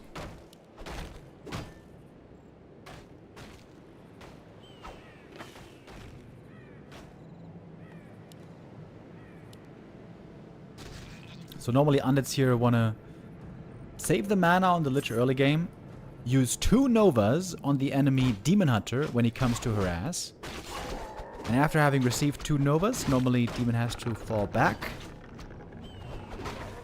That normally seems to be the plan. Oh, actually blows up the Wisp. Okay. That means only 1 Nova for the Demon. Which gets the item, gets mana burned. Great item, however. The Mantle of Intelligence, absolutely wonderful. You know what? I actually like the Wisp kill as well, on this map especially, because the Wisp kill makes it so you get level 2 when you finish the camp. Ooh, that's very nice. That's very nice. I like that. Reliable level 2 here early on. Keeps poking the Demon Hunter right there. And now a level lead on the Lich. We got the Tree of Life coming up over here. It could be cancelled. It could be cancelled easy if Laby finds out where it is. Archer trying to distract from the Tree of Life right now. Look at that. She's shooting at the ghouls. She's trying to distract. She's hoping she's going to be followed. But the tree is found. Oh, and we got a little secondary skull here. That's kind of cool. A little bit more HP regen. Should be enough damage, I believe, for a cancel right here. Not many Night Elf units here this early on. Demon would love to get a kill, man. That will be level 2. Chasing after the ghoul. Should get it here. 1 more. Finally. Gets that level up. The mantle for the Lich here is so good, by the way. So good. I didn't quite see what tome he got. I think it might have been a Tome of Strength.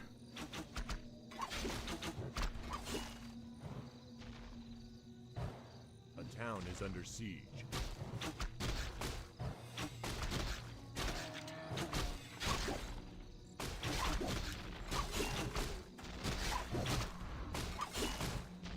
Man, I didn't go for immolation here, by the way. Good archer saves. Aye, until I say it. 1 archer goes down. Here come more skellies. A player's forces are under attack. Shouldn't you go immolation here? To deal with these ghouls earlier, I wonder. A town is under siege. Okay, he's gonna kill another one right there.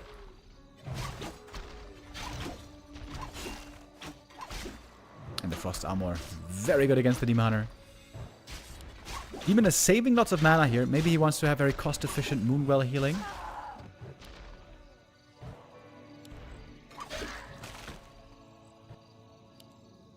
And this is looking like a fantastic early game so far for Laby. Expo about to start mining. Got a bunch of kills. Sure, he lost some ghouls, but who the hell cares? A player's forces are under attack. Tech already started. Yikes. Laby even greeting a later Narrow Tower, and that's totally fine. Had nothing really to fear this game. Excellently executed Fast Expo Lich here. The town is under siege.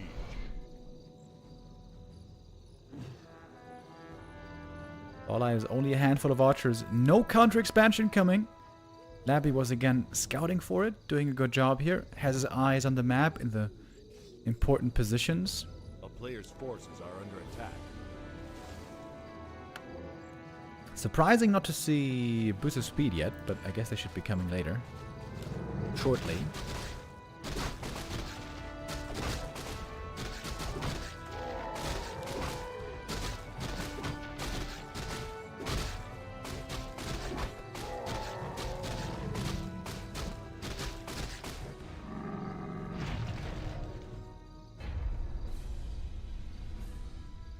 Wait, what? Was that a disconnect?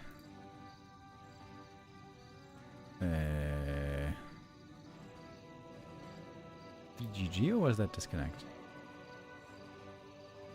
Nah, he GG'd. We don't see the GGs in Flow TV, but yeah, that was a GG. LawLiet quits.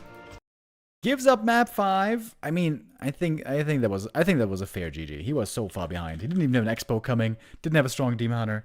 Didn't have a strong economy. That was Laby's game for sure.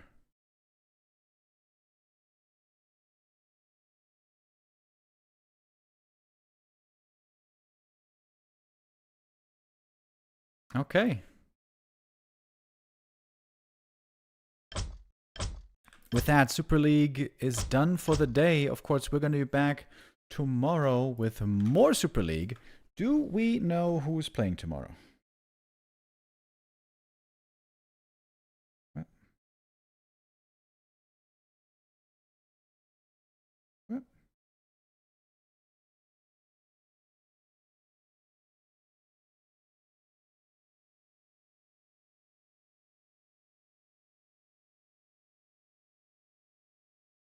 Ah, we do. Okay, matches for tomorrow are Focus versus Moon. Sick game there. Elegant versus Laby. Possibly a tough game for Elegant. And Sock versus Colorful. Seems to be very well matched up as well. 3 more matches in the Super League tomorrow. And 3 more matches right now with our other games of the day. That's right. We have more matches outside of the Super League today. We're now going to switch over to the Gladiator Cup. What number is it today? 43. Yes, sir. Yes, sir. Gladiator Cup 43. If you guys were watching the last couple of weeks, you might have seen some of these games already. These are normally, well, these are always play all 5 or play all 7 series, where indeed we play all 5 or all 7 maps. So Infi first now versus Kaho. After that, we're going to have, what is it, Moon versus Sock? Man, just world-class players after world-class players. Moon versus Sock. And then last game of the day is going to be Infi versus Focus.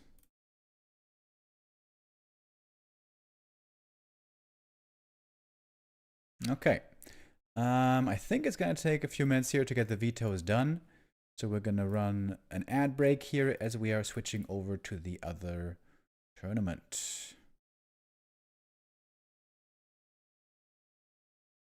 Oh, wait. Let me change the title real quick.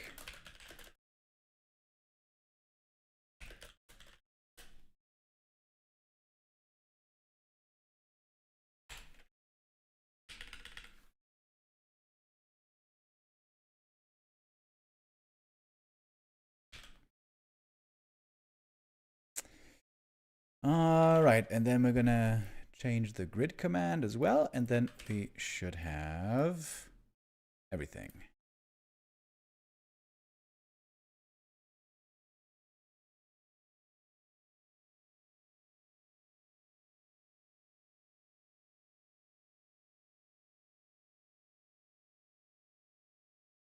Alrighty. Okay. What's going on in the lobby? We got Kaho in, but Infi not yet. Sometimes Infi shows up a little bit later. as he's still asleep when they start streaming. But we've been streaming here for 4 hours. Normally here, Infi is always around. Yo, and you know who else is around? Suratham Johns with a 5 gifted subs. Thank you very, very much, man. That is much appreciated. The support goes a long way. Thank you very, very, very, very, very much.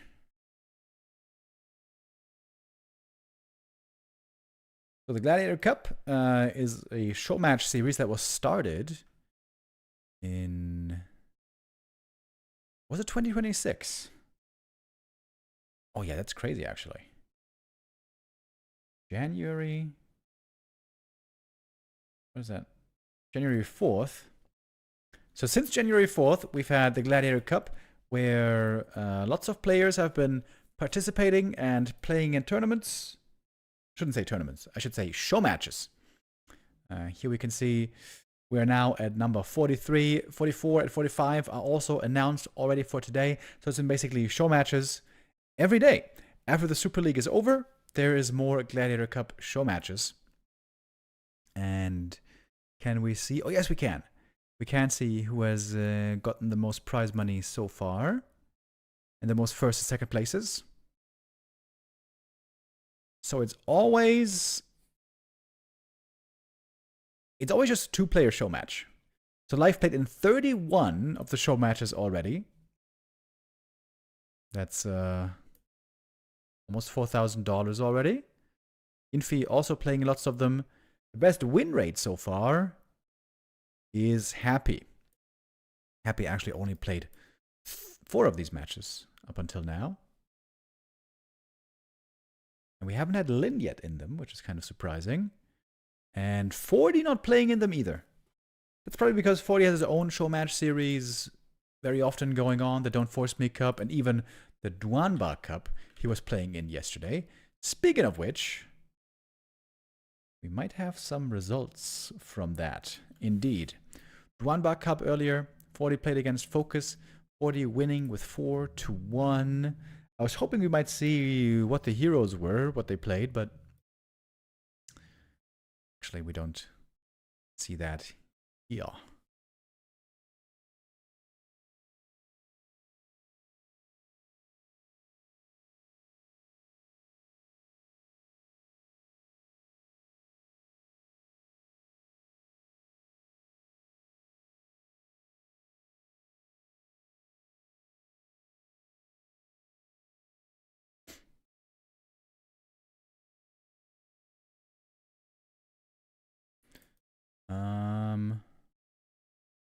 Okay, it looks like it takes a minute or two here until our player's gonna show up.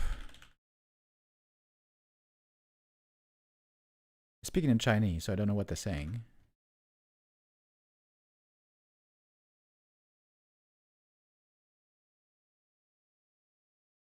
Do we have the points updated?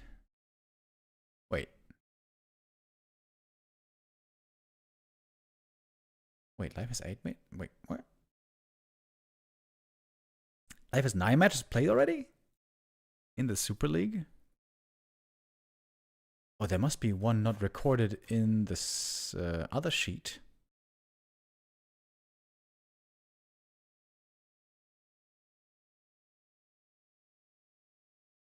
One, two, 3, 4, 5, 6, 7, 8, 9. Oh yeah, indeed.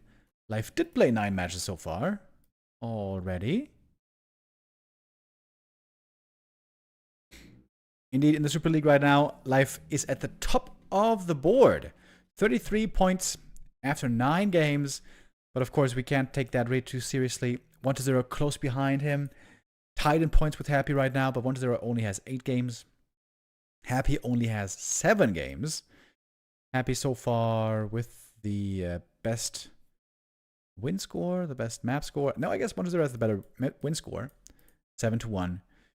Only 1-0 and Happy so far with only a single loss. Fortitude was unbeaten for a long time, but he was beaten today. He was beaten 2 days ago on Sunday by Life.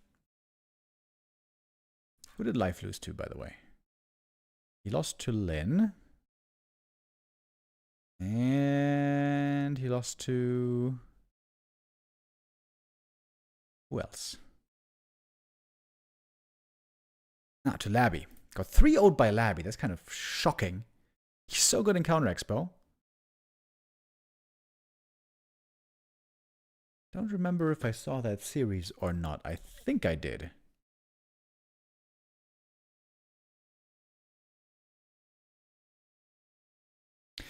Did we see the Super League matches for tomorrow yet? I did shout them out earlier.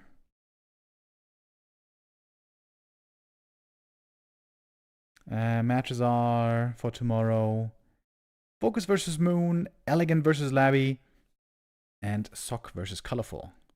I think Focus versus Moon is going to be really hype. That's a rematch of their show match from 3 days ago, where Moon was playing in the middle of the night. Definitely wasn't doing too well. Yeah. Elegant gonna have a tough time against Laby, I would imagine.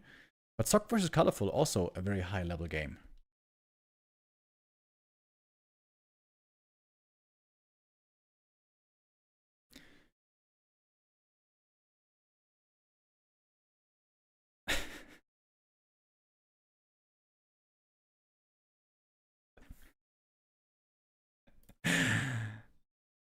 This is Sini right here.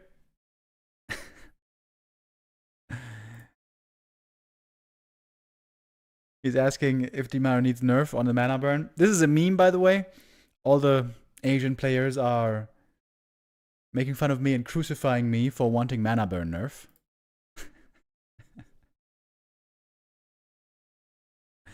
XD is all I can say.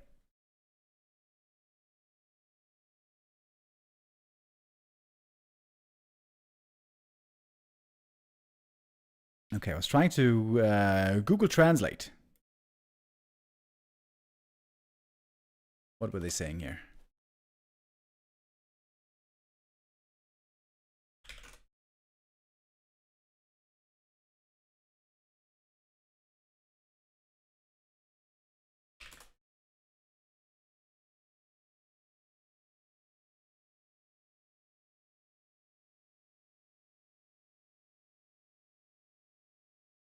Okay.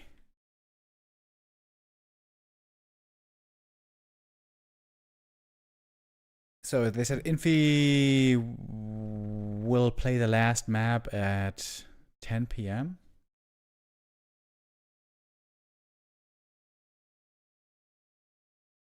But it's way later than 10 p.m. in China right now, isn't it? Wait, isn't it midnight?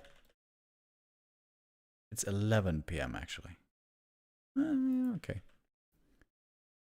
Well, maybe Infi was playing something else. Maybe he was playing some ladder game. Infi is now in the lobby.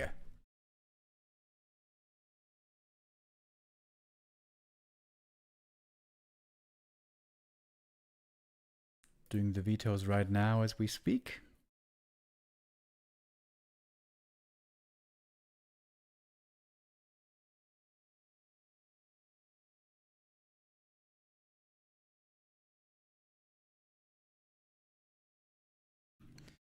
Okay, we got our maps: Hammerfall, Last Refuge, Twisted Meadows, Autumn Leaves, and something else.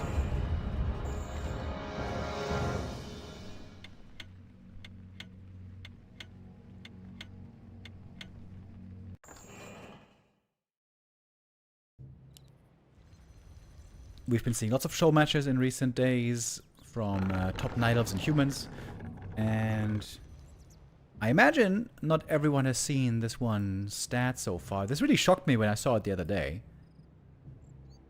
It's so crazy to me. Infi looked so good for so long with his MK Fast Expo, but Knights have been getting better and better at figuring out ways to counter the Fast Expo. Doing very well with the counter expo timings, strong demon hunters, of course, Dryad Bears, obviously in the late game. But there was a dry spell for Infi. Infi won his last 3 matches against Night Elf, very good. But before that, it was crazy. There was 15-game lose streak. Loss, loss, loss, loss, loss, loss, loss, loss, loss again. More losses, loss, loss, loss. loss. Crazy, right? Infi was on a 15-game lose streak against Night Elf, but now the last 3 again victorious. Some of them... No, wait, not the last 3, but 3 out of the last 4, I guess. So things there again, looking finally a lot better again for Infi.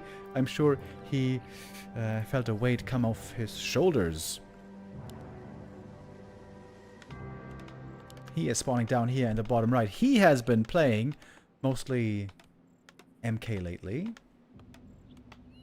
And I think especially with the fast MK, Night Elves have been able to punish that with greedy expos. Go for an expansion on tier 1 very early on when there's no water elementals. It's very hard to stop. But now Infi is returning to Archmage apparently. At least on the first map.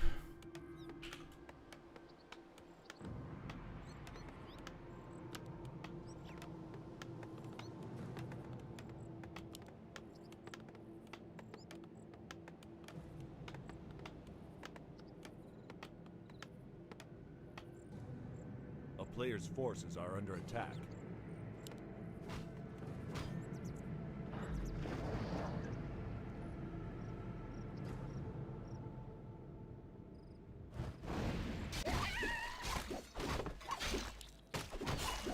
Wait. Team is creeping the green camp first. What is going on? Where's the archer? Wait, where's the first archer? What is going on here? I'm confused. A player's forces are under attack.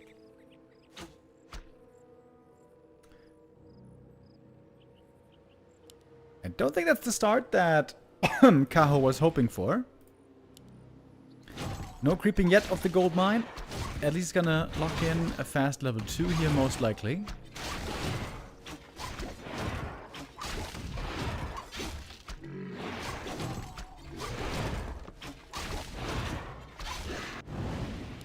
Archmage so far taking things slow, staying close to the expo, ready to defend if necessary. And now this game looks a bit weird for Kaho. He couldn't clear the natural. He couldn't easily expand. He isn't facing an MK. Ooh, great for the scout. Seeing the Demon Hunter moving towards the human base.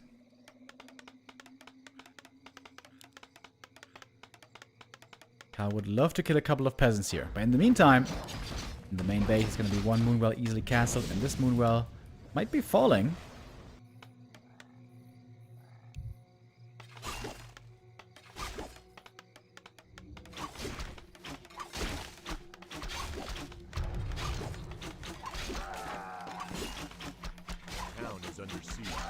Alright, tower cancelled. Archers are ready to punish these peasants, but what about the main base? What about the main base? Tree of Life is half HP over here. Team Hunter now TPing home. The archers were barely in range. Only one of them left behind.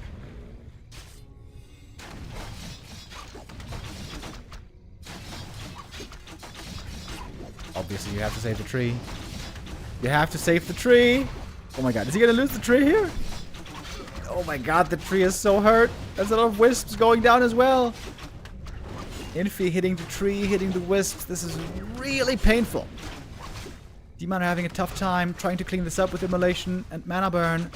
Seems like now, finally, it should be enough. But look at that, we have 2 wisps mining only in the main.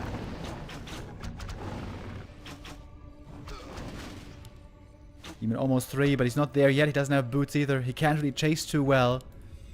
Oh my lord. Huge gold income difference here.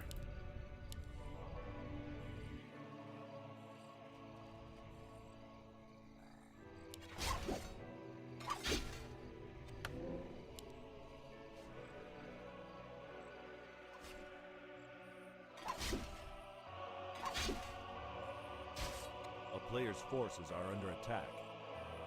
Archers, though, back with the Naga, looking for a tower cancel. Might be able to get it. Oh, but look at the timing. Look at the timing on the militia. Absolutely beautiful. Gonna force the Night Elf army here to run partly. So many wisps have to be remade. And of course, there was no Hunter's Hall being made. There just weren't enough Wisps to go for anything like that. This game might just be over. Then again, though, there's no tech on the human side either. Infi stuck on tier 1 here for a long, long time.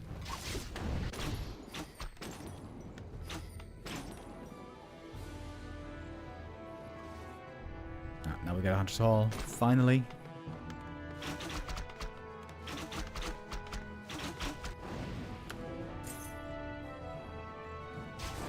What's the gold mine difference, by the way? We got 9,100 here, 8,700, so 400 gold difference, plus all those wisps that had to be remade. A player's forces are under attack.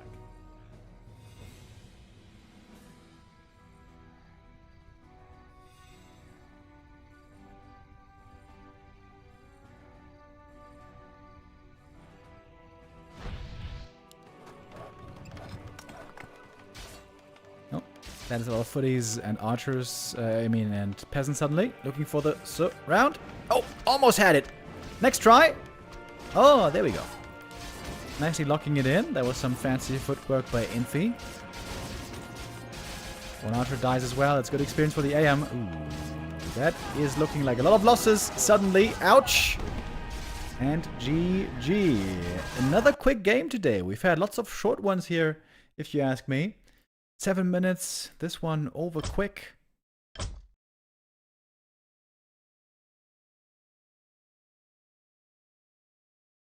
And Infi for the first time in seemingly forever playing Archmage as well. And against Archmage it seems you can't really get away with these greedy expo plays. So now Night Elves seems to be up to them to find the right middle ground.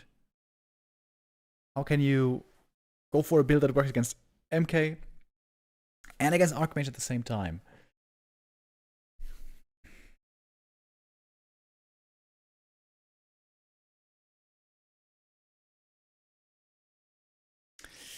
It is looking tough right now.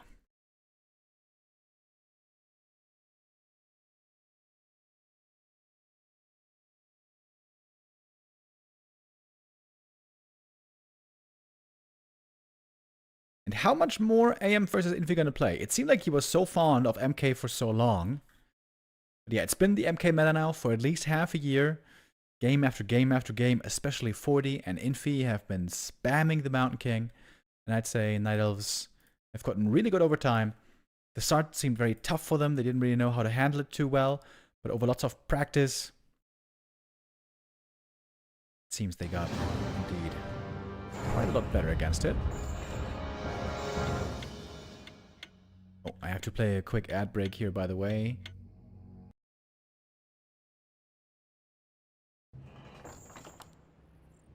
As we are heading onto map number 2.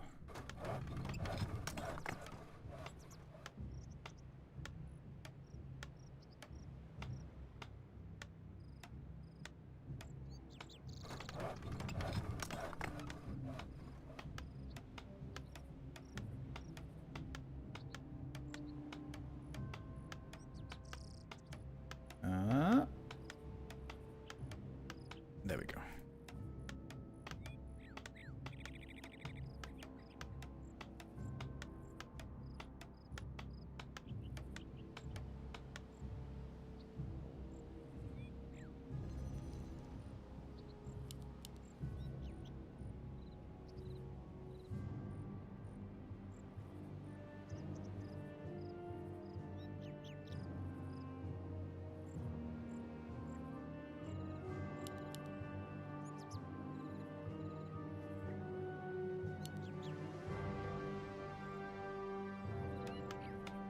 Demon the first, and the MK is back.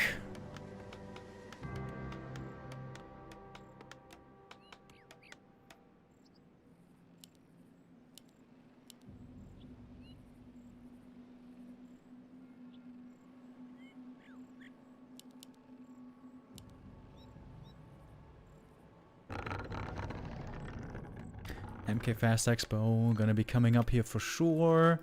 Should be an easy scout early on for Kaho to find out what hero it is he's facing. Forces are under attack.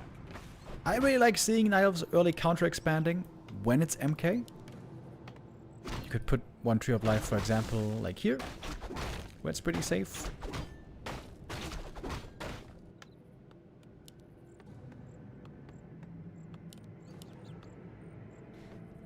I'll be right back, guys. Just gotta get some water real quick. One moment.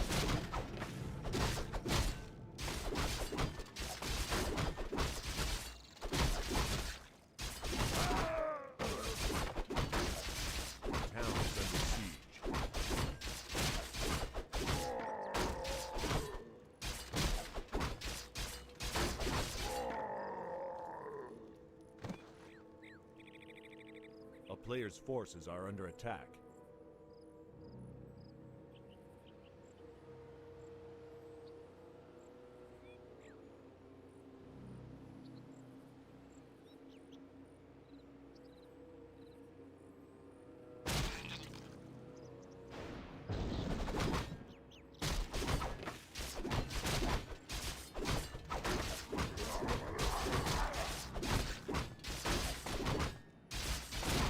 Player's forces are under attack.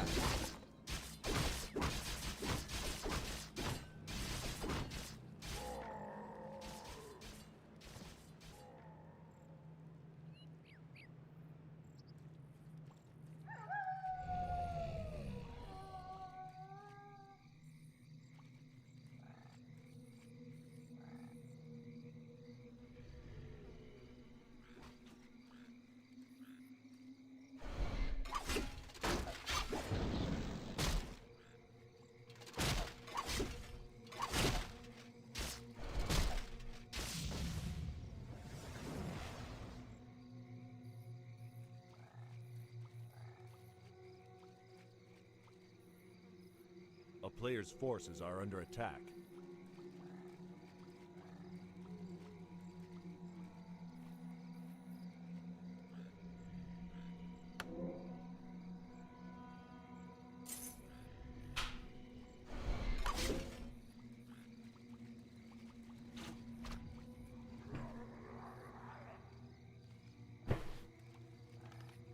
Alrighty.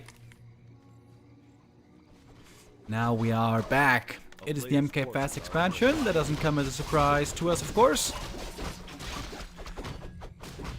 The TP's gone, though. I guess MK must have sold it.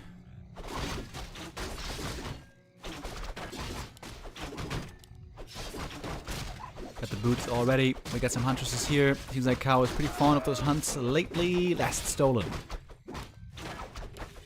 No, wait. Who got the last hit? Oh, the archer got the last hit. Oh, shit. Kaho did get it. Guess a level 3 here, nice and quick.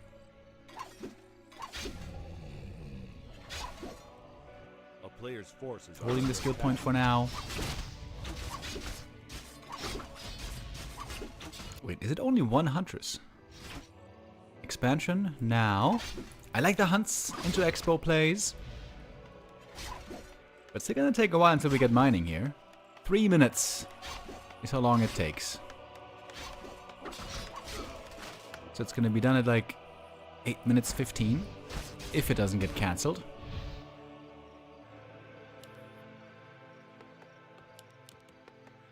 Tech for Infi can start in a moment. Looks like the main base lumber economy is looking pretty good. There it is. Tech now begins. More peasants surely gonna be coming at the expansion. Oh, and the Forti scout is gonna see the Tree of Life. Okay. We're getting up to 3 hunts here. Invis Archer in the middle of the map. Crucial moment in the game. Can Kaho hold the expansion? Quite a few footies here. These two, a distraction, and now the wrecking crew comes in. Oh, but the Naga also with an excellent timing. So, not even really gonna try to go for the expo cancel in the end. Hero kill on the Naga should be easy. Oh, but the MK. Oh, but the MK! He dies first! Naga gets away. No way! Oh, maybe not. Maybe not quite. The Naga goes down, but well worth it Really good surround here by Kaho, punishing the Mountain King here for a bit of over-aggression. Didn't have a TP anymore. And the Naga is going to be rezzed easy. Very cheap on level 1, very fast.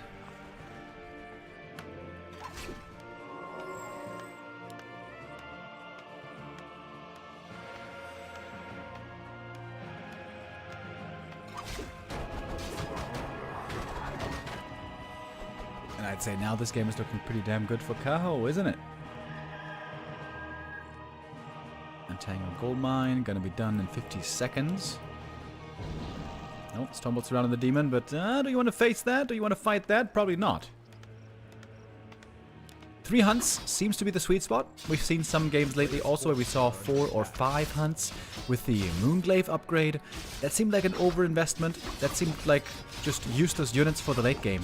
Hunts great in the early game, but I think you just have to accept that they're going to be garbage later on.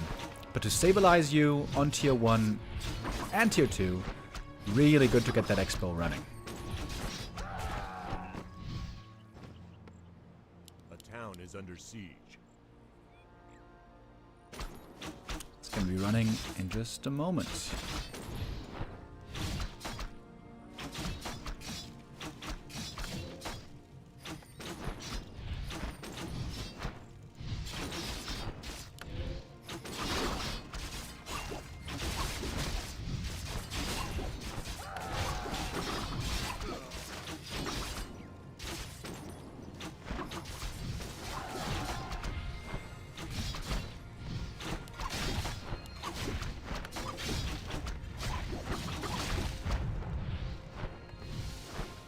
A little bit of pressure here towards the expansion, but it's not really many units.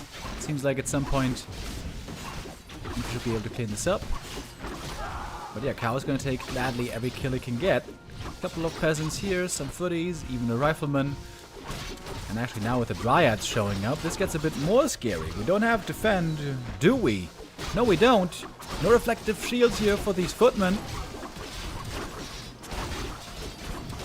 Maybe Kaho can break his opponent here already. MK hoping for some bashes. The Demon Hunter is surrounded. The bash! Woohoo! Almost killing him right there. You gotta be careful about that bash. Huge kills though. So many kills, so much experience. Demon now indeed hurt. Munju's looking dreadful. So we're gonna have bears joining shortly. A player's forces are under attack. Kaho this game seemed to make use of every one of his opportunities. Whenever he could go for a big play to take a step ahead, he did. He succeeded. Really good showing here on map 2 so far by the Chinese Night Elf. AM second is out. Little aura bot. Oh, that's another rifle that you don't want to lose for free, but it might be doomed. Maybe not. Priests are here for the healing. Militia here for some support. Hunter very hurt. But he's got an invuln and he's got a heal scroll. Heal scroll first. Holding on to the invul potion still. He checked the Mountain King. He saw an old mana potion. He's still brawling. He's still finding kills. This is beautiful usage of the hunts, by the way. Getting value out of them right now while they're still decent. And trading here so well. MK killed again. It seems like this game is over, doesn't it? 4-3 levels. Completely outracing the human heroes, and that is game. GG Kaho winning his map. Last Refuge goes to him, but tying things up. That was very well done. Very well done indeed.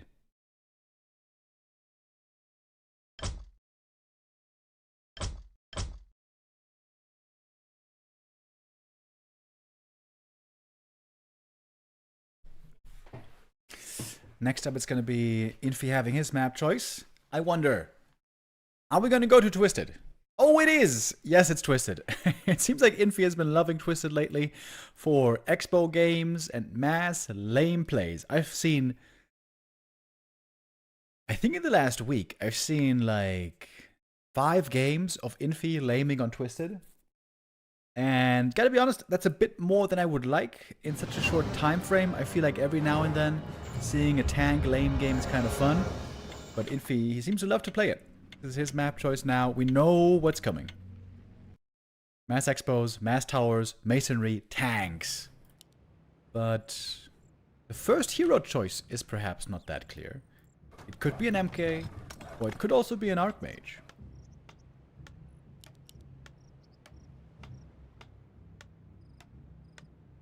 What about Mass Dragonhawks? Oh, no, no, no. Infi doesn't play Mass Dragonhawks. Infi plays Mass Tanks, my friend. Loves the Mass Tanks. And I think Mass Dragonhawks is in general more of a thing against Warden.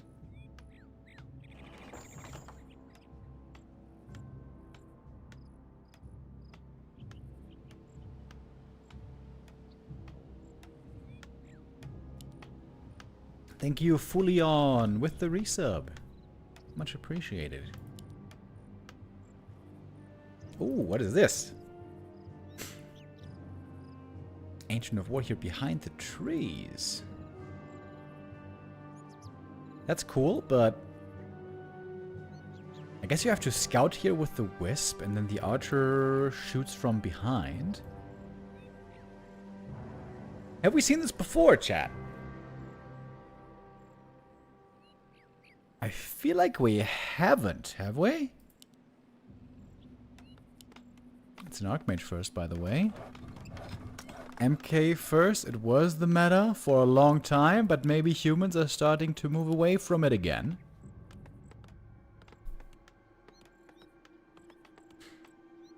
Is it Expo Creep? Oh, do you think it's Expo Creep first? Oh, really? Oh, I thought it was going to creep this first and then the Expo later. Oh, damn, you're right. It's Expo first. Wow. Super macro mode.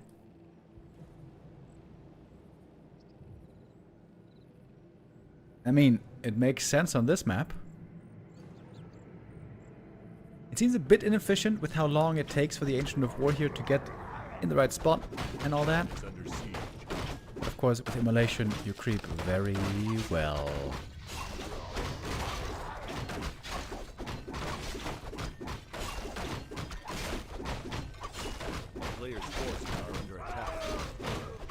Oh, ring +5. That's so good for the demon. Instant Expo on both sides. Talisman, very bad over here. Wow, look at the tree of life timing.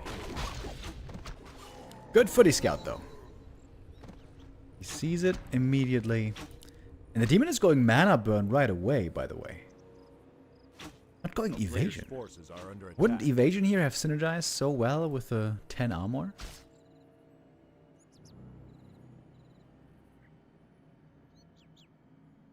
I mean, in the late game, he's gonna need mana burn regardless, you know, when we get MK and Tally, but early game, maybe a bit of a different story. So, Infi looking for the Expo cancel here. He's got 1 water elemental ready, soon to be 2. It looks like this should be enough damage to get the cancel at least once.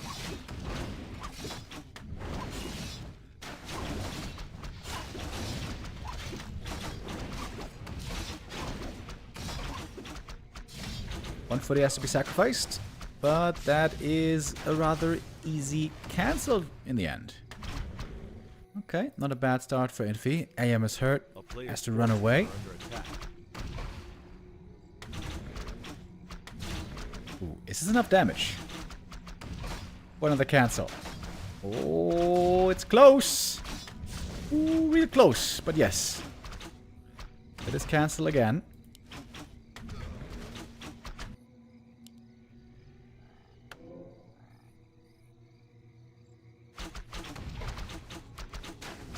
Watch Elemental Seas, the next Tree of Life. This was some good experience for the demon, by the way. Ooh, he's got the Telestaff. Oh, that's so sick! Into the main. Go in, go in, go in! Don't get blocked. And now, Immolation, danger in the main base. Call to arms necessary. What's the AM doing? There he is, over at the shop. He's got boots and staff as well. He's got a dust along with that.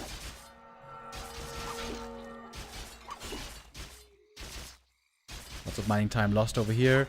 But now mana is gone, and now the Demon Hunter will be taken care of by the Popo. Has to staff back. Not to the expansion, by the way. He's staffing in the main base. There, he is going to be healing up fully again. We got 2 footies here, but the AM is very, very hurt. He can't really right-click on the Tree of Life. He's too low HP. The archers alone could force him back.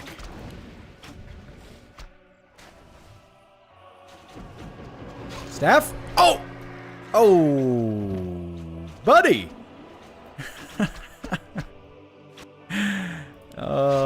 That's painful. Archmage dead. Another kill for the demon, and that's going to be level 3.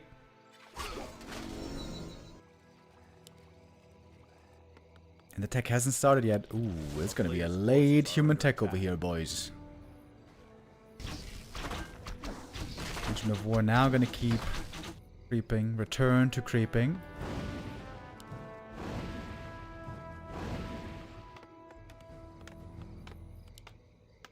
Matter back in the main base. Level 2 immolation now. Oh boy.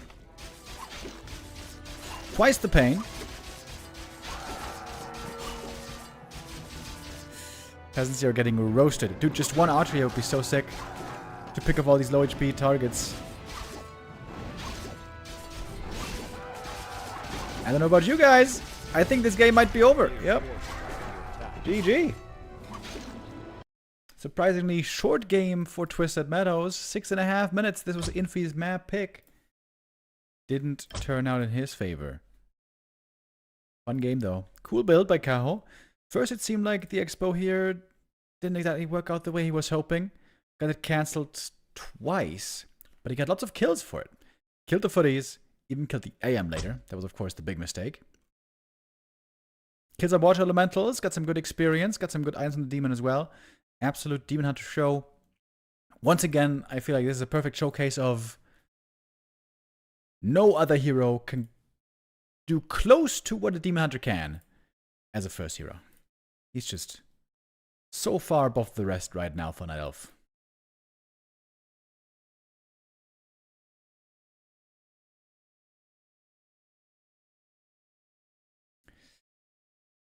And our next map is going to be Springtime.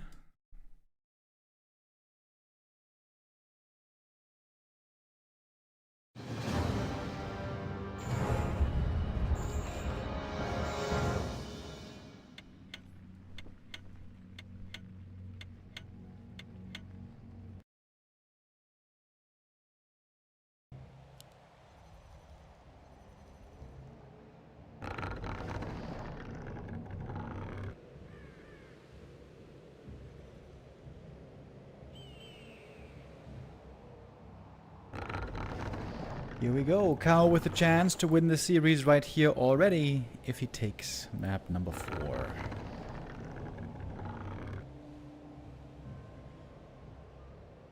Of course, we are going to play map 5 in this Play All 5 series. As you guys probably know by now. 3 Play All 5 series today in our show matches in the Gladiator Cup. After this game, we still have Moon versus Sock and Infi versus Focus.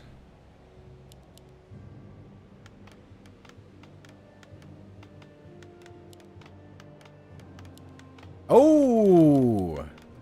Guess who's back, boys? The Tavern Bill. Dark Ranger. Has to be Dark Ranger then.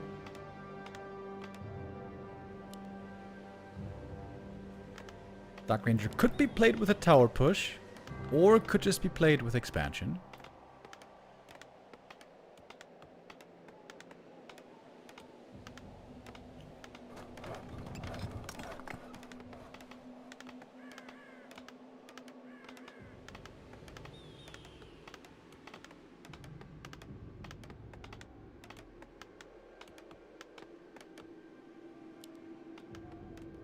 We scout very early on. Players' forces are under attack.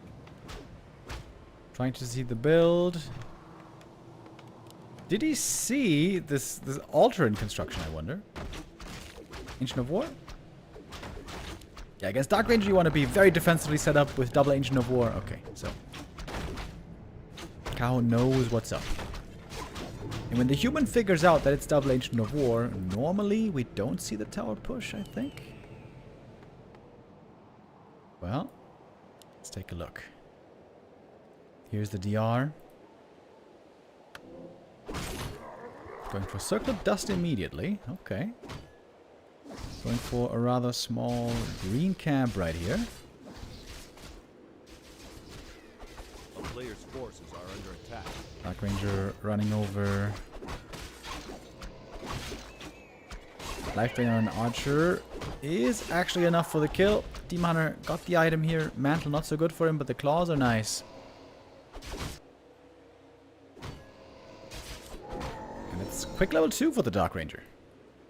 Pretty fortuitous there with the Archer kill. Ancient of War was finished. And it's not exactly 100% clear yet what Infi is going to be going for. Expo or Tower Push.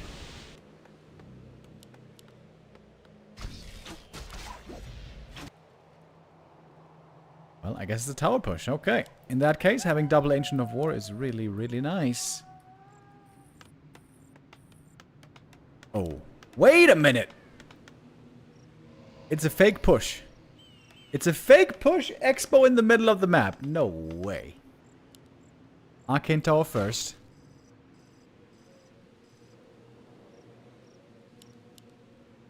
Cal might be wondering, what the hell is going on here? What are you playing? Oh, the sentry wards here are also excellent. We got one sentry in the main, one sentry over here. Cheeky Infi. Very cool strat. Pretending at the Dark Ranger all in. Oh. Easy peasant kills here though for the Demon Hunter. The tower position not great. It should have been one little square away from the tree so the peasants can walk behind. It's kind of an expensive mistake here actually. Could be 4 peasant kills. What about the demon, by the way? He has a TP. He can't TP! Oh my god, he dies to the tower and life drain! Running back, too late! Huge kill! Long live the kings. He got the experience for it. Exalted with the resub. Thank you very much. A town is under siege. Oh, demon now benched for quite a while. Here's the expo coming up. Power build is going to be fully established in a little bit. Oh, the moon juice. We all know how much the Night Elves love their moon wells. Demon back from the tavern. And back with the staff.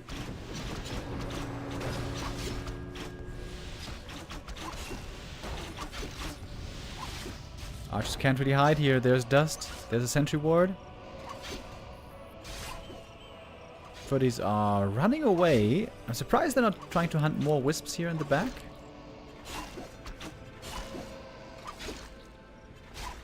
Dark Ranger in danger of getting surrounded here. Dark Ranger. Ooh, she's got a staff. I was about to say, don't forget about that one. Nice efficiency. Staffing onto these footies, going right for the next camp, getting very close to the level 3. Replenish potion. And there it is, and now we get the level 2 Skelly Boys. Didn't get one from this creep actually. Infi looking very good on this map.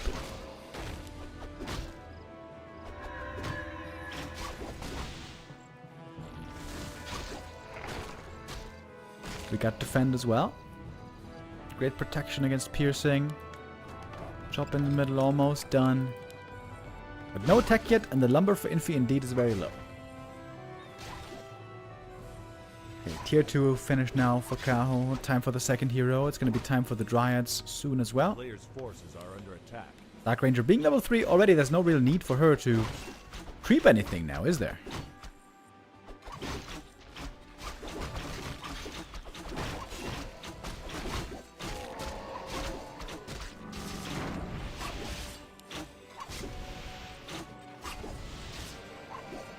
Where is that second hero? It seems like Town is under siege. he's a bit too broke for it. Oh, he's trying to counter-expand, but instantly spotted. Infi not gonna allow this. He's got footies seemingly everywhere.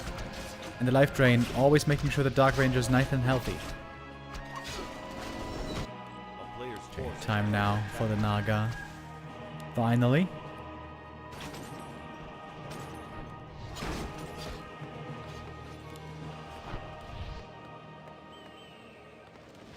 Attack is started. It's a long way to go, though. Oh, Dark Ranger really wants that. Forest Troll doesn't get it. Can go for boots this game. A player's forces are under attack.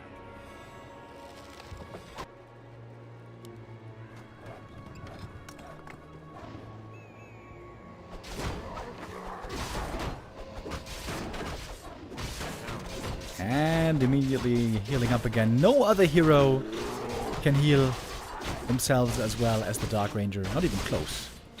I mean, which other hero can heal himself? Alchemist? Shadowhunter? Is that it? I guess so. A player's forces are under attack.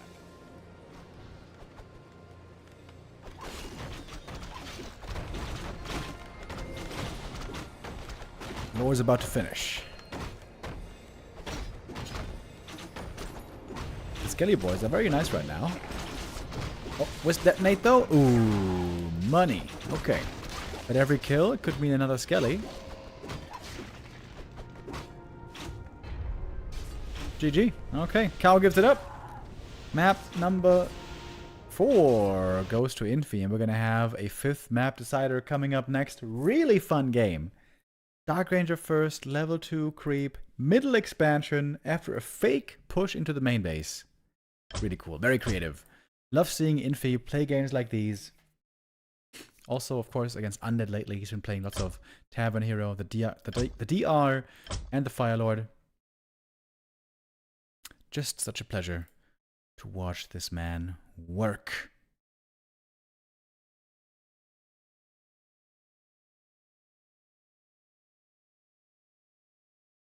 And the next map here is going to be the last for this series. Of course, we're going to have 2 more show matches after. Moon versus Sock and Infi versus Focus. Trying to jog my memory. Which humans did Moon play against lately? Oh, Moon actually had a show match against Infi yesterday. Very close series, 4-3 in the end, going to Infi. I saw some games recently, though, from Moon where he looked really impressive to me against Human. That early Expo style I was quite enchanted by.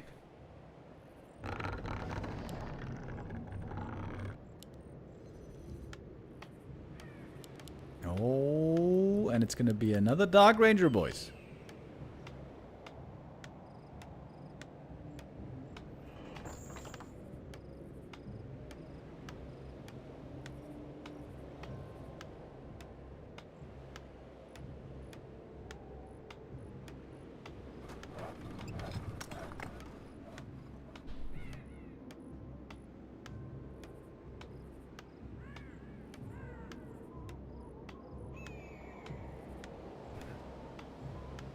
On this map, I guess you can also go for a fake push into an expansion.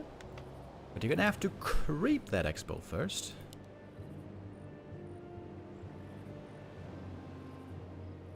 Alright. Don't want to forget about the Gamba.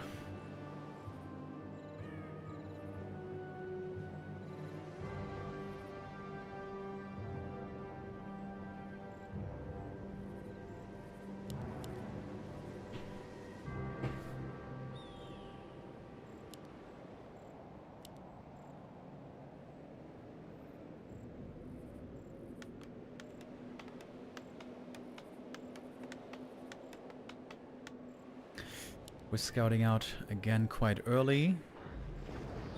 Might be missing the footy. I'm not sure if you saw the timing here.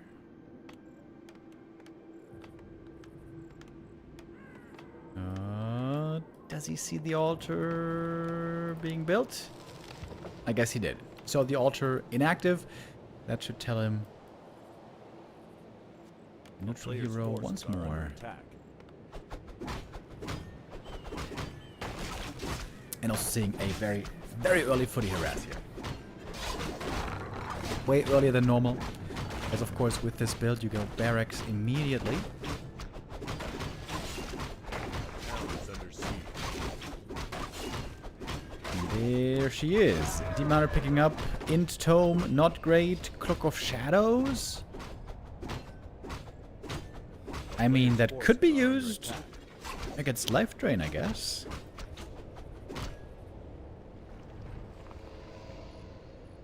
Yep, there it is. Okay. You don't have to run out of range. I guess this is pretty cool.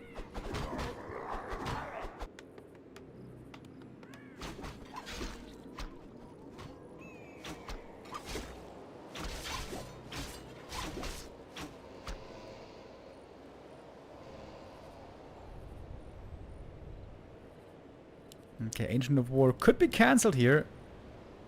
If Kaho thinks there's no actual push coming, but lets it finish again. Can also be used very well for creeping, of course. A player's forces are under attack. And now, Fortis and Militia clearing out the natural pretty easy.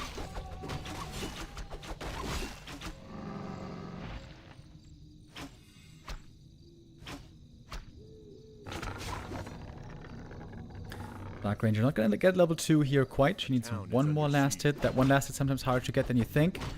Ooh. Tree of Life aggroed the creeps a little bit. And now Footy's showing up. Oh. Player's forces are under attack. Creeps again doing a bit of damage here. Looks like Tree of Life now is gonna be fine, is gonna be safe. Well, we got Defend already. Defend before the expansion. Power build now coming. Ooh, oh man, if Infi knew how easy this Tree of Life is to cancel. The goddamn trappers, they're getting aggroed for some reason. Oh baby.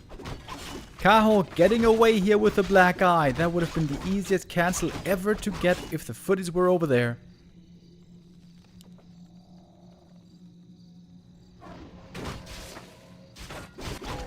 But instead is the expo cleared. And the Tree of Life will soon waddle into position. Dark Ranger finally got her level 2. Gloves of Haste is nice, I guess. Needs some healing though for these footies. Shop coming up now. I thought humans always went for a shop here. That shop always seems so cool between the two bases.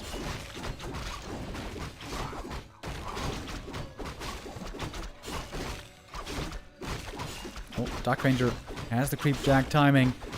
Unlikely, I guess you can steal the last hit. No, that didn't work. Demon Hunter gonna get it. One archer falls, but that's a really good escape. Big experience here received for the Night Elf. Only one archer lost. And now the Tree of Life can start walking. Christopher walking.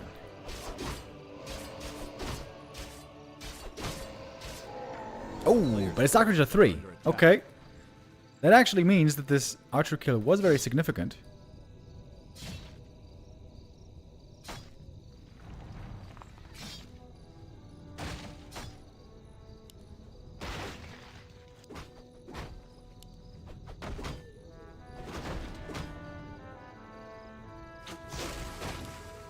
Here comes the Shredder.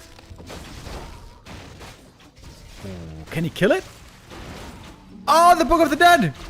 Oh shit! The Book of the Dead for the block. Yo, huge! Huge pickoff. Shredder eliminated. That one's so expensive. Huge play with the book. And it also helps a lot now in defending against these footies.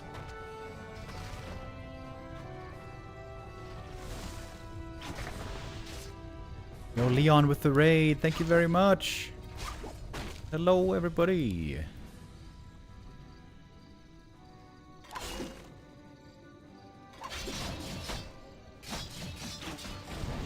We got a lot of footies here for Infi, but not really much else. He doesn't even have any Skelly Boys at the moment.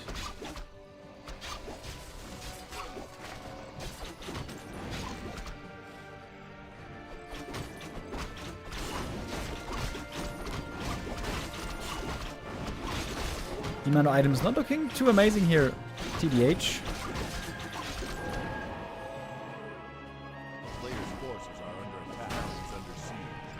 Infi going for a Zeppelin. Zeppelin harass with footies has always been one of his favorite strats, or rather tactics to go for. Nope, we're staffing in. To the Zeppelin. But I think Kaho knows what's up. Mining begins now.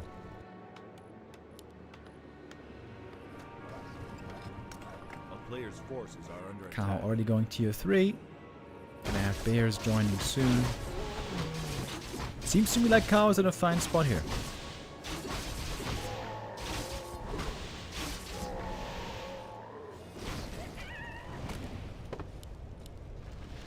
Rune Bracers, another bad item. Now here pretty unlucky with the drops so far. A player's forces are under attack. Oh, Infi's going tier 3. What is this?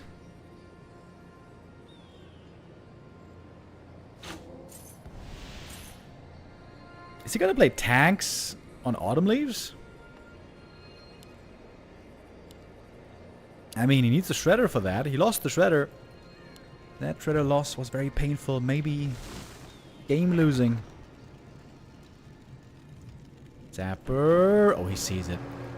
Sees it a mile away. That doesn't work either. Shredder didn't do anything. Zapper didn't do anything. Honestly, the Zeppelin also didn't do much either.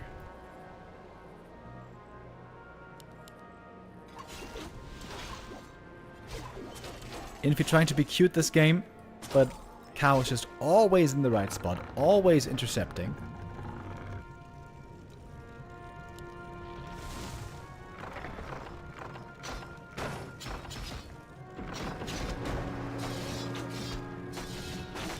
Okay, Staffin with a Dark Ranger. He's got a healed scroll here. Trying to buy as much time as he can. There's a double workshop. Is it really tanks on Autumn Leaves? I'm not sure if I've ever seen a full tank lane game on Autumn Leaves before.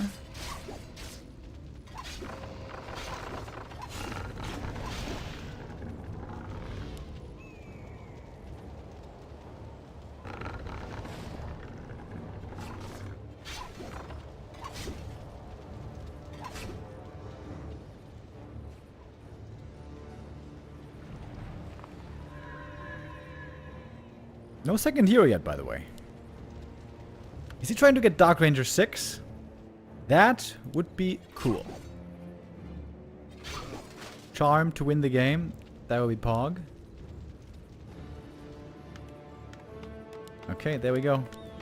Triple workshop. A player's forces are under attack. Town is under siege. Finally got the Shredder, by the way. Second Shredder of the game. Gyro bombs. Wait, is he playing mass gyros? That would be very funny.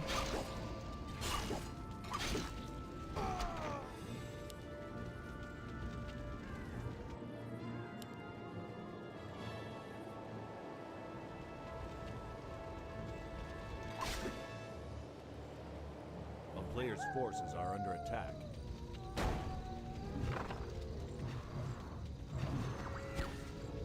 But are continuing to try to be annoying. But Kaho is doing it well. He's mostly creeping with his army, the Naga and the forces, and the Demon Hunter is easily strong enough to solo defend against the Dark Ranger and the Footman. Heat scroll used, okay. Life drain. There's an Nimble Potion, there's still a good amount of Moon Juice here for the Demon Hunter. Gets level 4 even, somehow. It is mass gyros. Lol. It is mass gyro lame. No way.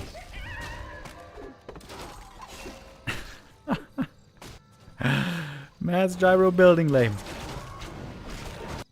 Okay, we got the first couple out. Here come 6 gyros.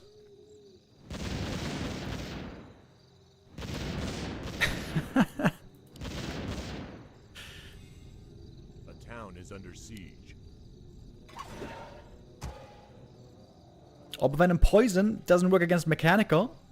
But you can still attack air units at least. A player's forces are under attack. Okay, Infi's gonna have to lame a long time to win this game.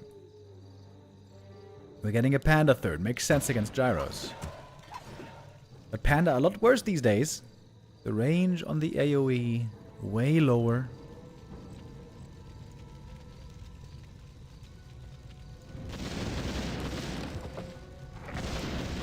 Yeah, these gyros need some more attack upgrades, that's for sure.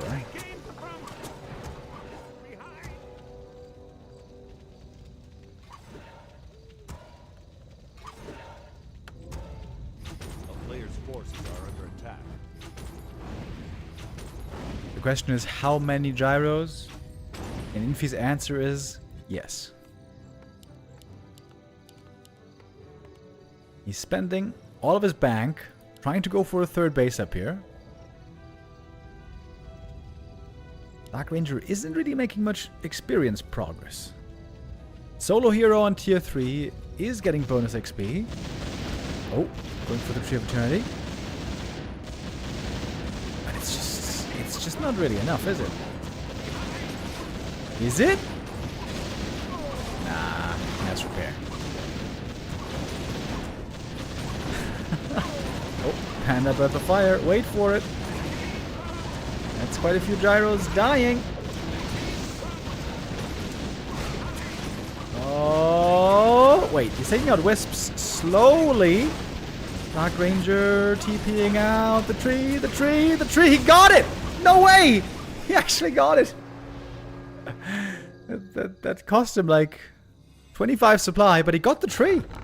That means no more bears. No more potions. High level Knight of Heroes though.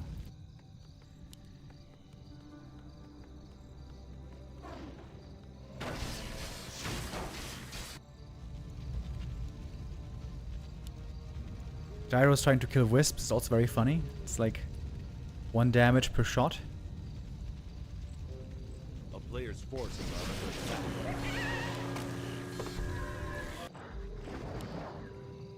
Double expos though are coming up.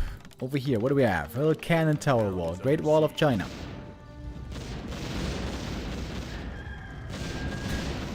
Mass gyros, dude. Lol.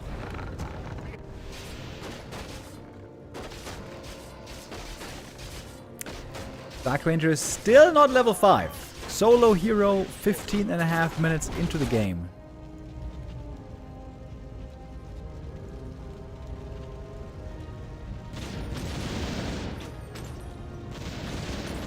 Here goes another tree.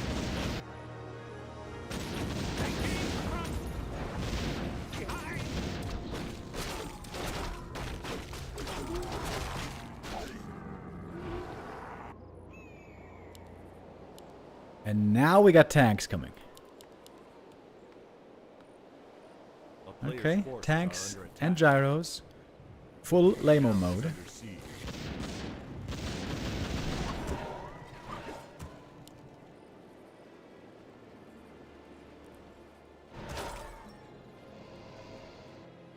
I'm surprised there's only 1 level of masonry, by the way. Seems like there should be at least 2, maybe 3.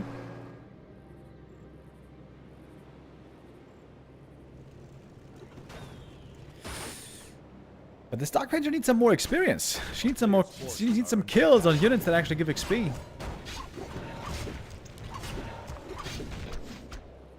Oh, Panda and the Bears trying to break this expo. I think this should be pretty easy to break. Just 5 towers, not the end of the world.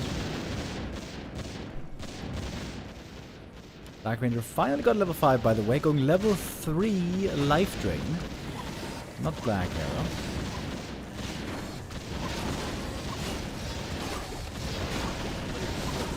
Number 3 life drain. Looking a bit underwhelming there. Oh! Dark Ranger falls even without fog lightning. I guess it was cooldown. Dark Ranger going down. This might be the end for Infi, at least for the first series today. We're gonna see him again later when he's gonna be facing Focus.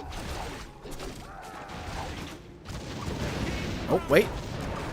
Actually, we're not done yet. Tanks and gyros against the Tree of Life. Mass repair, though. Dark Ranger not daring to really go in. Ooh, he doesn't have enough. Doesn't have enough. So many wisps for the repair. Double level 5. Panda level 4. Incredible hero levels on the Night Elf side.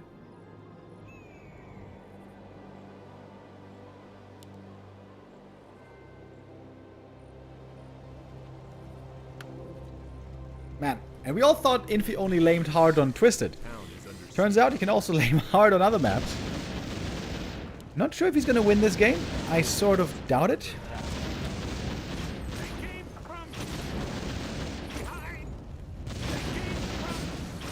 Oh, wait, he killed the tree! Oh, there was no cancel.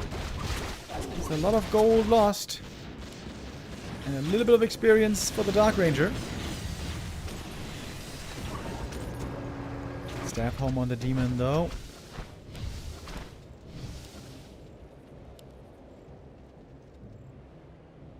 And another tree. And another tree. A player's forces are under attack. But gold is low on Kaho as well.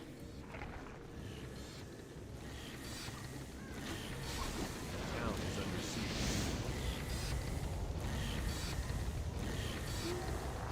Kaho can still sell items if he really has to. Doesn't really need any of these items to win these fights, especially defensive items. He can easily sell.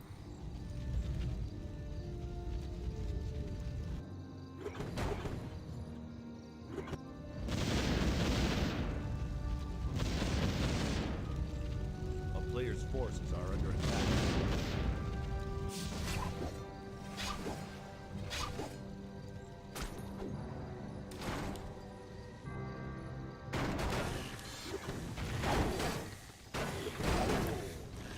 Panda Breath of Fire, valuable as always against tanks, but not doing it. The town is under siege. Okay, that shop gave a little bit more experience to the Dark Ranger. Trying to set up towers up here. Nope, not gonna happen. Forces are under attack. All the towers cancelled. Cow paying attention the way he should.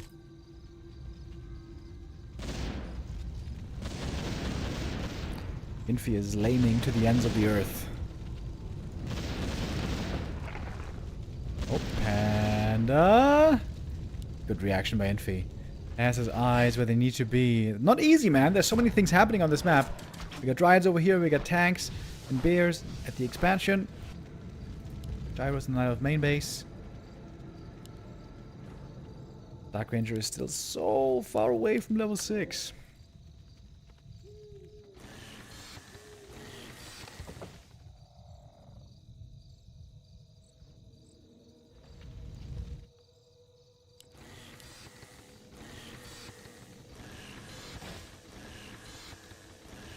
Kaho mining again. A player's forces are under attack. Oh, again. Gyros pulled back well.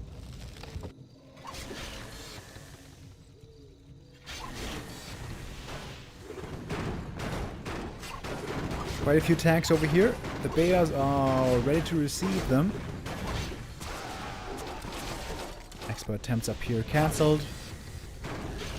How is doing this well? He's doing this really well.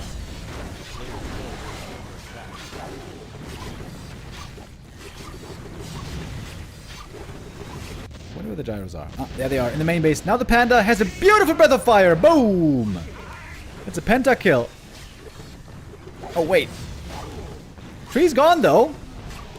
Lots of tanks with 3-2 upgrades. How many buildings we got left? Ancient of War over here. Oh, wait. Wait. I thought Kaho won this already, but not so fast. He's running out of buildings quickly. Staff in from the Dark Ranger, still far away from level 6. Losing quite a few tanks here.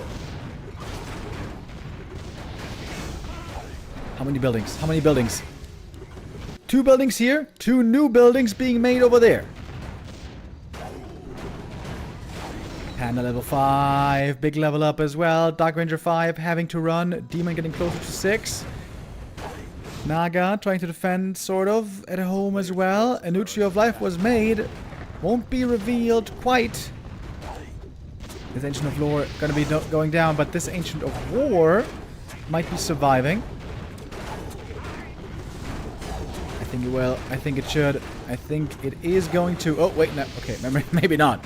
Maybe not gonna survive. Ancient of War there goes down as well. Dark Ranger hunting down some wisps, level 5.5. Tank over here found the new Tree of Life. Infi does not have many units left. 3 more tanks rolling in. Is it enough? Can it be enough? Kaho has to sell items and make more buildings with wisps. Oh, that's the last building, isn't it? It's the last building. Needs to sell. Needs to sell. Make items. Quick. Another Ancient of Wonders. The Dark Ranger Invul Potion. Oh, that's the last building. Last building and GG. Kaho eliminated by the Ultra Giga Tank Gyro Lame from Infi. Oh, classic base race mistake by Kaho here. You have to sell all the defensive items. Like, you know, rings don't matter, heal pots don't matter, periapts don't matter, sell them all. Just make buildings. Make buildings.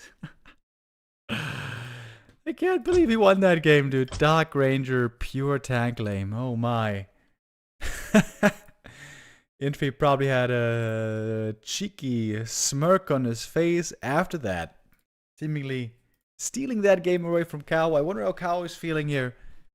Perhaps a bit frustrated. A game like this, where it seemed like it was supposed to be his. Very much not going his way in the end. Something to learn though, for sure. Something to learn from a game like this. I don't know if he wants to watch the replay. Maybe that's a bit too painful. But the memory is still now fresh in his mind. Yeah, sell items. Selling items is important.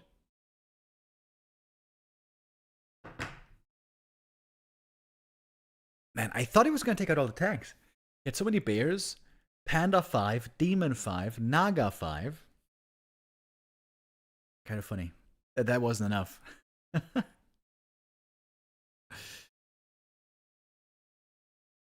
Oh, man. Okay. That is match number 4 for today done. We have 2 more show matches today. Moon versus Sock, another human versus Night Elf coming up right after. Should be 2 or 3 minutes maybe until we get the vetoes done. So I'm gonna play a bit of a longer ad break here. So we're gonna have to have fewer between the maps. So quick ad break now and then be back in a couple of minutes. We got Sock and Moon already in the lobby.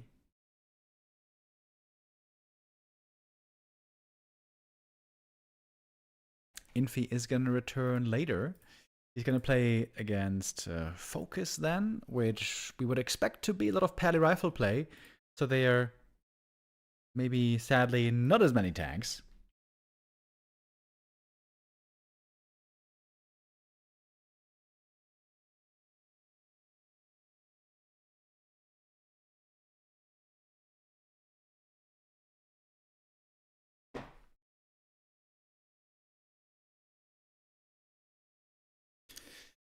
So no wait. Sock vetoes Twisted Meadows, unlike Infi, who loves Twisted. And Echo Isles, Moon vetoes Tidehunters and Hammerfall. So we got Turtle Rock, Concealed Hill, Last Refuge, Springtime, and Autumn Leaves.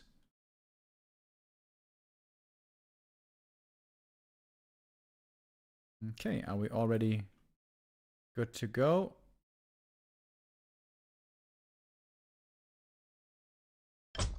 I think I have to use Flow TV. Yeah, they're going Korea server again. Okay. Flow TV it is.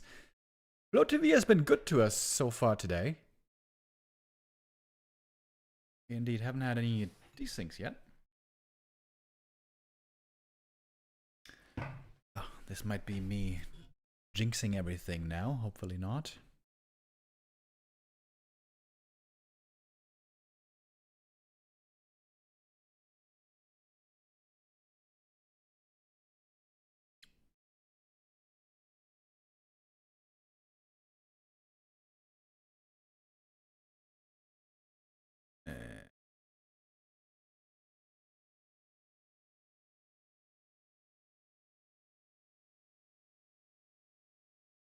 So, did they start the game already? Yes, they did. Oof, I was about to say. Game not on Flow TV. Bit of a panic moment.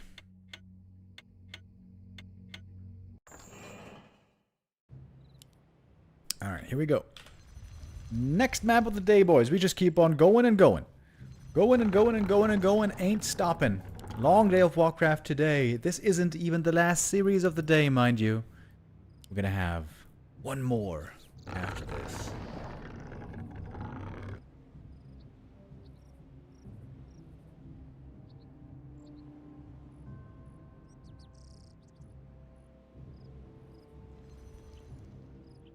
Moon versus Sock. This is the second time we see it this year. They've already played in one Gladiator Cup before, in one show match. This was the Gladiator Cup 27, going to Moon. Before that, a show match in December, also going to Moon. Before that, a show match in November, also going to Moon. So the last 3 matches between the two, all going towards the Spirit Moon.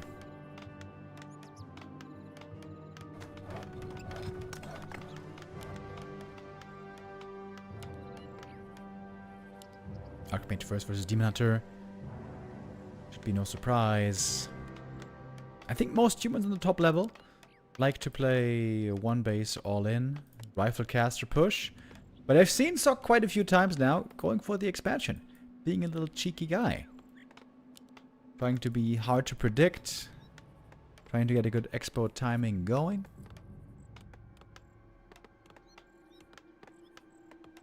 Interesting base build here, by the way. There is very clearly an opening into the main. A player's forces are under attack.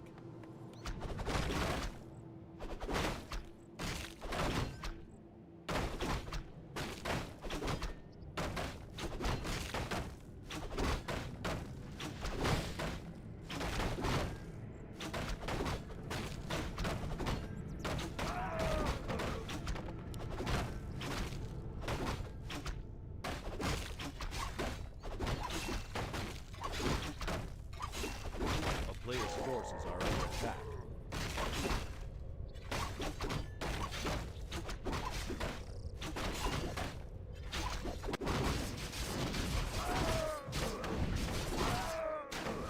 Gloves of Haste, a Ring of Protection. Both players here mostly satisfied with their early items.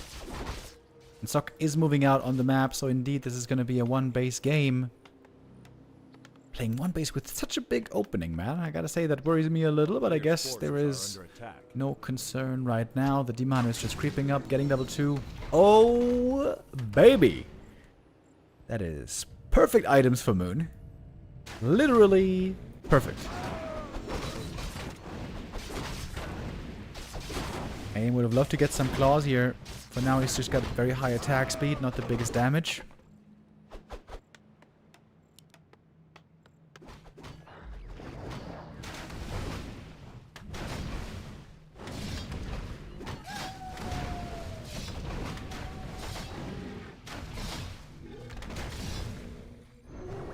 Detonate here could have almost been a double. I think he got the Water Elemental as well, though.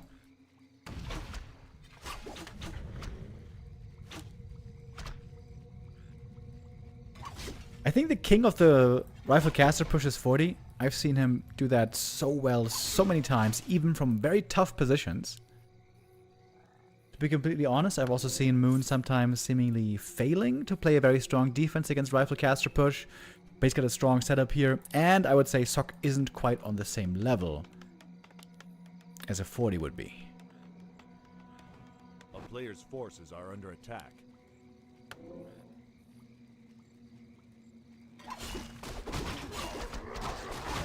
Imam here looking good so far. He's going to get level 3 quite early on. Gathering up some items. Good to speed. Oh, unlucky with the pendant. That is one of the few bad items here. At least more gold though. Can afford perhaps a circlet.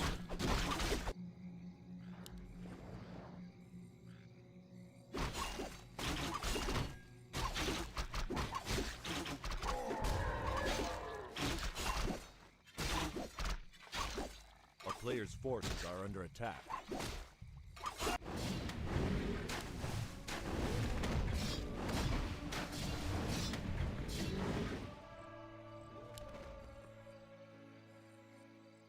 Alright, here we go. A little push into the Night of main base.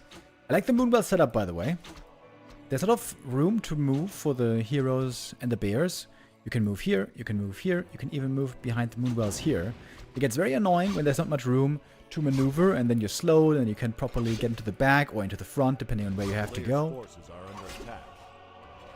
I think it's a smart base build by Moon, indeed. And a really good defense as well. Was in position to deal with the Archmage. No wisps, went down. So one lore is going to be here. Is there enough room for lore here, though, I wonder?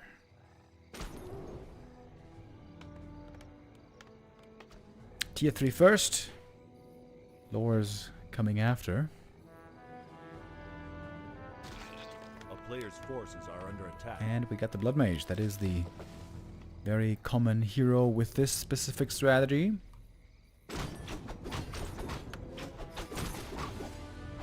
Another pendant found, another pendant sold. More gold for Moon. A little unlucky with these items here. You would have liked most of the items from this drop.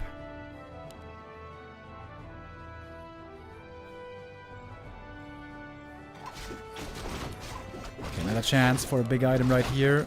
Demon Hunter taking some noticeable damage.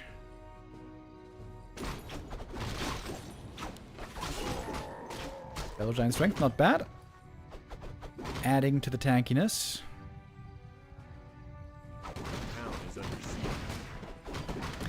Very passive creeping here by Sok as well.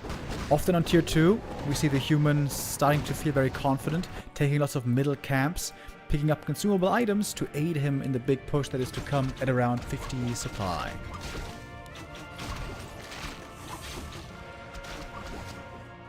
If it's another Pendant of Energy here, that would be very unlucky.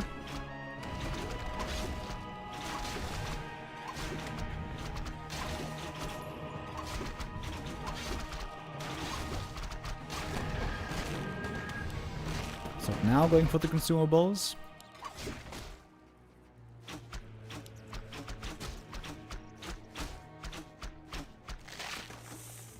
Class was 8. There we go. That's very good for the Naga. Player's forces are under attack. Oh, we see Moon here trying to snipe the item before the human arrives. I don't think that's gonna work. Sok is right there. Should be an easy creep jack here. Easy item steal normally. Banish! Oh! Nice banish! Messing with the Knight of Creep. Second banish a bit too late. Fortnightling is in, getting the kill. Item was Scroll of the Beast. Wow. Moon really quite unlucky here. Uses the scroll? A player's forces What? are under attack. You got bears coming. What? There's no way that's correct. Also, this, you know, I like the Moonwell positioning, but what's up with this shop? This shop is destined to fall.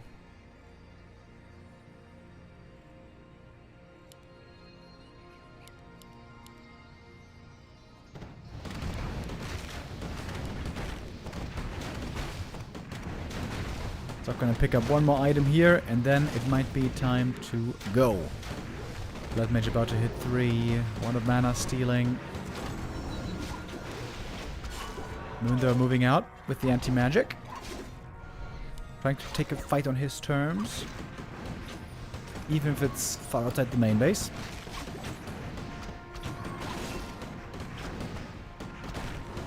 It needs to be a little bit more siphon. Okay, there it is. Siphon mana here, very important for the human army.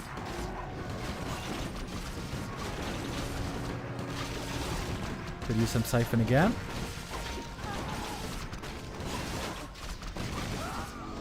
Nope, one rifle goes down though. That is going to be level 4 on the demon. A bear to drop as well though.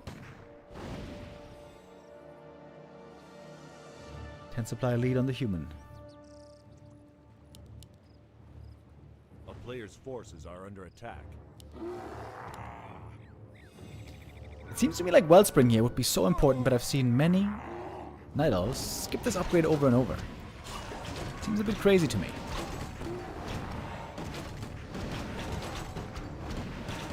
Oh, the bear count isn't looking that impressive anymore here. Aim level 4, man. That's a big level up. More mana for everybody. Naga needs to be shooting. She's the main damage right now with the Orb of Venom. It's gonna be nighttime very soon. Ah, we got Wellspring already, by the way. Sorry. Sorry, for once I didn't see the Wellspring. Oh. And it's not an all-in, guys. It's an expansion. Over here, half to the left. Moon moving out. Maybe he's smelling something. Maybe he's feeling something here's fishy. This human army, after all, isn't that big.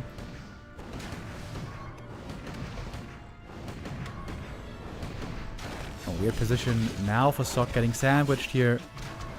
Might be time to TP out. Oh, actually, there's no Dryads here to slow him, so he can walk away pretty easy. Wow, does he not lose anything here? A player's forces are under attack. The corpse, I don't know when that was from. Expo mining, tower about to be up.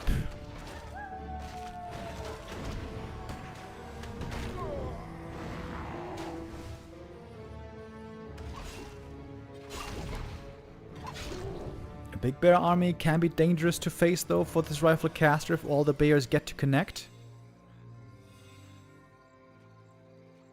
Sok now jumping into upkeep.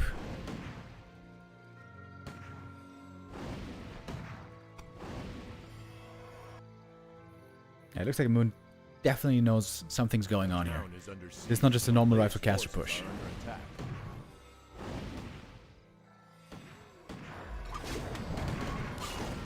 Oh, the shop was taken out, by the way. No second overvenom here for a while. Good detonates. Mana drain against the casters. Ooh, nice Shadow Meld as well, even saving the archer here late into the game. So continuing to play Ring Around the Rosie. Wants to buy as much time as he can.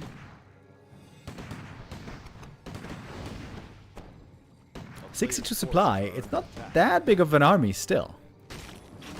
Oh, one rifle caught. What about the priest? Oh, Sok not looking. 5 supply lost for free. That's not great for Sok.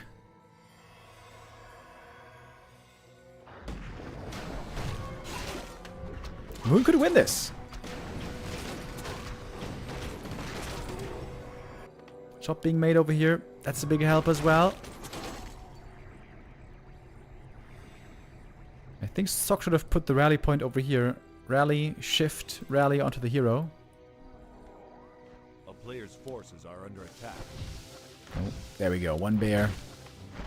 Sees the mining base. The insolence. Going to be a rifle dead as well. There's still no adept training for invis saves. But we could see some banish saves. Taking a long time to kill these bears, huh? Rifle gets one finally. Shop is up. Slight supply lead on the human, but really not by much.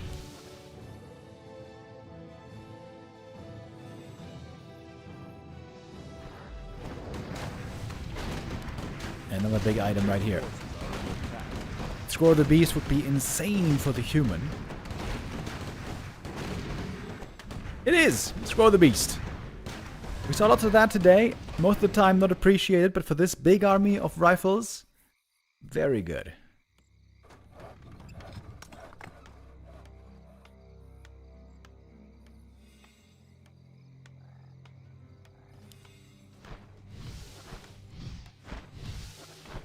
Players' forces are under attack.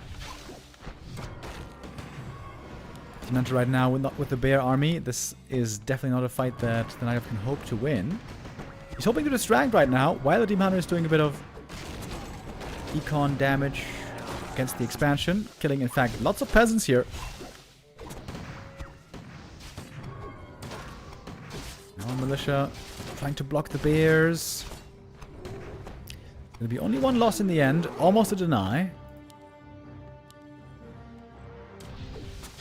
And the human army here seems very immobile. Getting picked apart, this is where Moon excels. This hit and run, being annoying. Moon could still absolutely win this game. Absolutely. I've seen this movie many times before. One kill after the next for the demon. Naga as well. Breaking into the main. Finding peasant kills. Buying time. Buying so much time. Running into the last little corner.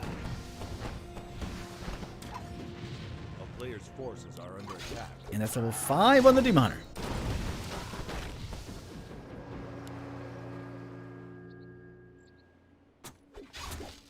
Yeah, I think Sok has to go for a serious push. But now, might it be too late? Lots of time was bought for upgrades. We're going to have 2-1 of these Bear Dryads soon. And Moon's going to keep on moving into these counter-attack positions. I feel like Moon's favored here. He's going to go up here. Keep attacking this base.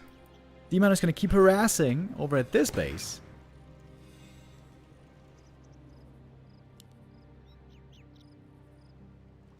Needs a TP, probably.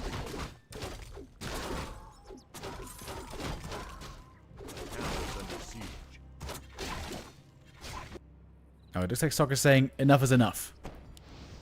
He's going for the Tree of Eternity. A player's forces are under attack. Does have a TP. Okay, now it's a base race. Alright. Moon, known to be great in base races.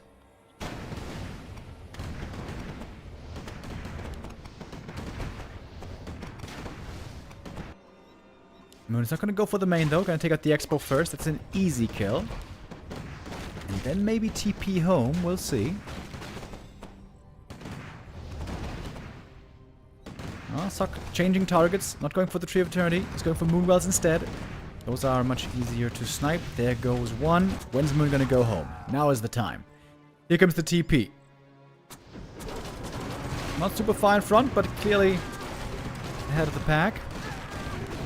Nice was detonate against the Scroll of the Beast. Sok used that one immediately. He might just low mana here, so you can get mass banished without doing any mana burning in exchange. But also quite a bit of dispel against the banish. I like to see that. Archmage dead! Oh, not paying attention to the first hero here. Sok overwhelmed with the micro of the Riflecaster army. AM dead is certainly not a good sign. Back to one base we are. And on the chase, more units might fall. The Naga's out of mana. Can't really go for any Fork Lightning here. There's enough for a Tavern Res. AM is back. Maybe the game is not over yet. Mana seems to be low absolutely everywhere. Except for the Sorks, I guess. They still have lots of slow to use, which they will need to do. Oh my god, Archmage so hurt. Needs to be healed by these priests. But there are so many units that need to be healed by priests. What he wouldn't do for a heal scroll right now. Positioning and targeting by Sok seems a little bit wonky sometimes. He's trying to snipe the Dryads. I think just A-click and kite. He calls it GG. Sok taps out. Moon takes map number 1 after a difficult position. Sok sitting on the expansion for so long, but Moon When you invite him to the dance of playing the hit and run game, he knows how to tango. Very, very well done. This is exactly Moon's forte. And it is his 1-0 lead. And it seems like we are continuing with the second map immediately on Concealed Hill. A player's forces are under attack.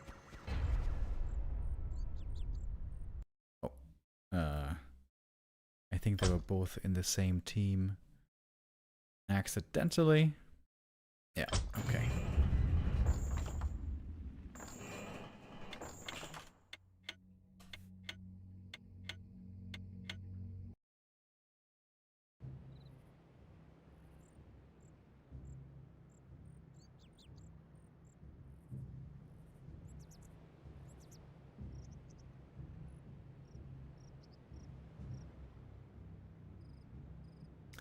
So here we go.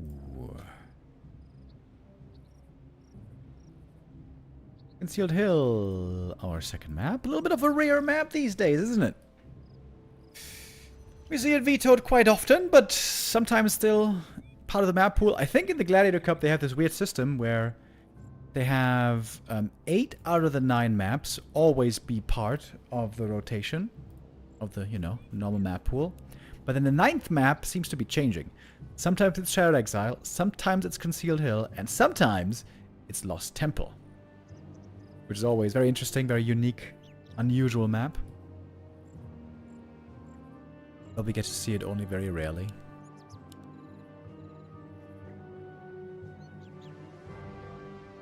Oh my lord. Keeper first. Moon does try to mix in some keeper first every now and then. I find it a little bit sad to see most of the time because the keeper is a shadow of his former self, just so much weaker than he used to be. The keeper used to be known as the early game monster with Entangle and Treants, being a summoner, being fast, being ranged. But nowadays he just looks like a bad early game hero and a bad late game hero. Certainly in comparison to the demon. What made the keeper weaker? Many nerfs over many months and years. But also player getting better against it. Especially orcs. Got better and better over the years playing against keeper. And against orc, keeper was always the best. But even there, he isn't really playable anymore as a first hero. The most recent nerf to the keeper was the nerf on level 2 Entangle, where I and many others said that Blizzard, you shouldn't do this. Blizzard, this is a bad mistake. Keeper has not been OP in forever. In fact, he's looking barely playable right now. And then Blizzard still nerfed it, and to nobody's surprise, it was a big mistake.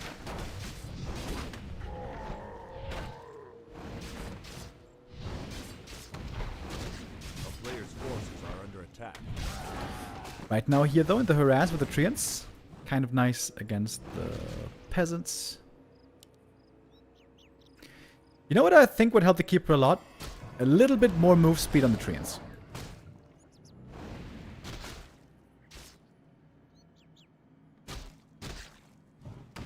How much is the move speed on Treants, by the way? I mean, there's plenty of ways you could buff the keeper. You could do it with more int, more attack speed, better Treants. Those are the most obvious examples. A town is under siege. A player's forces are under attack.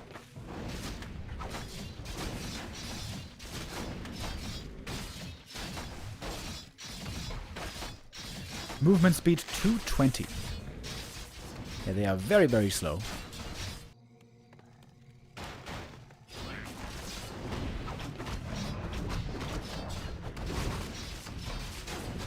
And the keeper has TB out again. Squishy hero, of course. Keeper movement here, to be honest, not the greatest by Moon. Looks to be, again, not a very impressive keeper early game.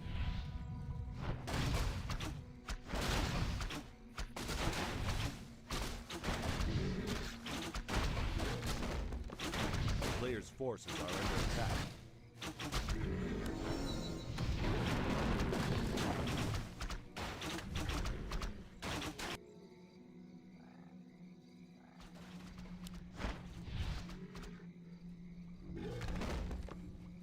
Moon trying to snipe the item over here from the null overseer. With entangle, not too hard to do, but unfortunate timing. There's a human in his main base with a level 3 Archmage. The player's forces are under attack. Very good defensive items. These would have been great on a Demon Hunter, say. I wonder what the second hero is going to be here for Moon. It could be a Naga second. Mass archers into MGs. Has a niche role on this map with health fountains.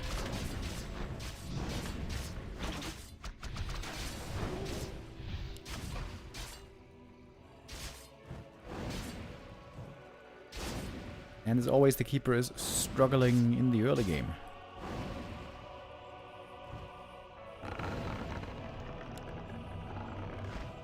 I'm expecting a Naga here. There she is.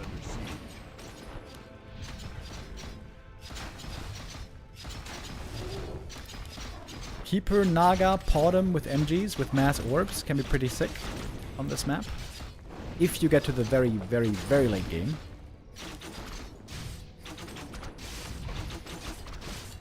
But first you gotta get there. The player's forces are under attack.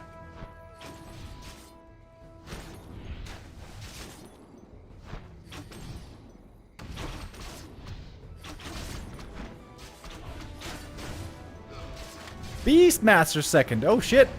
A little bit of a preview of the new patch, boys. Beastmaster is here.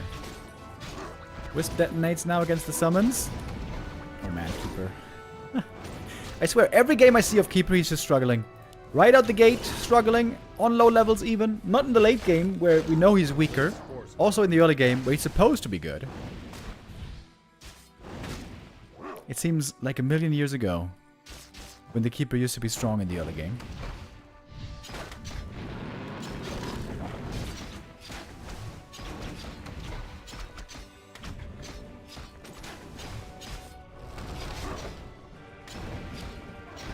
The Dryad slowly coming out. Some Dispel here would be quite nice to have indeed. Oh, the Moonjuice situation is looking very bad, by the way. Yikers. It's about to turn daytime, and we have 0 Moon Juice and low heroes. Moon even feeling the need to go for some Huntress here.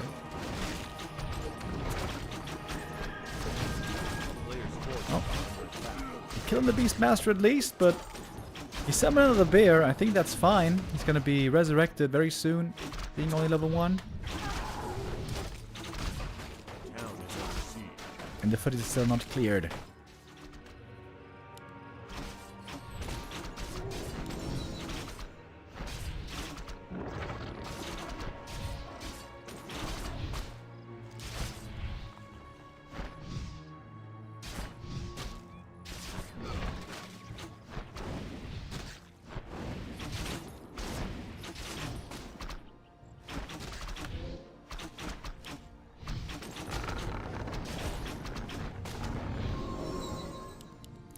Everything looking pretty low over here.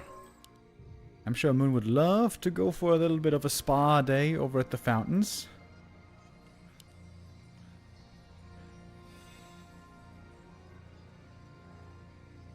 A player's forces are under attack.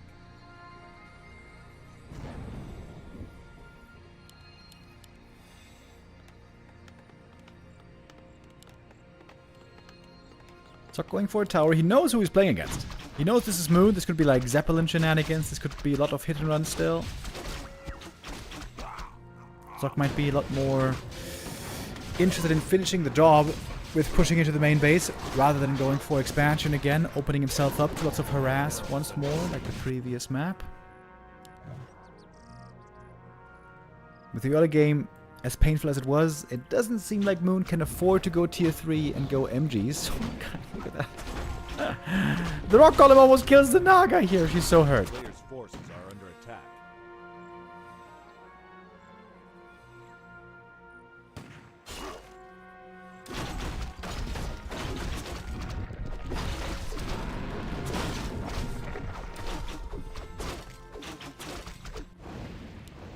under siege.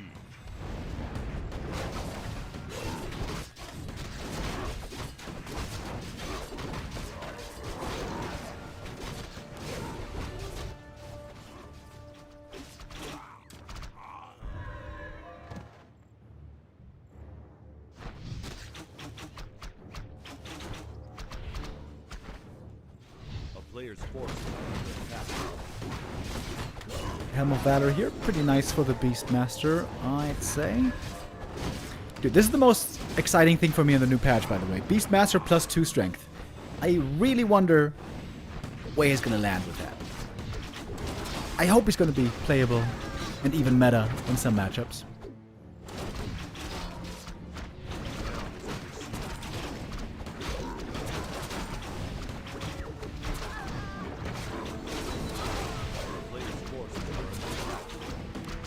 Some rifles here going down, but also it seems like Moon's army is just so frail. Dude, when you have no Demon Hunter, just everything looks so squishy.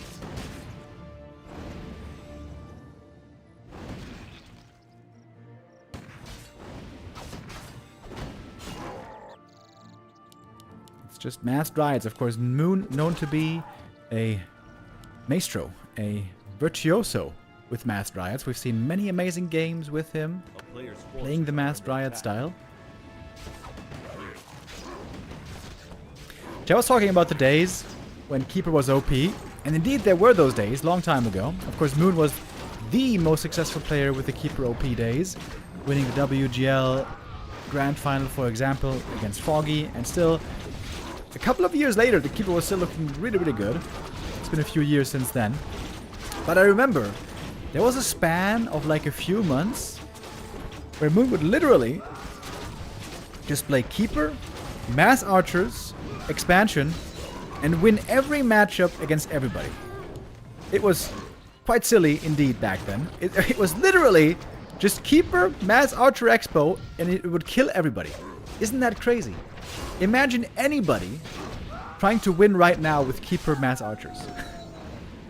Like, how did that used to work? How did that used to work? Of course, you know, obviously, you know, Hero was better. Got nerfed since then. But still, it seems like insanity.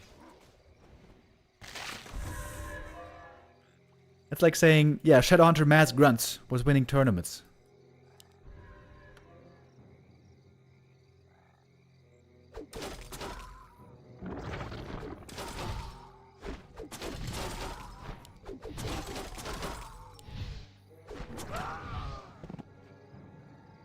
Moon is, in fact, up in supply. He's in a counter-attacking position again. This is where he's the strongest. Catching reinforcements, forcing the opponent to react to him, poking, prodding, being annoying, and buying time. Ideally for upgrades and high tech. Rah rah rah, Quillbeast.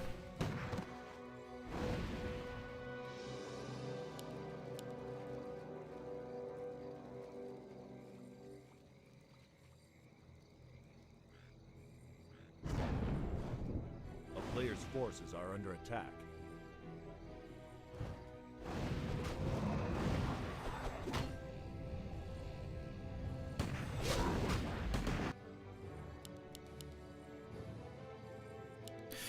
Naga getting slowly rezzed. If Moon wins this game, I'd be very impressed. He's gonna have to outmaneuver and outplay Sok for a long time. In a straight-up fight, there should be no real chance for these Dryads against the Rifle Priest army.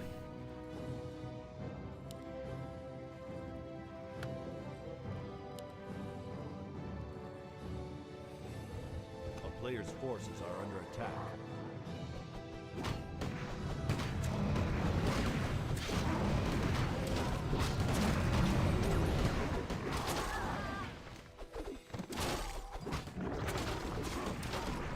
Oh, 2 Dryad squads here, one to the right, one to the left. When the Rifles get in range, it always gets painful for the Dryads. Ooh, nice escapes. Close escapes here by Moon, getting away with the Dryads. Look how fast the Quillbeast is, though. Looking for the double kill. Forces are under attack. The town is under siege. Ooh, almost getting 2 of them.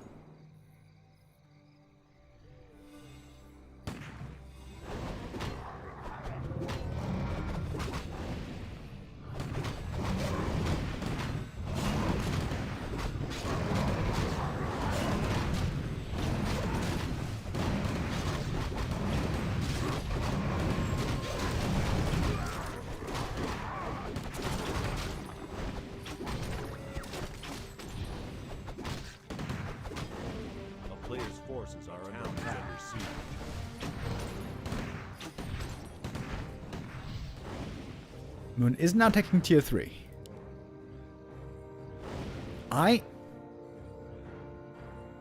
What am I thinking? What am I thinking? What am I thinking? Am I thinking this is going to be MGs? It could be MGs.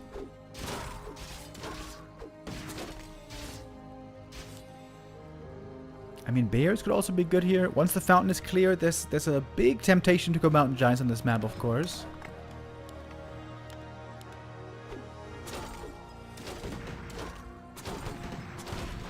Moon keeps poking. Looking for some kills here and there. Oh, almost got the priest. He got that one. At the cost of a dryad, though.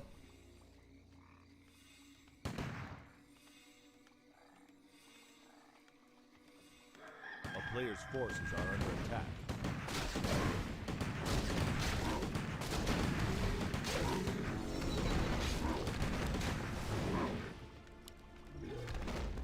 Archmage almost level 5. That's when the water elementals get quite hard to dispel.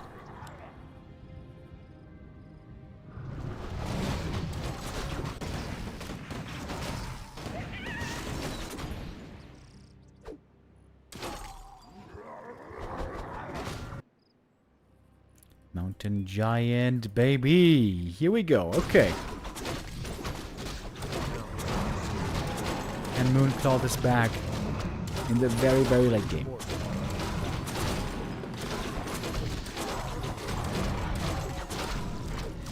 Fountain Axis now is huge. Skirt Bone Chimes, I think, is also really good. Every bit of healing for MGs. Pretty nice.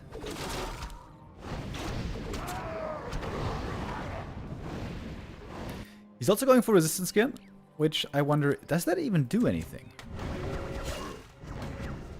In theory it works against slow, but there's no sorks.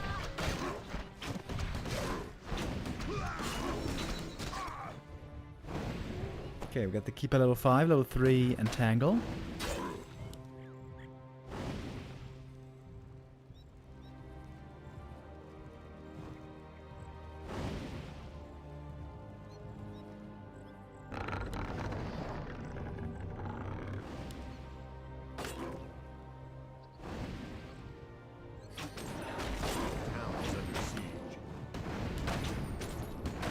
Dryads again looking for reinforcements. It's just the MGs right now defending with the heroes. We got the first Orb of Venom. Ideally you want to have 3 on 3 ranged heroes. That ain't the case here. 2 armor upgrades on the MGs. 10 armor. Pretty nice. Got a lot of summons here. The bears are actually very good against the mountain giants. And Moon calls for the GG. Holding on here for a long time, but not really seeing a chance anymore. 18-minute game. And another failed adventure for the Keeper. One of... Not sure if it's many, but all the games I saw of the Keeper lately, which have been few, have been a failed experiment.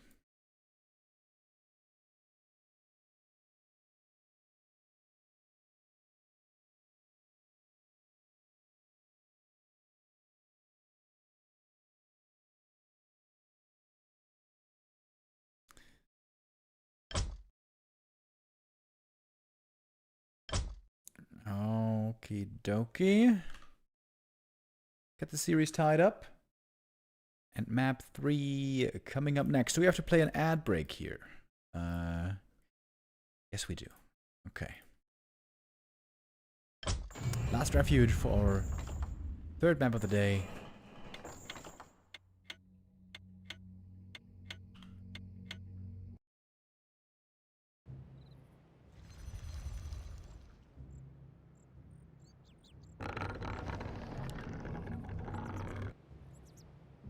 Sock looking solid here. Looking also a bit annoyed, I guess, with the hit and run again. Moon keeps playing this hit and run style. Can be indeed quite frustrating for the humans, but here Sock dealt with it well enough. As we are moving to last refuge, we're gonna see a Dark Ranger game, aren't we? A little bit of inspiration from Infi earlier. Infi played the Dark Ranger against Kaho. Ended up winning the series.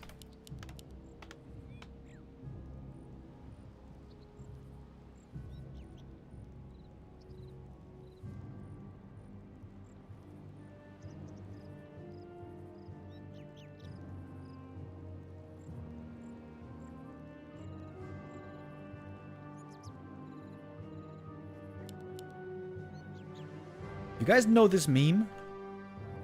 Of this little guy trying to get out of the box?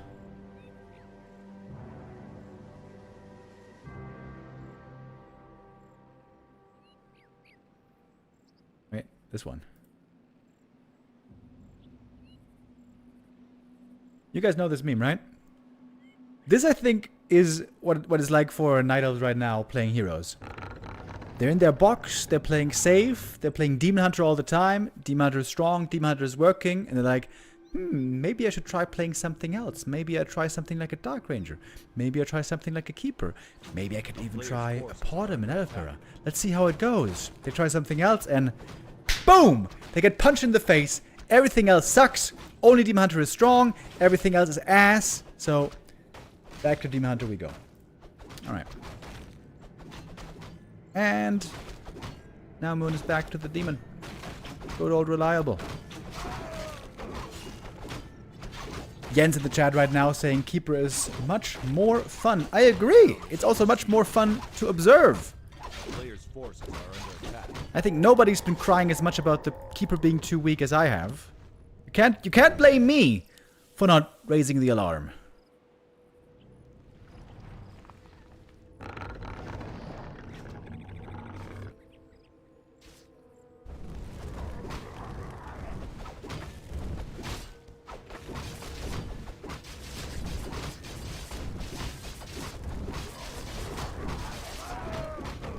Oh, Jens, by the way, you are like one of the best Keeper players in the world.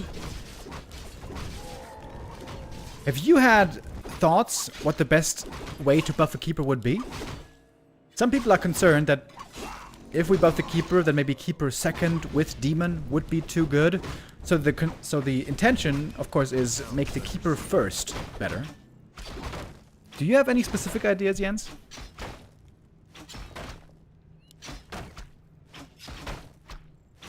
Jolly Hunter's Hall, by the way. Double Ancient of War Hunter's Hall. Hello. But great for the scout. Sock saw it immediately.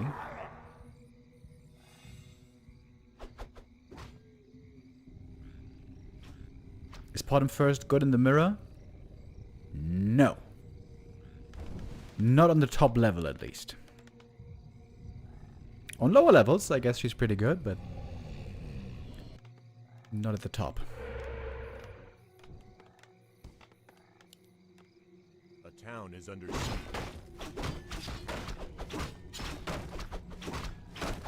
Just nerf Demon Hunter? You can't just nerf Demon Hunter and not buff anything else. Then Night Elf is gonna be like 20% worse against everybody. Okay, Jens is saying this. Keeper needs a slight attack speed buff, especially after level 3 and 4. So he's a better orb carrier and can creep a bit faster, and also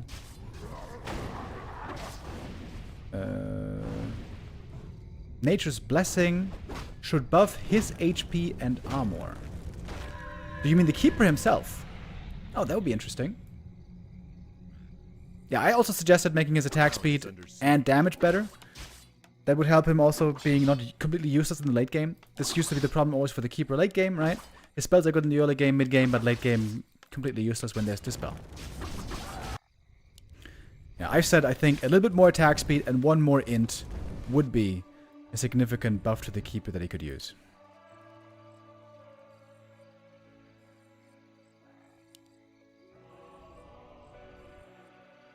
We don't see a Keeper this game. We see a Fire Lord this game. This is like the third time in a few days where, specifically on this map, I've seen Fire Lord from humans. Fire Lord normally with Lava Spawn seems weird against the Demon Hunter since you're just gonna get mana burned. But I've seen this work now plenty of times. Facing a heavy aggro strat. Mass hunts. Oh, he doesn't have mana burn. Never mind. He's only got evasion. Oh, look at the footy. Look at the footy. Aggroed the creeps again.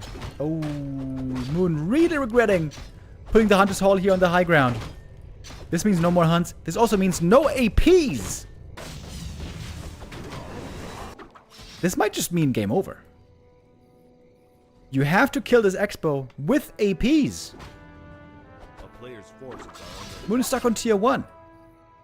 A town is under siege.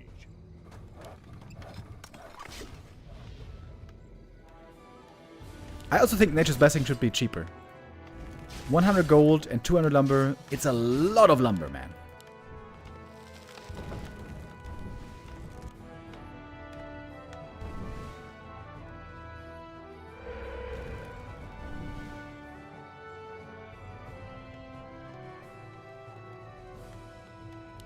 Jan says, of course I'm the best keeper player. I'm the only one playing keeper.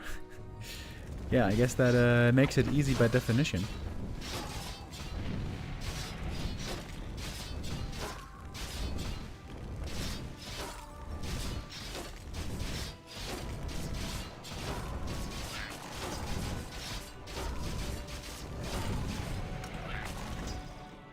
A player's forces are under attack.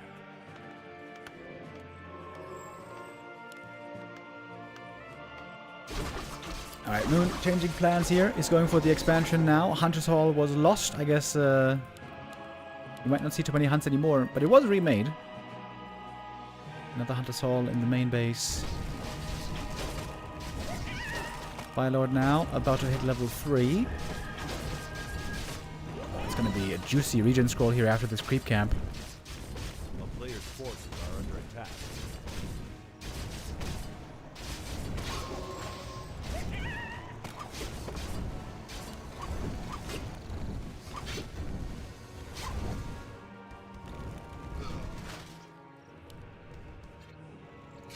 Little Zeppelin drop over here. Is there a telestaff? By any chance? No. No telestaff. Oh, Firelord. Almost getting surrounded. Great block here by Moon. Catches the Firelord. Oh, this might save the expo. Huge play here. Firelord was prevented. Entrance denied.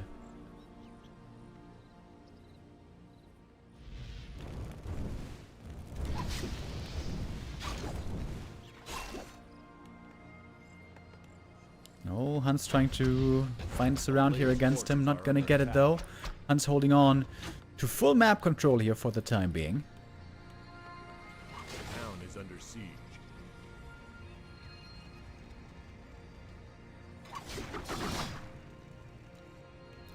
Nature's Blessing is 5 armor. Other races would gladly pay 200 lumber for that.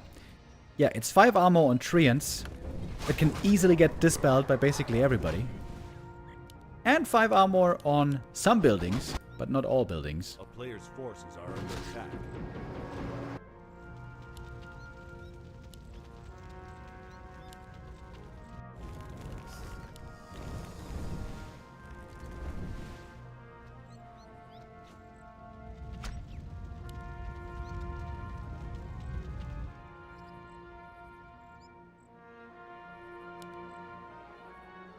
Alright, Moon got the expo up. Maybe there is still a way to win this game. Puck has a big goal lead though. Player's forces are under attack. Setting up the Rifle Caster army. We got the Archmage second. Rifles on the way. Casters soon as well.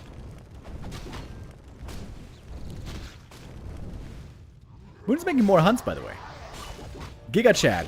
He's not stopping the hunts production. He's not trying to pivot into bears. Now going to lures. I guess he might pivot later. He's going for glaive upgrade. Out of all the things that we had in recent patches where we thought it was going to be strong and end up being underwhelming and not mattering at all, glaive upgrade, the biggest one of those. Still shocking, right? It seemed like such a big buff on paper to the hunts. Many said it was going to be OP, including Grubby. And in the end, it didn't move the needle at all. Hunters were bad before and they're still bad.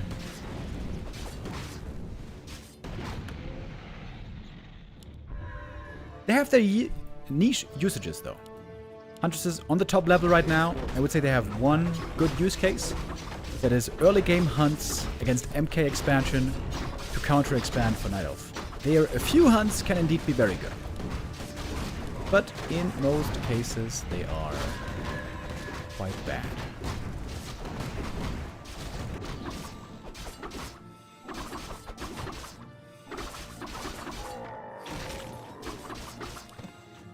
Huntress is here, pretty low HP. We got a heal scroll for him. Yes, unfortunate downside to have more hunts is you're gonna have you're gonna take more damage from magic, but of course less from rifles. A lot less from the rifles.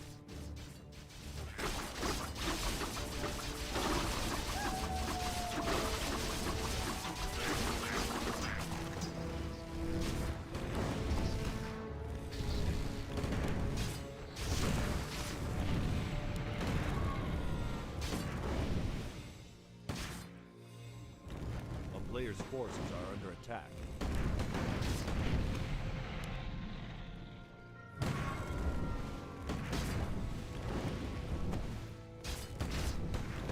Alright, here we go. We got the big push coming in. We got Blizzard on the Archmage. Could do big damage against the Huntresses. Demon Hunter. Very low HP. Surviving with the Invuln. Where is that a Blizzard, though? There it is. Alright, finally. Doc was forgetting about it for a short while, but Huntresses again in the late game. Looking a bit disappointing. Not really, very reliable for the Night Elves, now are they? 6 scouting by Sokya this game. He's always been really good at the footy scouting. Finding that Hunter's Hall, taking it out, preventing the all-in push entirely with that footy scout. Well done. Taking map number 3. 4th map coming up right away. Autumn Leaves, it's gonna be.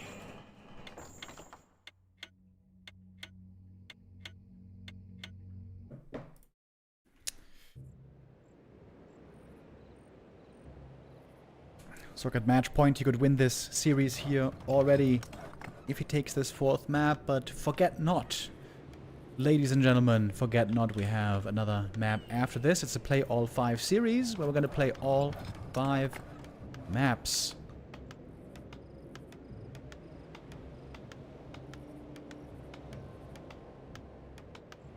And then after that, we're going to have the last series of the day, with Infi versus Focus. I'm very much looking forward to that. I'm very interested right now, again, in Human versus Orc, Pally Rifle versus Torrens. Yesterday in the Super League, we had a sick game there. Were you guys here yesterday to watch the Super League game? Sok versus Lin.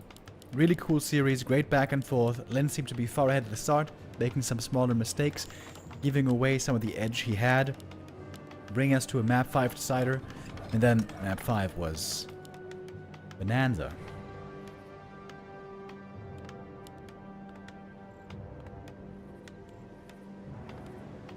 Bananarama. MK first, finally.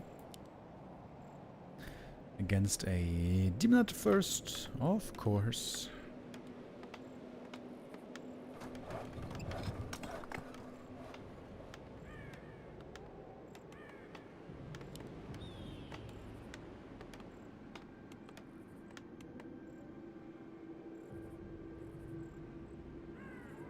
Some Night Elves like to creep this camp first here to open up the natural if possible.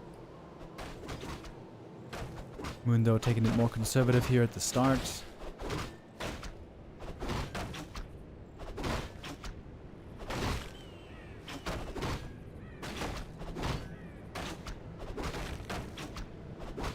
I wonder if Beastmaster first is going to be viable in the new patch. For Night Elf or Human, probably. Undead and Orc, I think, are too required to play their heroes.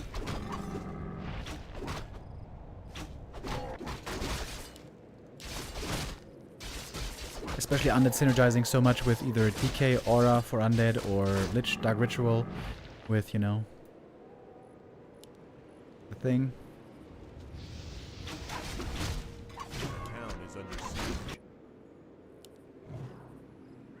Players' forces are under attack.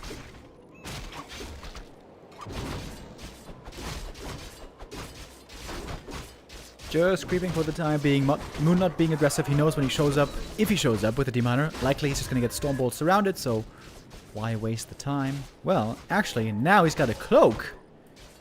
So with the cloak, he can hide if surrounded. We got a Hunter's Hall here. This time not hidden. This time won't be destroyed. The town is under siege.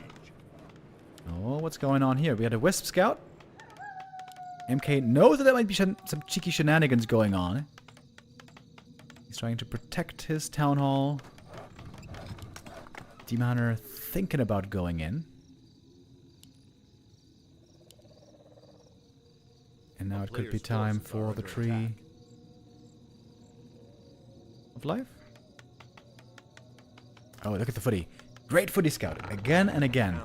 Sock's footy scouting is just outstanding. Oh! Oh, it's not a counter expansion. No, it ain't. Footy sees no tech, but he doesn't know too much of the details. Maybe it's going to be an AP into an expansion. Little distraction AP. Moon has so many resources here. A player's force There's is one under Wisp just attack. standing here AFK. This is pretty sus. Moon still with 400 gold there for a short while. Demon has to TP out in the end. Oh, I heard something die. Was a footy over here. Okay, Tree of Life now in construction, but gonna take a while to get there. Rock playing it very, very safe. Players' Going for forces are under attack. double arcane, double guard tower. The Moon might be outsmarting Sock right here. He's pretending like he's going heavy aggression with hunts and AP, but in truth, got the Tree of Life behind. This of course slows down the tech by a lot.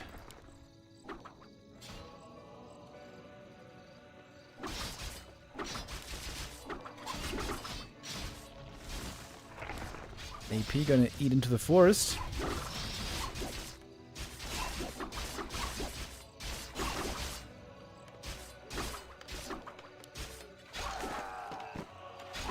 Sock also doing a good job here. Making sure he's not giving the kills away to the demon too easily. 4 huntresses here. Players' forces are Ooh, under bash! Oh, one more bash! Would have been the kill. Oh! Scary business.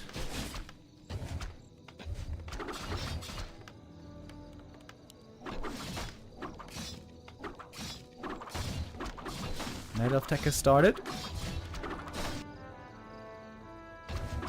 Human Tech should soon begin as well. I think he's starting to figure it out.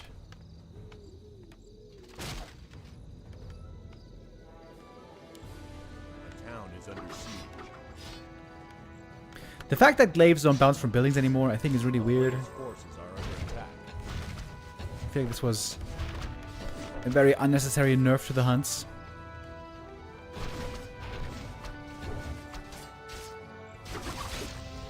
But out in the open, against peasants and footies in the right kind of a game, they can still look pretty good there. Is the AP making Sock panic again? He is still not teched. Lots of gold here on Sock. He's over at the shop. A player's forces are under attack. Okay, footies though, that's all of normal damage. They can take out the AP here pretty easy.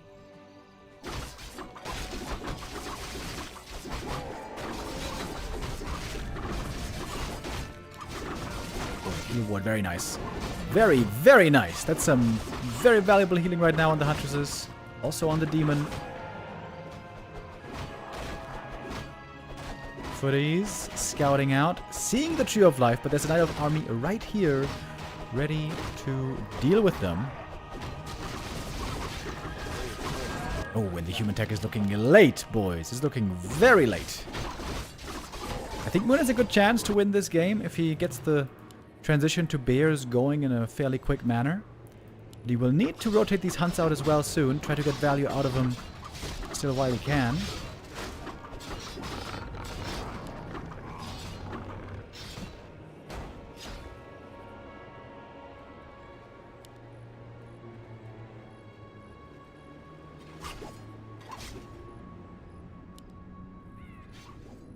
Alright, it seems like Sock was tricked a little bit here. A player's forces are Was under expecting an all-in.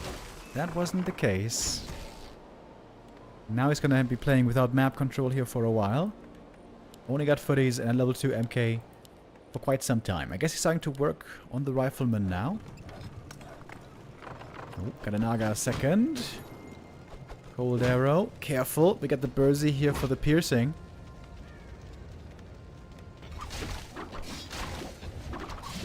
I wonder, is it worth it now to go Moonglaive?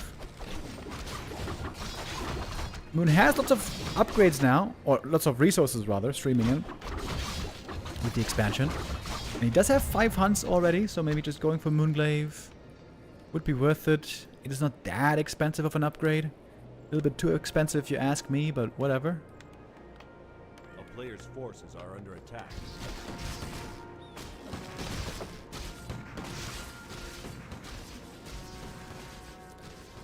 Big bank on Sock, but he can't spend it for quite a while. Still needs those Sanctums. Tier 2 tech finished at only 9 minutes. Rushing Tier 3 is Sock.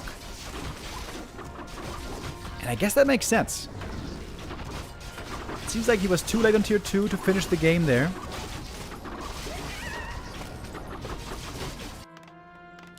Going Mass Griffin Aviaries. Okay. Dragonhawks and Griffins is what it's gonna be. Big level up here. Level 2 mana burn, I was about to say, should be coming in now against the MK. Not really having a tough time getting in range. The lack of boots of speed clearly noticeable. Zeppelin though is doing a very good job.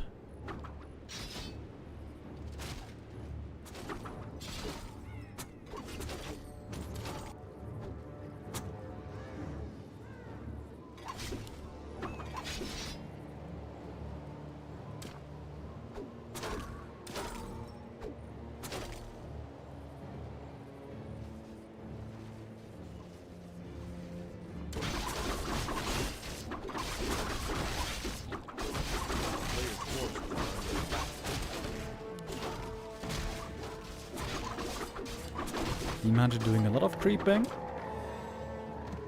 Quite a bit of experience here on him. Still no boots. Wouldn't it still be good to buy boots here? I feel like it would be, but okay. Lack of Shredder, by the way, on both players. Low lumber noticeable only on Moon, though. Dragonhawks on the way. Blood Mage second. And then either Alchemist or Pally third normally is what we see.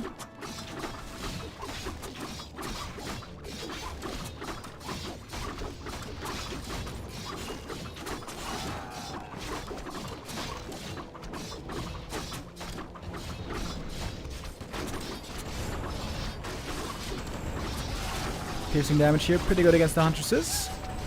But of course, Dragonhawks don't have the best damage, period. Rotating out the hunts now makes sense. Maybe should deny some of them. Moving now more into a Dryad-based army. I wonder if Moon shouldn't go for a Shredder here. It seems like he's gonna need a lot of lumber this game still. Shredder and boots, man, is what I would like to see.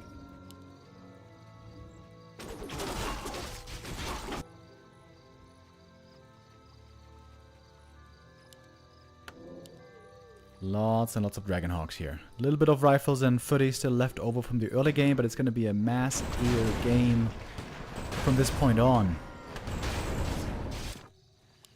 Demon 5 would be huge to have. It's really hard to out-siphon the level 5 Demon Hunter. Even with level 2 Siphon sometimes. And with level 1 Siphon you can forget about it. Ooh, beautiful heal ward here again. Absolutely gorgeous for the creep of the red camp.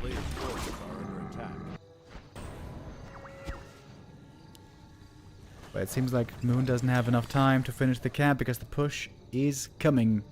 I heard a Shredder somewhere. There it is. The town is under siege. Tinker! Oh, really? So, Pocket Factory instead of the heal spray.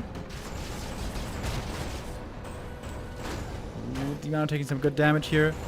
Doesn't actually have any Rings of Protection. Team is still hurt. Staff back out, back home, back to the Moonwells.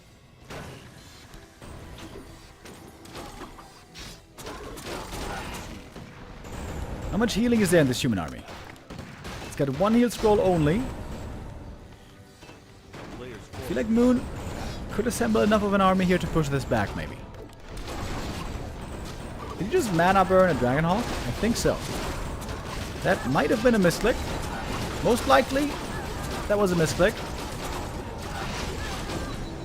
Needs a mana burn. DMK. Oh, Moon! What?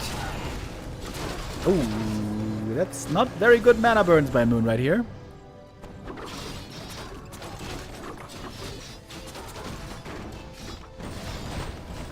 There's towers coming, plenty of them.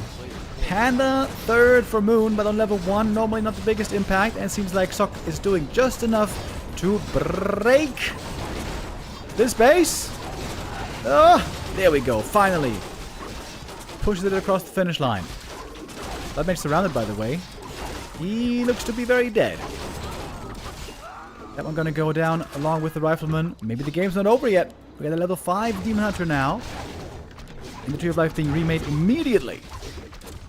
Sok got the Expo kill, but at what price? Maybe a price too steep, maybe a price not worth it. That's a lot of supply here. Heat scroll's gone, no healing anymore now. Moon is just re-expanding. Gobbling up so much experience here. Demon Hunter staffed out again. The nighttime for the Moon Juice here is absolutely wonderful, but nighttime's going to be over soon. Demon needs to heal up first. Oh, Moon here again. The multitasking not amazing. Demon could have healed more if he was paying closer attention to those Moonwells. But it is enough. Dragonhawk's forced back. Tower's taken out. Peasants eliminated. And that is even level 2 on the Panda. Naga getting close to 4. Knight of Heroes looking very strong over here. And I'm not sure that Sok has what it takes to now win this game. It seems like he's outclassed on the heroes. Maybe even outclassed on the army. Especially when the Panda gets that Orb of Venom.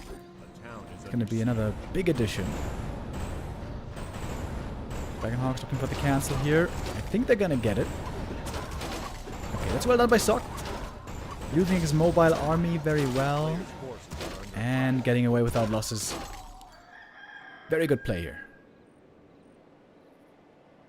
Moon could try to expand again. Ooh, the Shredder would be wonderful to get.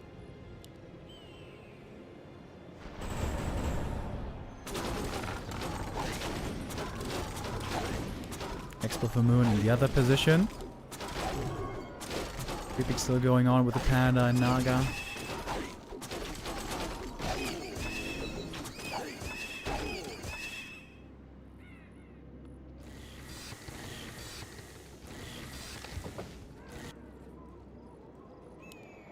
Players' forces are under attack.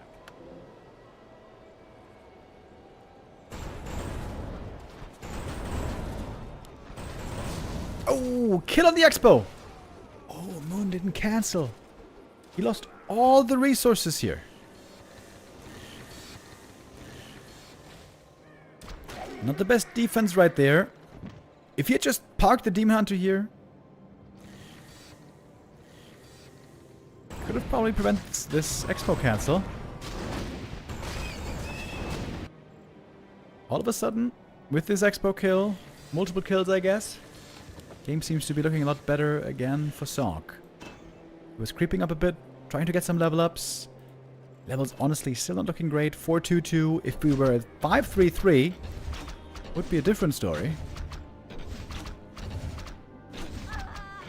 Whoops. Riot dying to the towers. Not exactly ideal. One tower falls though. Panda almost level 3. Oh, what about the Naga? Almost didn't have the time for the heal potion. The fighting position here seems terrible for the Night Elf. Next to the tower, close to the militia, close to the human main base. Also no orb yet on the Panda. Oh, Moon. It kind of feels like he's giving away a good position.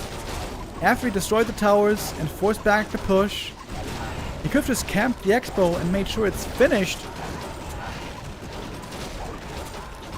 Easy now to say, perhaps, in hindsight. Oh, if there's a bash, the Panda might be dead. The staff is going to save him one more time. That bench almost level 3. That's going to be a big level up. Tinker 3, I'm not sure if that's going to be huge.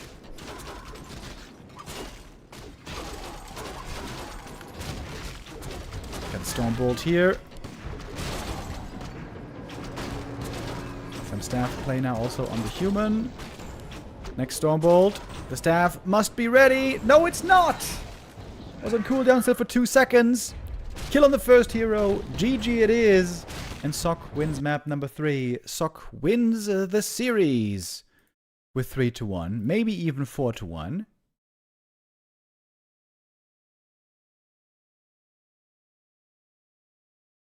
And that is map number 4. Going to Sok. Moon could have won that game, right? He was looking so strong on the heroes. If just he turtles and makes sure his Expo is remade, I don't think that Expo could have been taken out again. A little sloppy. Little sloppy right there. A little bit shaky.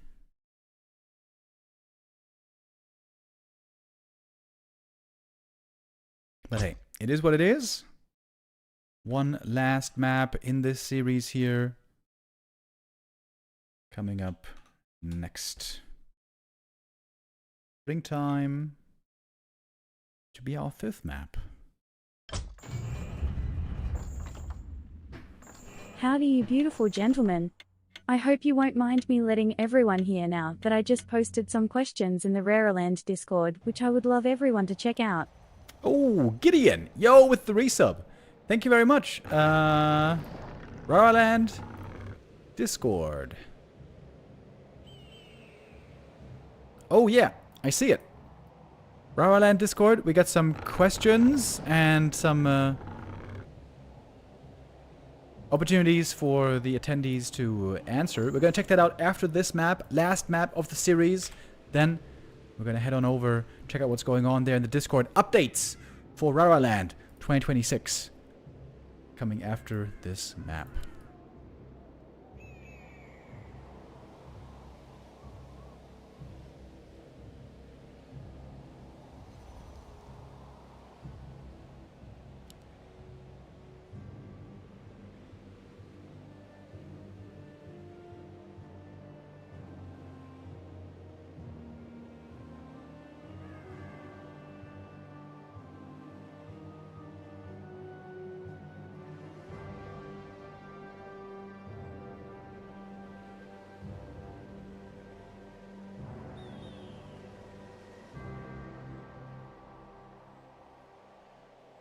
Gideon in the chat saying, I don't want to be too optimistic, but we may have found the best venue option ever. Oh. Doesn't that sound auspicious? We're going to check out the post, we're going to check out the questions after this game. Team Hunter first versus Archmage first. And Ancient of Warcraft here looking towards the natural. Possibly a fast expansion, fast counter expansion for Moon. Especially for an MK first, these expansions are very hard to stop. You can't Stormbolt an expansion, you can't bash an expansion, but you can certainly use Water Elementals against an expansion, so against the AM, this might be harder to pull off. We'll see.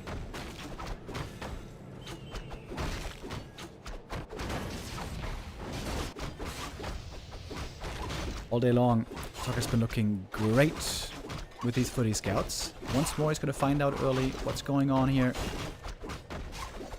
Ah, he stands here for immolation. He gets full value.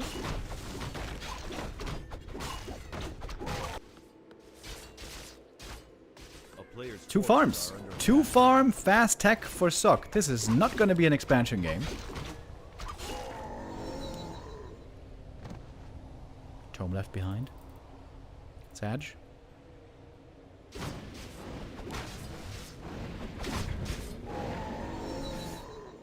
So this looks to be a rifle caster all in. Blood Mage second, we assume. Quite the fast tech here for the human player, but Moon is not far behind.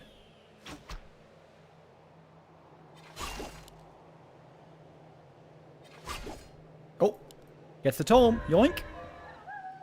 The town is under siege. And it's int as well. Yummy, yummy. A player's forces are under attack.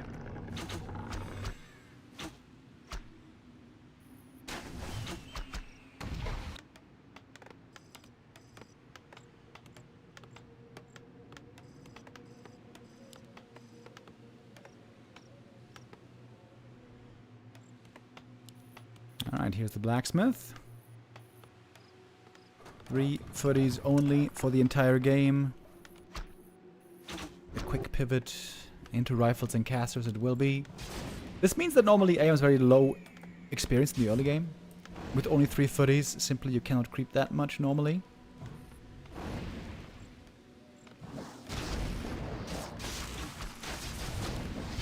Last hit. Stolen by the demon. The item for the Archmage, Cloak of Shadows.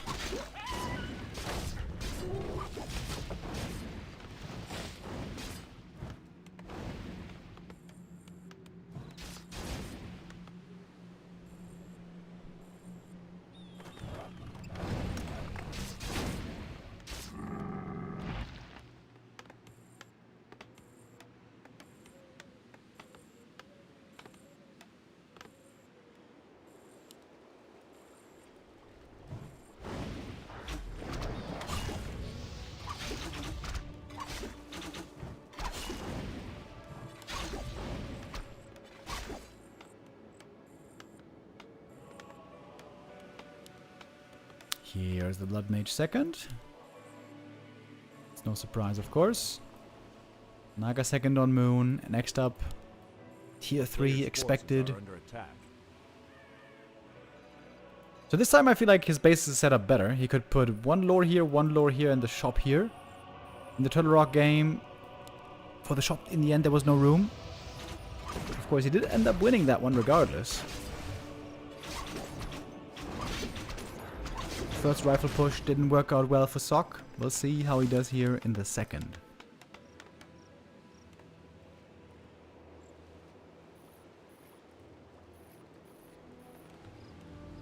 A player's forces are under attack.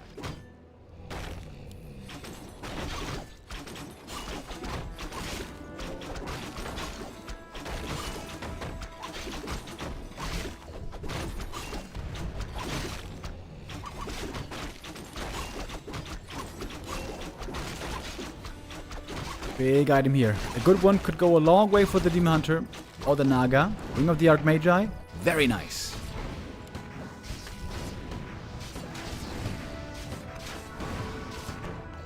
A player's forces are under attack.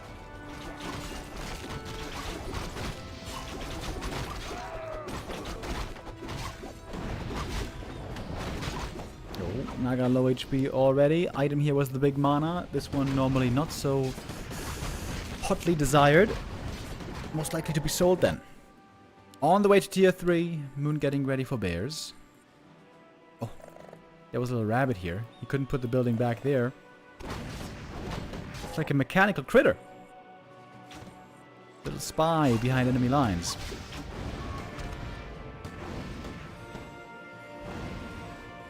And again, Moon, he loves doing this.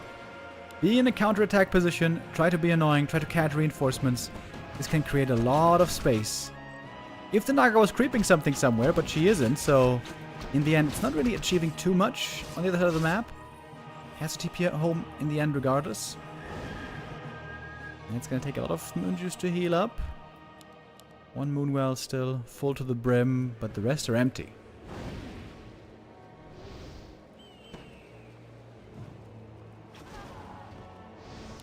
Players' forces are under attack.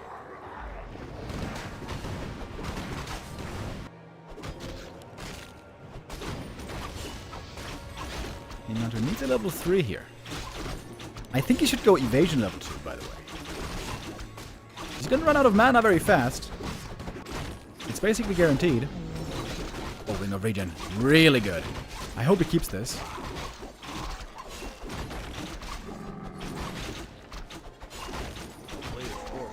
Gets to level 3.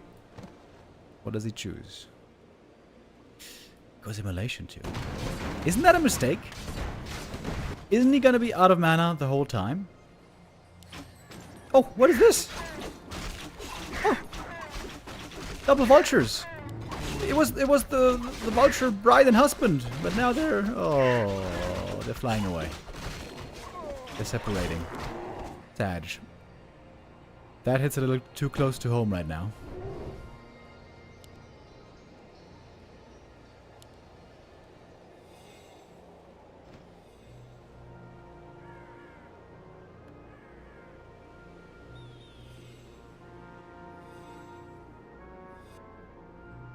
A player's forces are under attack.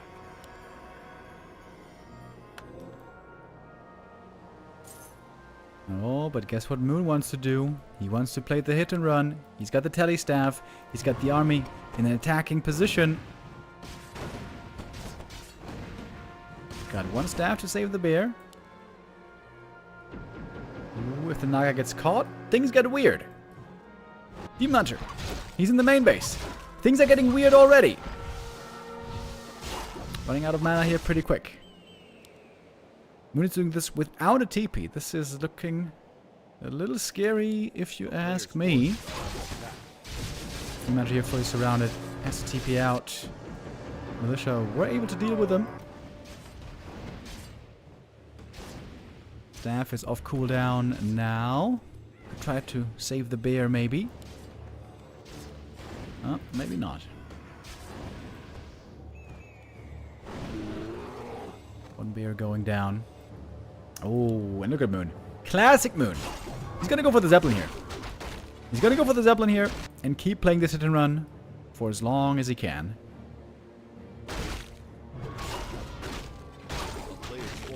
It takes a while to creep this camp.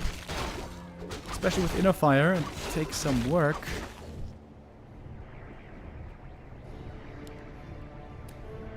Is there enough time for Moon to do this? He's running back and forth, avoiding all fights for the time being. He's going for Nature's Blessing. I don't know why he's doing that. Alright, here we go. 2 bears and a demon in the Zeppelin. It's not the most terrifying doom drop ever. Oh, losing the Naga would be painful. A player's forces Not are losing her yet. Alright, here we go. Bear, demon in the main base. Call to arms activated. Human army still slow, still taking a while to get back home. The Naga, ooh, almost getting surrounded here against the trees. Still not quite dead yet. But might be about to die. The rage of... Oh, the slow just wears off. Oh, that was huge. I could have died right there, but she survives. Human army again forced all the way back into the main base. And load up. No flying vision. Nothing to deal with the Zeppelin. Moon does this so well. And yeah, I'm sure Sokka's frustrated here. It's not easy to counter this style. It's really not easy. Especially against Moon, the best in the business at this counterattack stuff.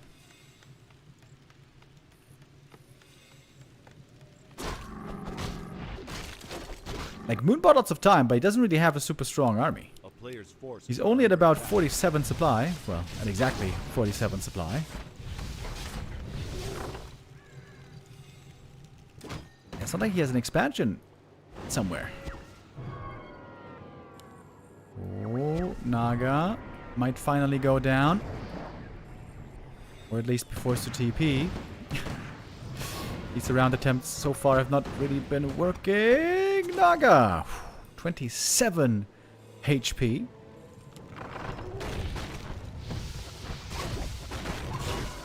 I think the militia might be able to win this fight over here. Only 2 bears and a demon. Demon without mana. Sok at last in an attacking position towards the Knight of main base. Oh, we got a gyro. Oh, that's big. Zeppelin gonna be eliminated here. Demon Bears fighting against the peasants. But I think the peasants are winning. Power to the people. Demon items here are so good, by the way. Demon Hunter, he's dead.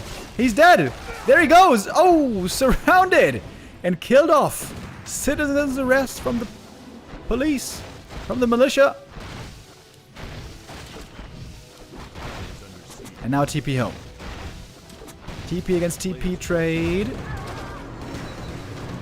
Almost losing 2 Dryads here. It's only 1 in the end. And supply block. Can't go for the demon right now.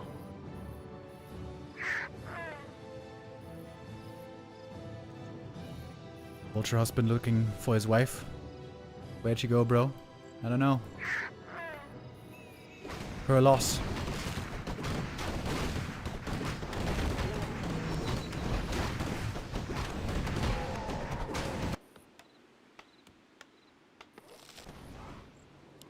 Moon could do it again. Another Zeppelin. But good gyro scouting here. Sok has eyes on the map. Demon Hunter's still dead. No, wait. He's back. Never mind. He's back.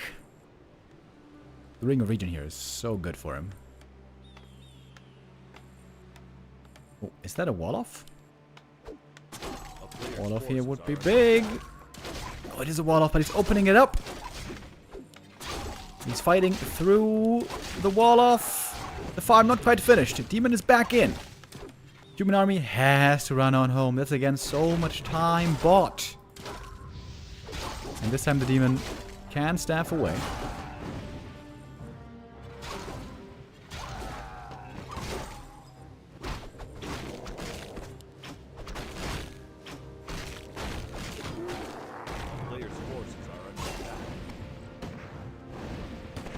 Sok would love nothing more than to just take a fight. Be given a fight.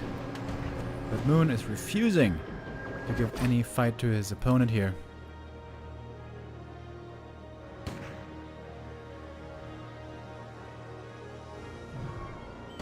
He has to slow 2 bears here if he wants to kill one of them. The Naga has the staff for 1. Nope. That bear was actually killed pretty easy.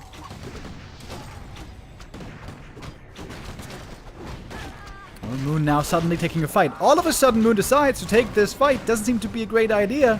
Dryads and bears quickly falling. There's a staff. Demon now could be exposed. Is the staff ready?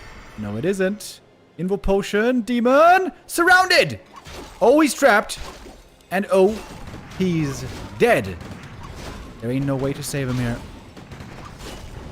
Another kill on the first hero. Big experience for the human bros. And most importantly, no danger right now for the peasants. No counterattack option. Moon in serious trouble. Looking a lot like the 4-1 victory for Sok right now. Pressing on towards the main base. He could try to go for the Tree of Eternity. We saw Nature's Blessing earlier, so lots of armor on this tree.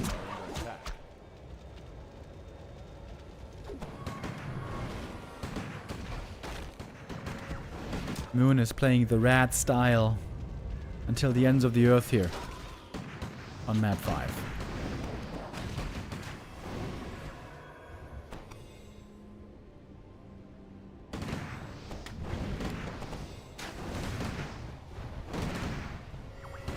Close to the main base. Can Moon take a good fight here, maybe? He's almost level 5. Hold on.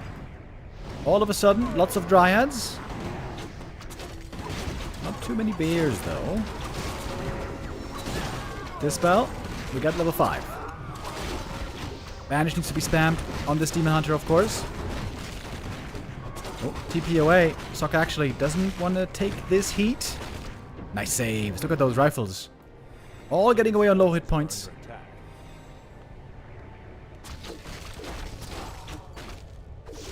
And we're not done here yet. The Naga on 4. Demon Hunter thinking about paying a little visit to the peasants once more.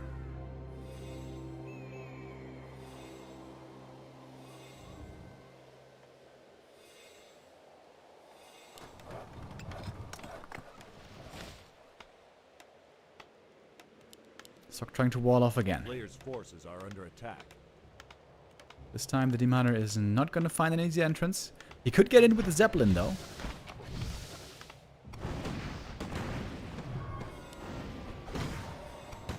Okay, we're going to go for the red camp here. Finally a little bit of creeping being prioritized again.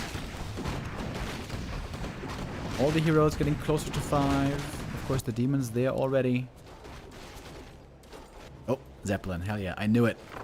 I knew it. He wants to get in here. And if he gets in here, that's so big. Because now the human army is walled off. He's walled out from the main base. And there's no TP on Sok right now. He needs a TP. He needs a TP bad. Or can the militia beat this Demon Hunter again? On level 5? I'm not so sure. A player's forces are under Sok attack. actually has an insane amount of gold somehow.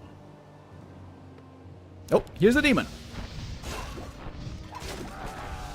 Yeah, I don't think the peasants are winning this one.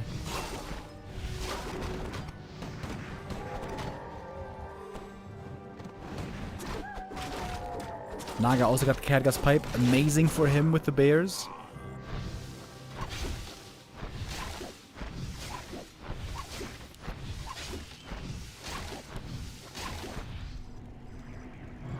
And now how is he going to get in? It's so annoying.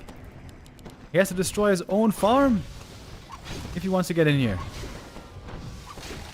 And then he's going to have to remake his own farm, probably. A player's forces are under attack. Oh, slow on the Zeppelin. I'm not sure if you want to get in there. Oh, look at the Demon Hunter. He's buying so much time. Oh, this is so frustrating for Sok.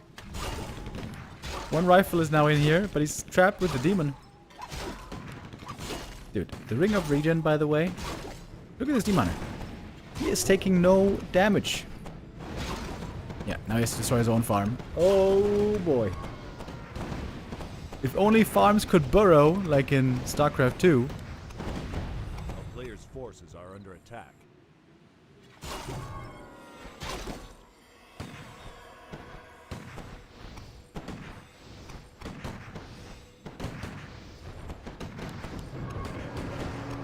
And we staff out. So much time bought. And now we got a huge Night Elf army. 68 supply. The Naga almost 5. A player's forces are under attack. And the Tree of Eternity can just go over here. Moon now really far ahead, isn't he?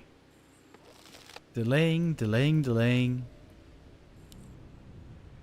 Strong game by Moon. Very multitask heavy. Very frustrating, I'm sure, for Sok here to play against. Dude, it was like almost a 3,000 gold difference in the mains. From all this harass. Oh. Sok though, he is forcing the issue.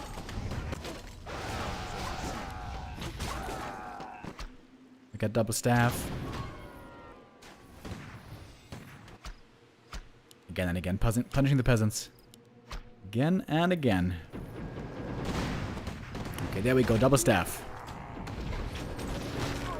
It seems like this should be the last hurrah. Naga almost on 5. 1-2 upgrades in the bears, also quite good against the 2-0 of the rifles.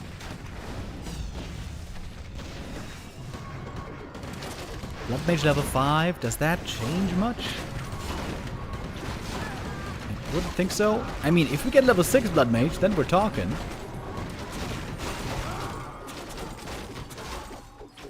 It's very hard to kite perfectly against this army. Very scary. Dryad slow, Naga slow, Bears catching up. Doing lots of damage, same for the demon. He should dispel this war, surely. Got a lot of mana on these bears. My goodness, so much mana. Walk lightning, that's 2 more kills. Yeah, we're gonna bring this on home. The series might be lost, but this map is looking very good.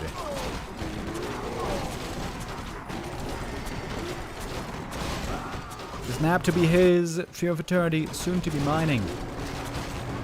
It is all bears going down in the end, actually. Wait. If there was one more heal scroll here.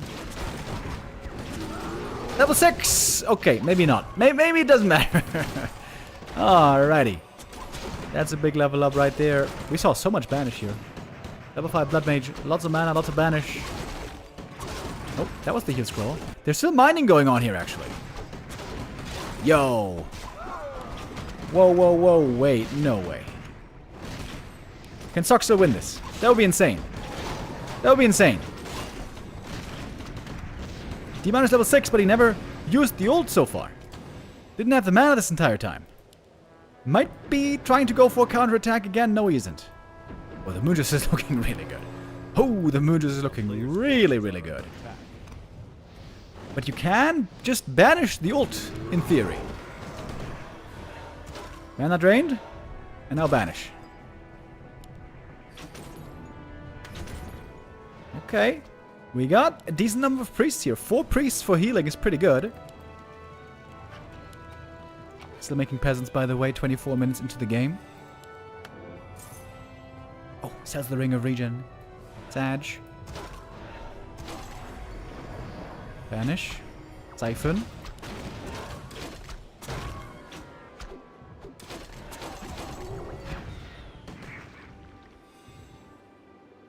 Kill the vulture right here. Sad. There goes the wife. And this metamorph didn't really do too much. Oh, he doesn't even have a second Orb of Venom, by the way. That does seem to be a bit of a mistake.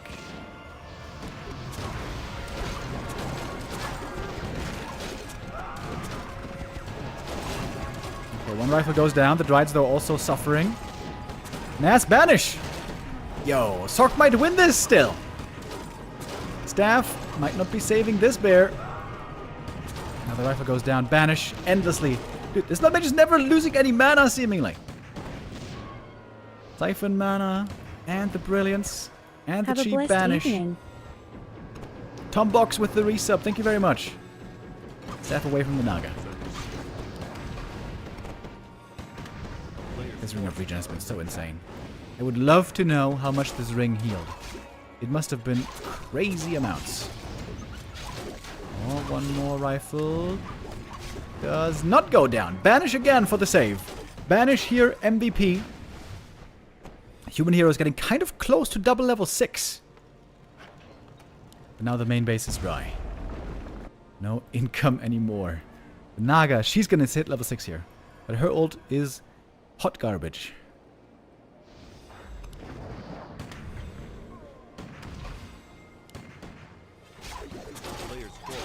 Aim has level 3 Brilliance Aura, by the way. No wonder there's so much mana on the Blood Mage.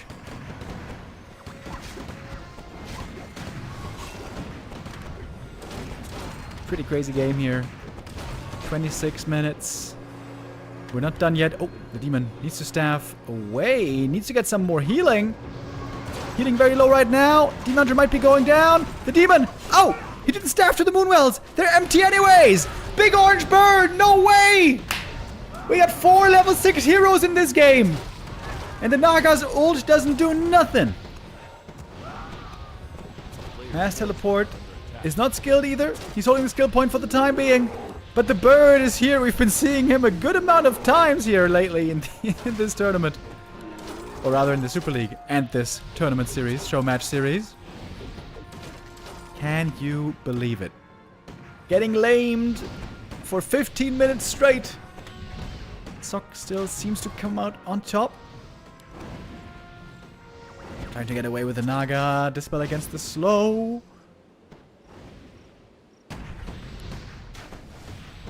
Can Moon try something with the base raise, maybe?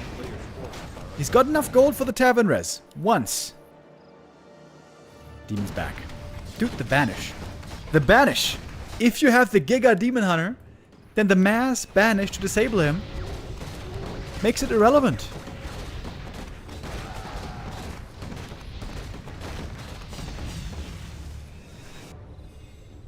Four level 6 heroes. 2 ultimates used so far. Metamorph. And again banish. And again banish. Banish all the time. And slow. The bird can attack the demon, by the way. During banish. Oh, bird though. Might be flying a bit too close to the sun. Oh. The egg.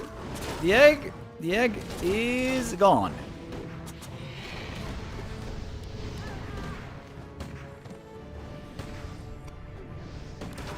Very limited sources of healing now for the Demon Hunter.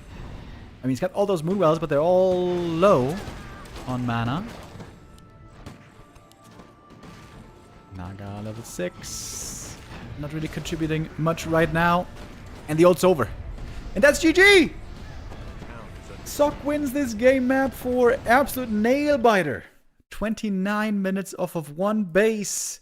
It seemed like it was lost. It seemed like it was won, lost, and won again. And Sok takes the 4th map. That must feel so satisfying to win a game like that. Sick. That was pretty sick. Cool. Okay. With that, we will have only one series left for the day. That's going to be Infi versus Focus. But first, we had a little update from Gideon. Gideon from Being Esports, largely responsible for Rara Land, the last editions and the future editions. And there has been an update. We're going to check that out on Discord. By the way, I think I'm going to... Can I create a Discord invite link? Here in the chat. Hold on. Invite to server.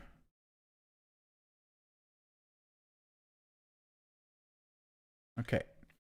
I'm posting a link in the Discord in the Twitch chat. If you want to join the Discord for Rara Land, you can do that here, and there also be informed of all the updates. We're going to check out now what updates Gideon is talking about.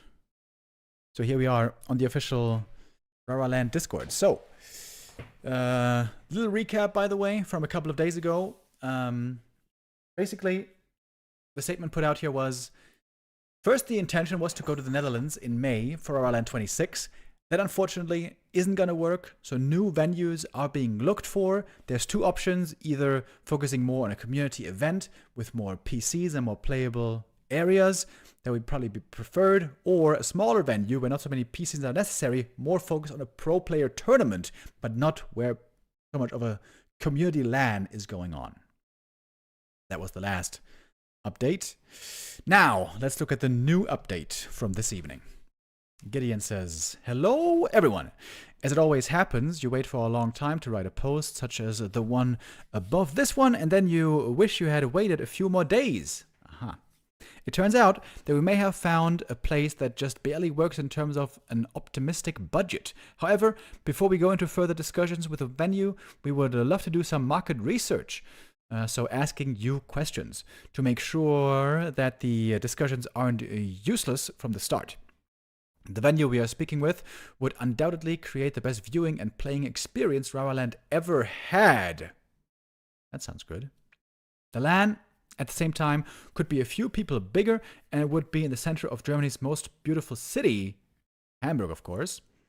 With all of this being said, prices for the tickets would have to be increased quite significantly compared to the 2024 iteration.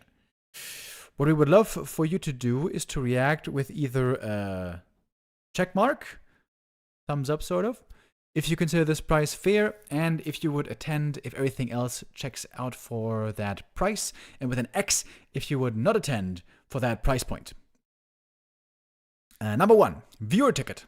The price for the viewer tickets for 3 days in this venue would have to be somewhere between $100 and $130. 100 and 130 euros for the viewer ticket. Please keep in mind that for the first time in LawLiet's history, we would have a professional stage, professional lighting, and audio setup, and a large media wall that we would use to create the best Warcraft 3 show that you have ever seen. No more blah blah land, no more hurting buttocks and... Hurting buttocks? And perfect sight from each seat. This would not be a stage that we build up ourselves for the event to the best of our ability as in the last year's events. Number 2. Combi ticket. The price for the LAN plus viewer ticket. The price for the LAN plus viewer ticket. So you can, it's a viewer ticket, but you can also play in the LAN. Would have to end up somewhere between 225 and 275 euros for the whole weekend. We will have amazing prizes for the side events again, and the LAN setup will be the best you have ever seen at LawLiet, as well as the PCs. We have the ability to offer a VIP LAN experience at a slightly increased price point. For the first time, the LAN area would also come with its own viewing experience to watch some of the pro games in between your matches. For clarification purposes, these would be tickets including PC and screen, of course, not BYOC tickets. We might also think about selling player tickets without access to the viewing area if people are interested in these at a significantly smaller price point. Number 3, VIP tickets. This venue will enable us to create a pretty incredible VIP experience, which we would love to try. All free drinks, snacks, a VIP lounge for you to hang out with the pros and talents while the games are on. It is built into the stage area. Cozy seats, couches, your own stocked fridges, a tour around the production, pro and green room, and many more perks, such as 2 PCs for VIPs to play on and check stats in the VIP lounge while the matches are running. The VIP tickets would be at a price point of 500 euros for the whole weekend. Thank you for everyone participating in this short survey. So, Gideon, Being Esports, and we as well want to figure out, is this a price that's okay for you? As Gideon said, this is a really cool venue, but the price would have to be increased by some significant amount. So head on over to the Discord. I'm linking it again in the chat, and would be really great if you could tell us if you intend to come. Is this a price point that you're fine with? Or if not, then tell us as well.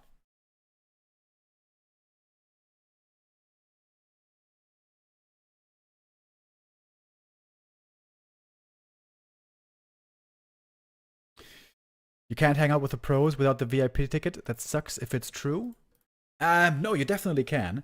It's just that this is basically always the same thing at these kinds of events. There's always a quieter area reserved for the pros where they can, fall back and chill out if they don't want to face all the people outside. But normally there's like a big general area where everyone's hanging out, and there's oftentimes also going to be pros there talking with people, giving autographs, whatever, hanging out, having a couple of drinks. But there's always normally also at these events, there's also something that players demand, an area where they can fall back, where they can retreat, and where it's quiet and where not everybody is going to be hanging out. But apparently with the VIP ticket, there's going to be more access, more points to link up with the pros as well, and with the talent, PogChamp. So, if you guys want to give us your answers, you can do that. Head on over to the Discord. I linked it in the chat. Very exciting news, of course. LawLiet, always a big highlight for all of us. Hopefully, it's going to be happening later in the year. As Gideon said already in the previous post, initially May was intended for the event. That seems unlikely. More likely now seems August or September, but nothing is very final yet. Okay, that's it for now with the LawLiet update. We are going to go into one last show match today after a little moment. I'm going to play an ad break here because I really have to play it. Otherwise, we have it in the middle of the game. And then it's going to be time for Infi versus Focus. Last match of the day.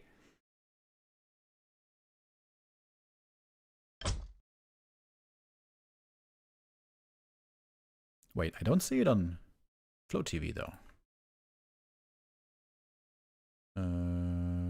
did they not start yet? No, they did. What?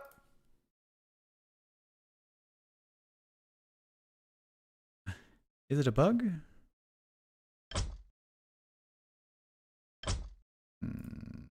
Shit. Okay, for whatever reason, it is not on Flow TV.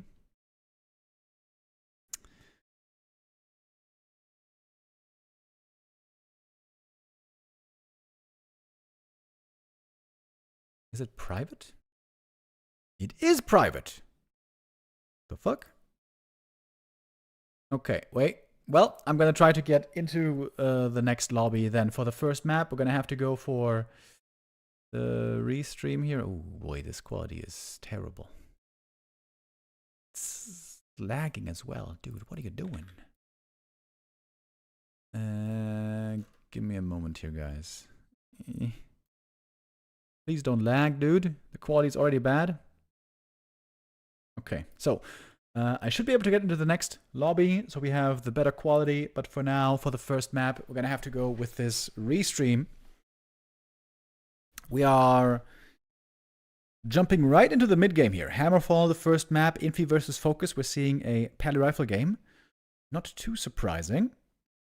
And it's Naga Fasir looking quite high level over here. Double level 3. Fasir almost level 4. Oh man, we didn't see the early game, but it must have been a sick early game. Look at this Fasir.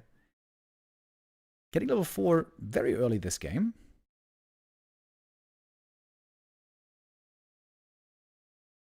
Oh, this must have been a terrible early game for Infi.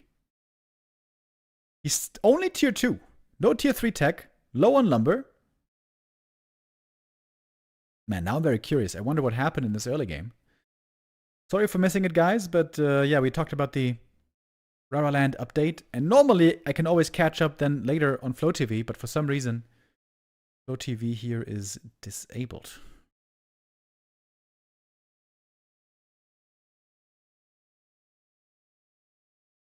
Okay, there's the Tiny.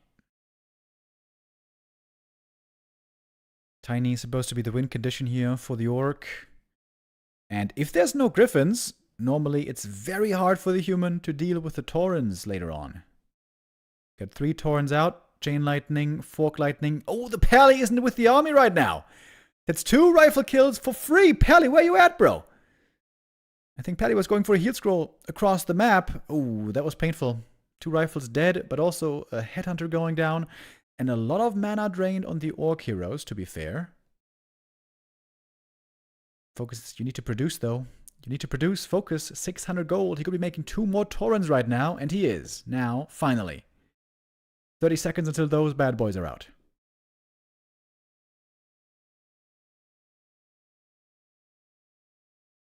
Seems like nobody really is playing walkers anymore. In the last series that Lin played against Sok, which is always, you know, the benchmark for orcs to look at, what Lin is doing, what he is up to.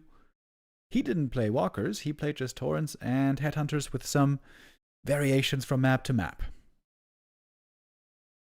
Great read here by Focus, by the way. He seems to be aware that Infi isn't able to go tier 3. Of course, we see it easily through the observer overlay. In game, it's always a little bit harder. If he goes just pure heavy Taurens, which he's doing here now, imagine if suddenly 2 Griffins show up out of nowhere. That would be very bad. Then he would need Bestiary and Raiders and Ensnare. Not something he can go for right now. Focus looking really, really good on this first map right here. And 5 Taurens, that's a lot. Lots of pulverizing going on over here. Chain Lightning. Heat Scroll against it, though. Fasir almost getting surrounded right here. Got a mana potion, by the way. Fog Lightning getting another kill. Ooh, the Blood Mage. He's almost dead. Needs to be holy lit. But that means there's a lot of rifles here about to drop. Long range right clicks coming in. The Naga slow. The Fasir purge. It's a bunch of Taurens also about to die. But it is the win. Nicely done for Focus. Okay, bro, I need to get into this game, please.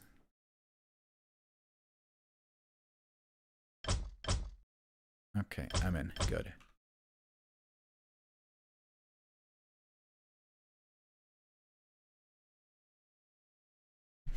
They have Flow TV disabled. I don't get why they do this. Infi once said he doesn't want to have his opponents be able to download replays and study his games. But people can just watch the streams, you know? Seems a bit weird to me, but okay.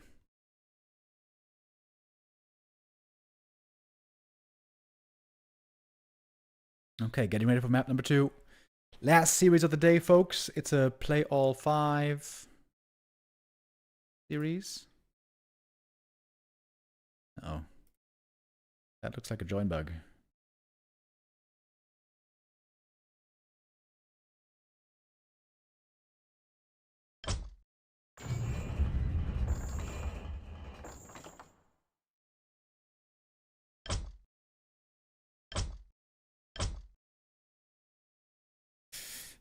If there's too many join bugs here, they're gonna tell me to leave. That wouldn't be nice. Can we get a gamba? Oh, yes, sir. Yes, sir. Of course. Of course.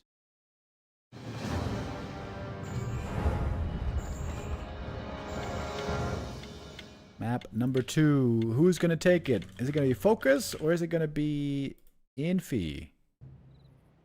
Place your bets, place your bets. And is it going to be Pally Rifles again? We've seen some players sometimes lately going for some different plays as well. Archmage first, expansion.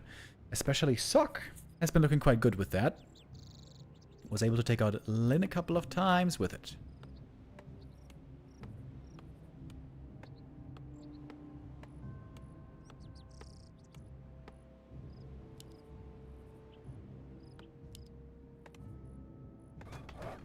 Alrighty, here we go.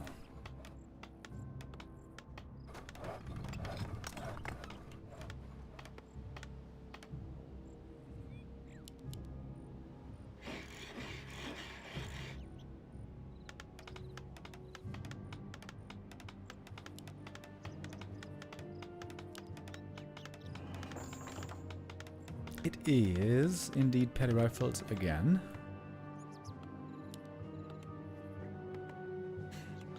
Farsight under opening should not be surprising us. I sometimes wonder, wouldn't it be more lumber efficient if you don't make the war mill here? Because here you're already close to the main, you know? What if you made it... Okay, this is a bad example here, but what if you made it like here? Of course. Okay, this one would be too exposed. Turtle Rock is weird because there's not very many trees, but sometimes you can make it further in the back, and then you have another, you know, lumber return place that can optimize your lumber economy. And lumber economy isn't always important for Orc. Very often you're on tier 2 and you have tons of lumber. It's whatever. But when you're playing tier 3 Torrens, it seems like you're always short on lumber.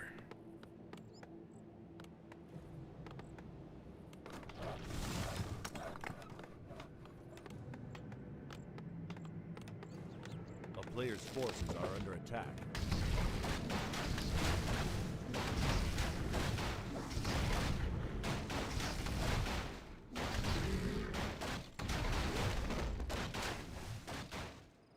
One item for the Farseer before beginning the harass.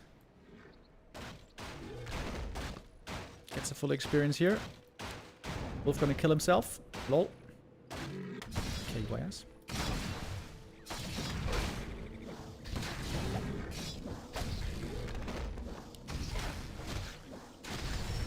A player's forces are under attack. Oh. Important last hit here. Farseer gets that one as well. Every last hit here matters. Unfortunately, we missed the early game of map 1. But something must have looked amazing for Focus. He was so high level. Normally, Farseer is never expected to go very high level in the early game. He was level 4 in no time.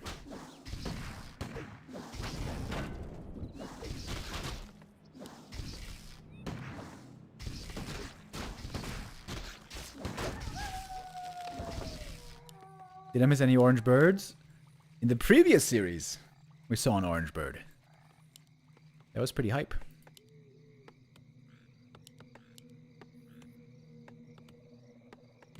Yeah, we've been seeing quite a few birds lately. Yeah, Stoke. with the YouTube support membership. Thank you very much.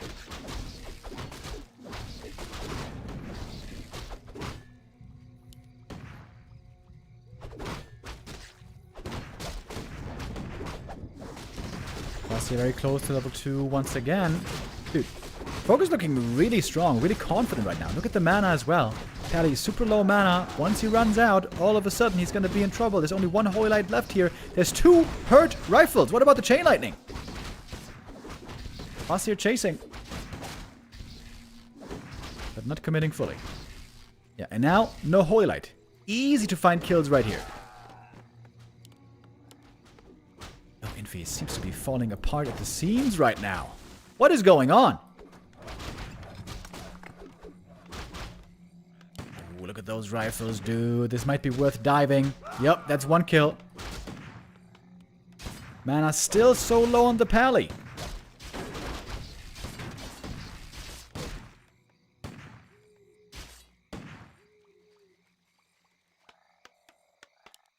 Shop is badly needed.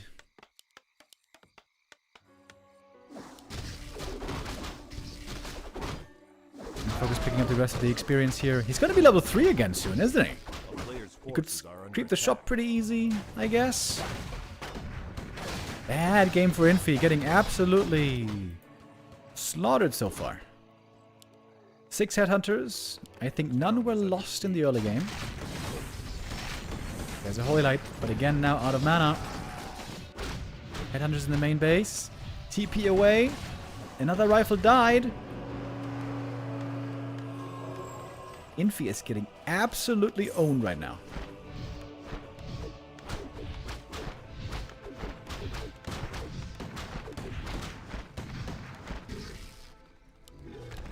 Just from start to finish. Forti almost on 3 already.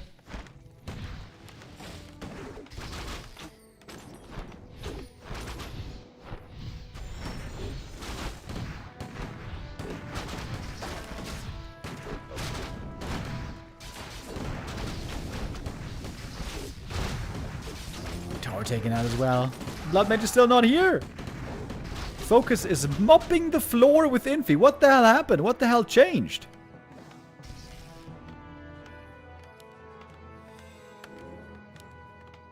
Demolition mode so far by Mr. Focus. Now going for the double Torrent Totem. Maybe a little bit late, but who cares? In time still for the tier 3.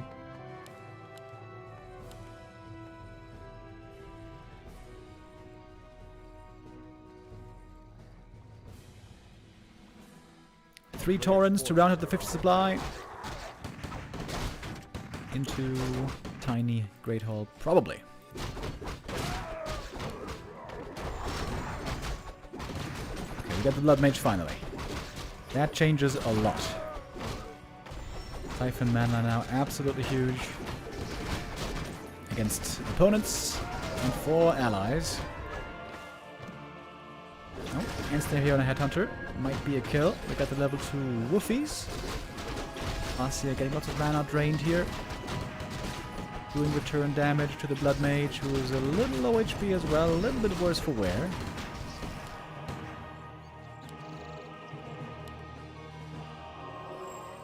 And Focus got the first heal scroll. Next one going to be available in 1.5 minutes. Oh, big supply block. Torrent Totem, Burrow late. But you can still, you know what? It's not that big a deal. 1 Torrent and improved Pulverize, it's all fine. Man, Focus is looking clean here. Really, really good start into the series. I'm gonna play all 5 maps here, as you guys know, in this Play All 5 series.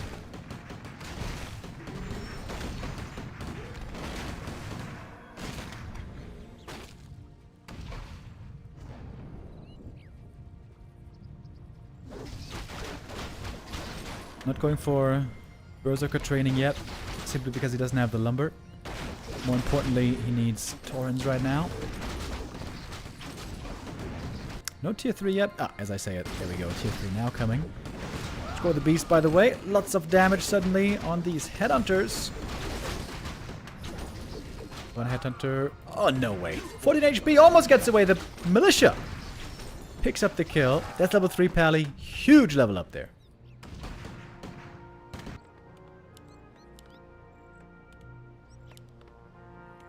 Now we're getting Berserker training.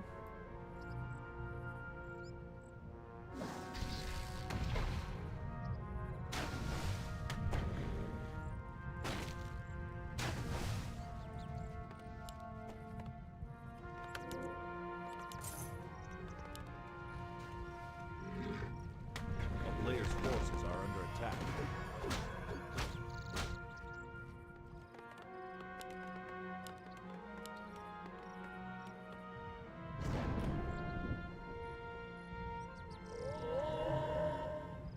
Got the Berserker training.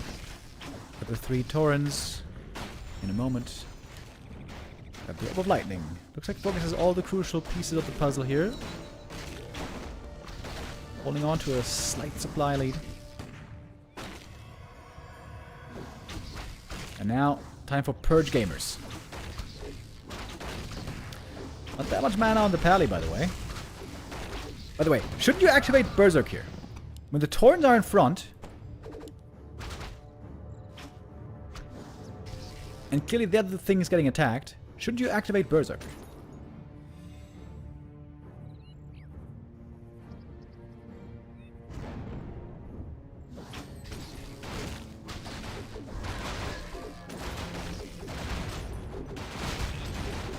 Focus got the money for the tiny Great Hall. Looks like that's going to be the next step for him.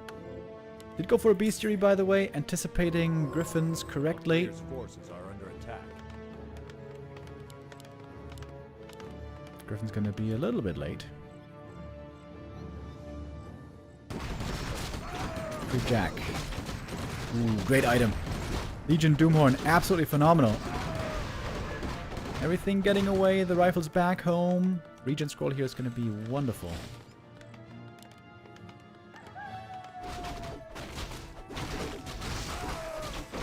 And the Torn's losing quite a bit of HP already outside of the fight. This comes from creeping. A player's forces are under attack.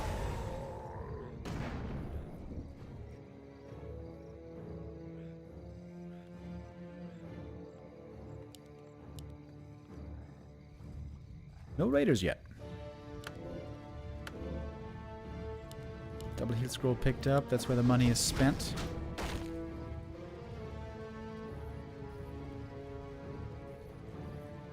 Blood Mage holding the skill point, by the way. Vanish could be really good to free Griffins from Ensnare. A player's forces are under attack. If you ask me, though, Focus has looked really good so far here. Map 1 and 2. Okay, Focus now going into upkeep. 56 supply. Oh, first hit Purge.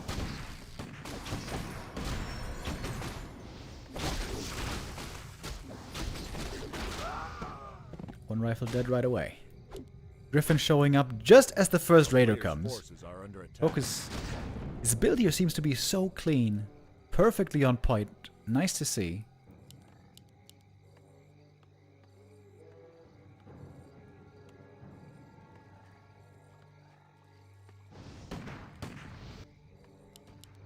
Getting some new clarities. Those are cheap.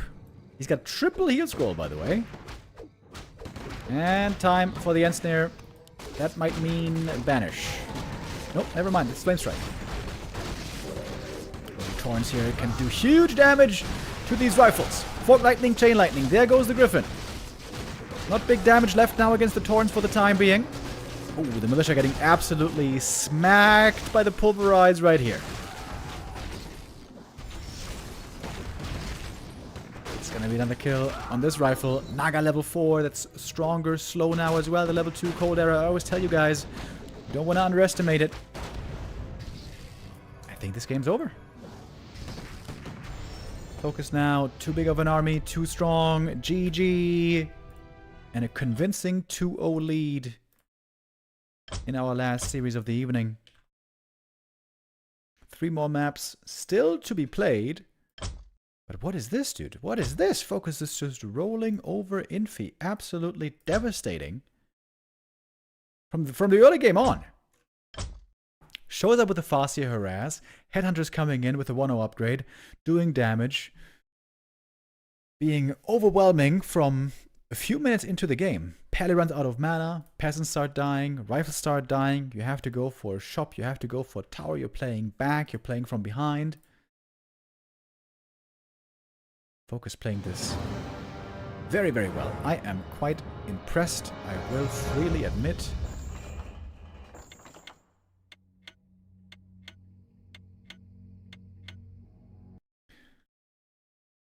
Infi with a very tough task if he wants to win this series.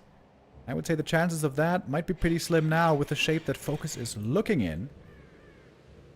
Focus, I think the last Gladiator Cup show match he played was... Ah, shit, was it Saturday? Wait, I have to look this up.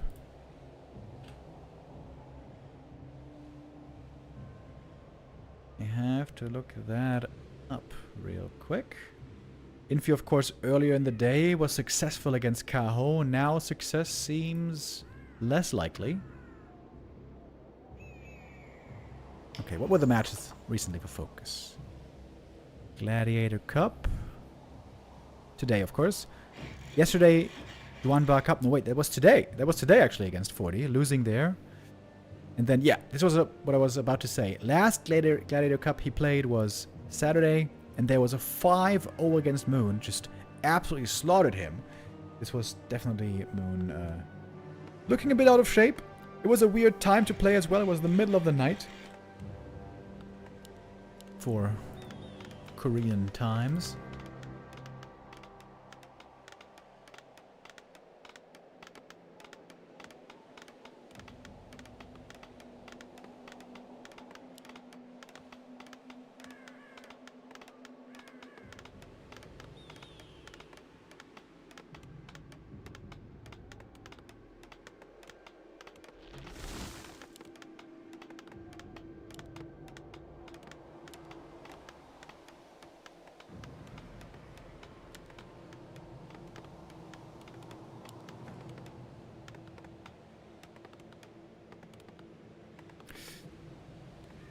Strategy isn't changing.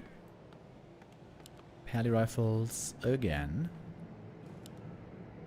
Like I said, Soccer's been playing quite a bit more fast expos again lately. AM fast expansion on maps where it seems to be good. Did it against Lin on Tidehunters lately. There it didn't work out so well. But on Hammerfall, it worked out beautifully. No early creeping this time for the Fascia. Gonna get aggressive immediately. Summoning the wolves late, by the way. Interesting.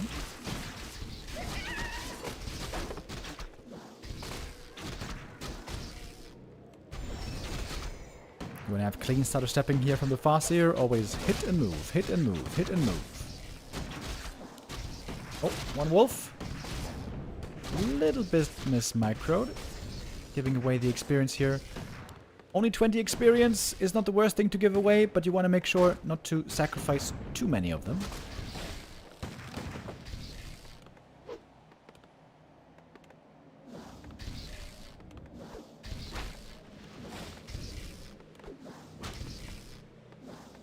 Human tech a little bit faster, I think, this time. Attacking on 3 riflemen.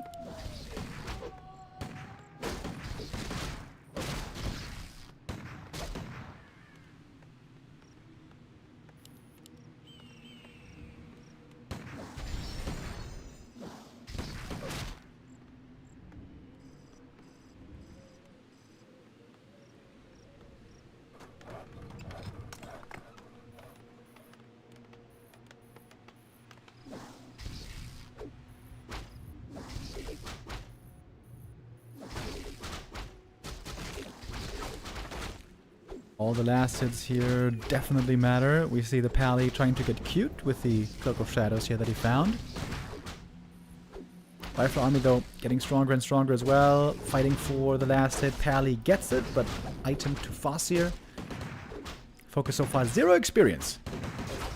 I think it's fair to say that this is the best early game by far so far this series for Infi. Gets level 2 here way sooner than he did before. I say that not knowing what happened in the first few minutes on the first map, but when we tuned in around 8 minutes, it looks terrible. So it must have been looking pretty bad early, I reckon. Oh, Pally though now, again out of mana. We keep seeing this. Pally running out of mana and then beginning to lose units. Losing another rifle here will be big. Farseer chasing deep for this kill. After 25 years, still the best game. Oh, one more hit. TP out. I'd say that's worth it, probably. 2 rifle kills for a TP. And I think he killed a peasant here as well. And no headhunters lost. Naga second picked up. Ready for the next round. Pally's low on mana. That's the last Hoylite for a little while. Still waiting for the Blood Mage.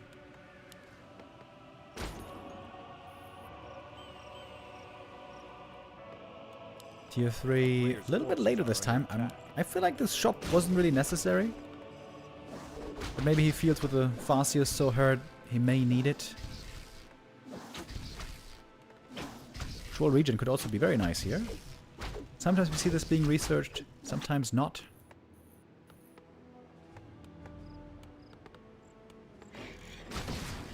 It is going to be Torrens still in the end. No mana for a Hoylite at the moment. That is 1 more kill. Looks to be 2 more kills on the peasants. Perhaps a 3rd. Stutter stepping here looking good from Focus. I've criticized orcs a lot recently for their stutter stepping not being so good anymore.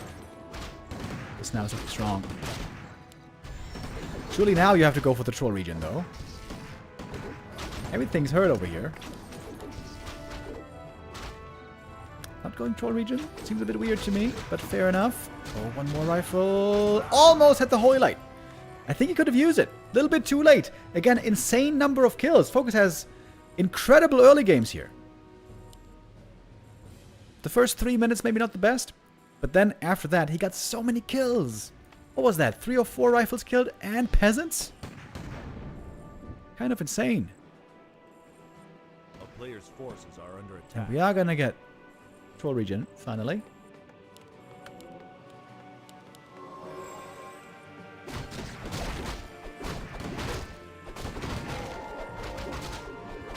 Look at the confidence by Focus. Just keeps on taking these fights here. Even being hurt. At some point though, confidence may turn into overconfidence. He gets the heal scroll. Seems to really prioritize that now. Getting that first heal scroll from the shop. Last hit for level 2. And heal scroll committed very early. Headhunters now all healthy again. Big last hit right there. Big item. Who's gonna get it? Naga? Yeah, Naga gets the big heal potion, but last hit did go to the human again, so Infi did indeed get lots of last hits so far this early game. Pally quite close to level 3 here, much closer than he was before. Heal potion sold. All defensive items now the orcs are selling for more gold. A player's forces are under attack.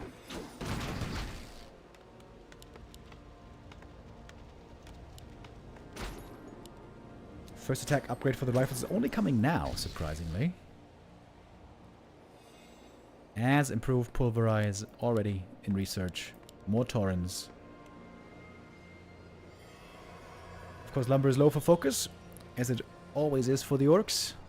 Going tier 3 like this. But he seems to have more or less enough to keep the Torren production going. There we go, next Torren. Rounding out the 50 supply once again. 6 headhunters, 3 Torrens. That is the 50 supply army. Next purchase should be the Orb of Lightning for the Farseer. And the Periapt can be sold.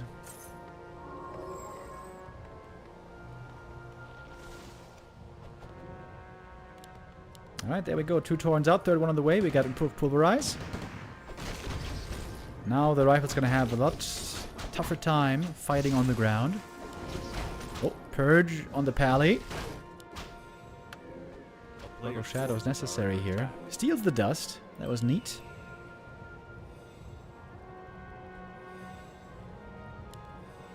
Berserker upgrade. Research now.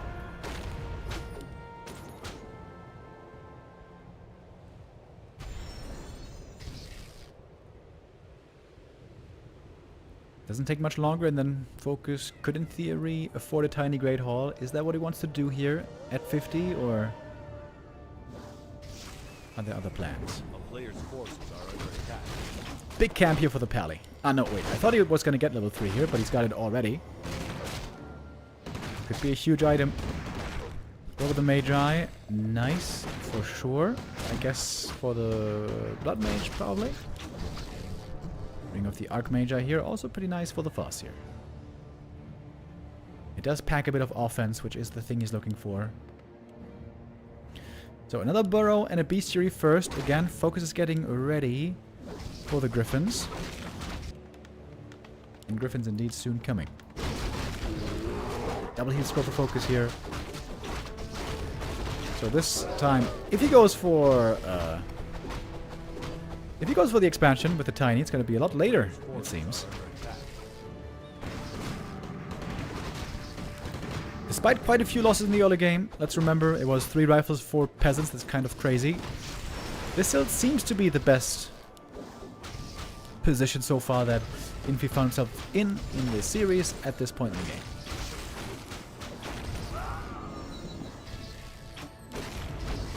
Farseer 3 going for the Chain Lightning this time, not the Wolves.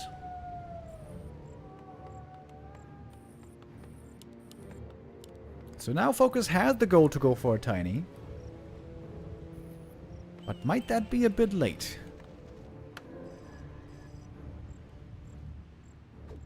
Not an easy decision to make for him right now. Oh, but it is a decision. It is a decision he's gonna make. Pally scouting. He doesn't have the Cloak of Shadows anymore, by the way.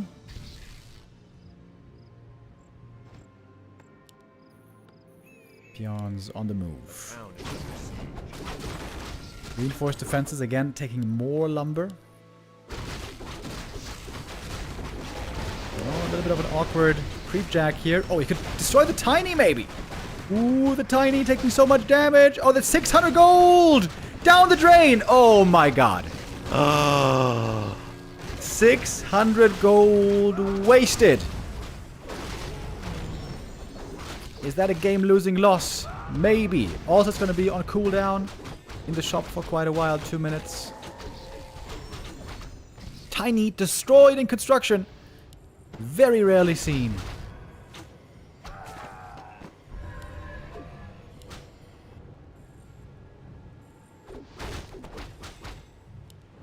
Crucial strike here for Infi. Focus there may be a bit careless. I would rather say a bit too late with the Tiny.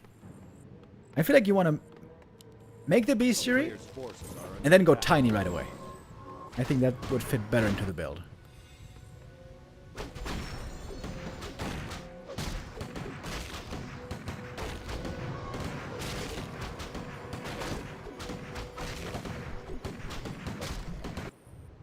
Focus could basically afford another Tiny, but he has to wait for the cooldown.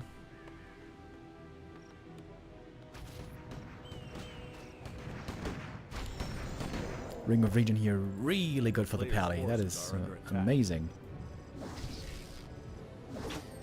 The Rifle Army still looking very small over here. Blood Mage could look to return some damage with the Flame Strike. Oh, the Staff. Staff is great here.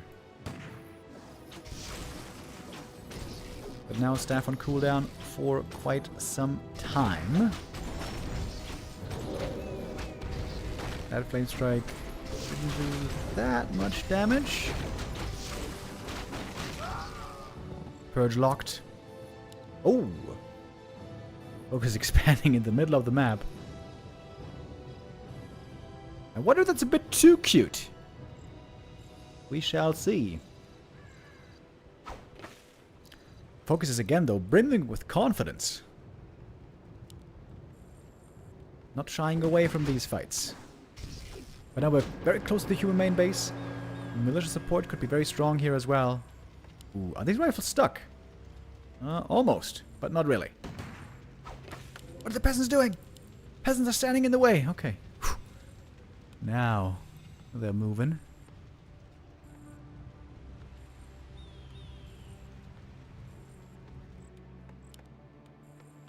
A player's forces are under attack. 61 supply versus 56. Best position so far for Infi to win this game. To win a map. Positioning is weird though. Human army is nicely protected behind this forest here. The more trees, the better it is for the Griffins.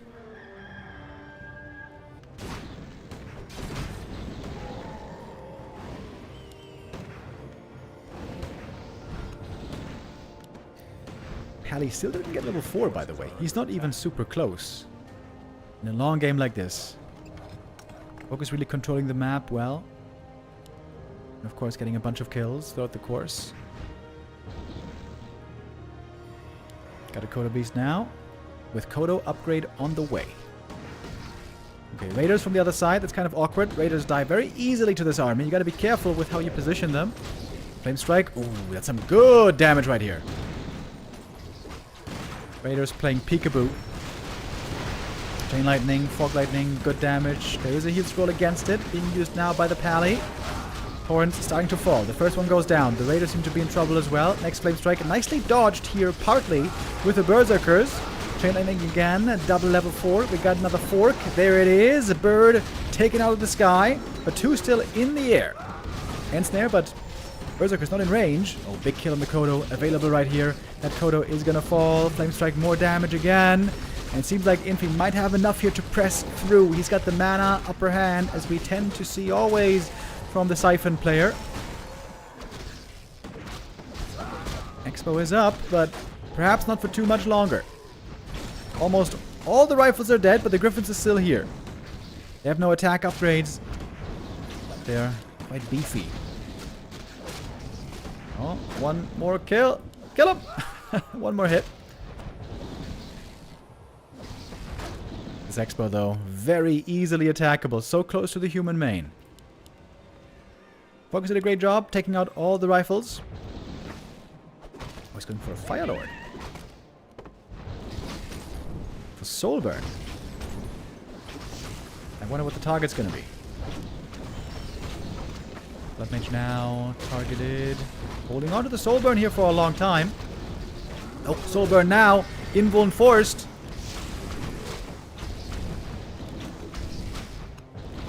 But the damage on the Orc army seems very, very minimal. Firelord close to dying. Oh, moved away a bit too late. Soulburn also too late. LawLiet was in. That mage saved. I was about to say, but maybe not saved. TP. That is going to save him. Back to the main base he goes.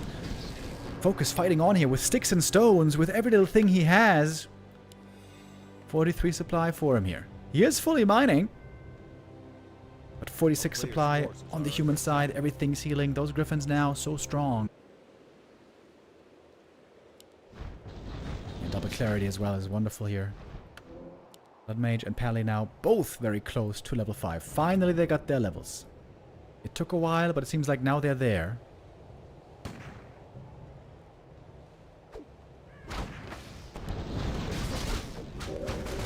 Flame Strike. Good damage again against these Burzies. Now we got the level 5. Fog Lightning. I don't think there's Chain Lightning. Actually, there is one. There's mana available. Oh, that is in. What about the Blood Mage? He's got the Invuln. He's gonna need it. Oh, big Flame Strike. Oh, baby! Look at the damage here. Absolutely roasting these Berserkers. And all the human heroes, it seems like, are about to die. Everything's hurt. Pally, silence at the moment, but it's gonna wear off in short order. Oh, nice surround there. Traps, the Firelord, that's a kill. Kodo, that's a kill. Peons, that's more kills. Pretty sure this is Infi now taking it.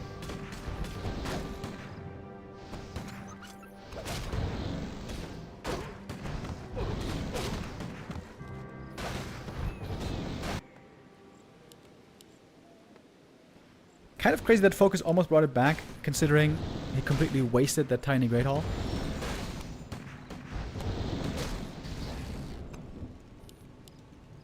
Really impressed with Focus so far. If I didn't know who was playing, I would think this is Lin for sure.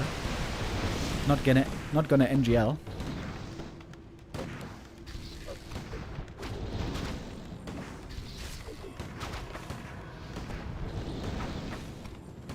Oh, nice yoink. Flame strike. Ooh, that's a lot of damage.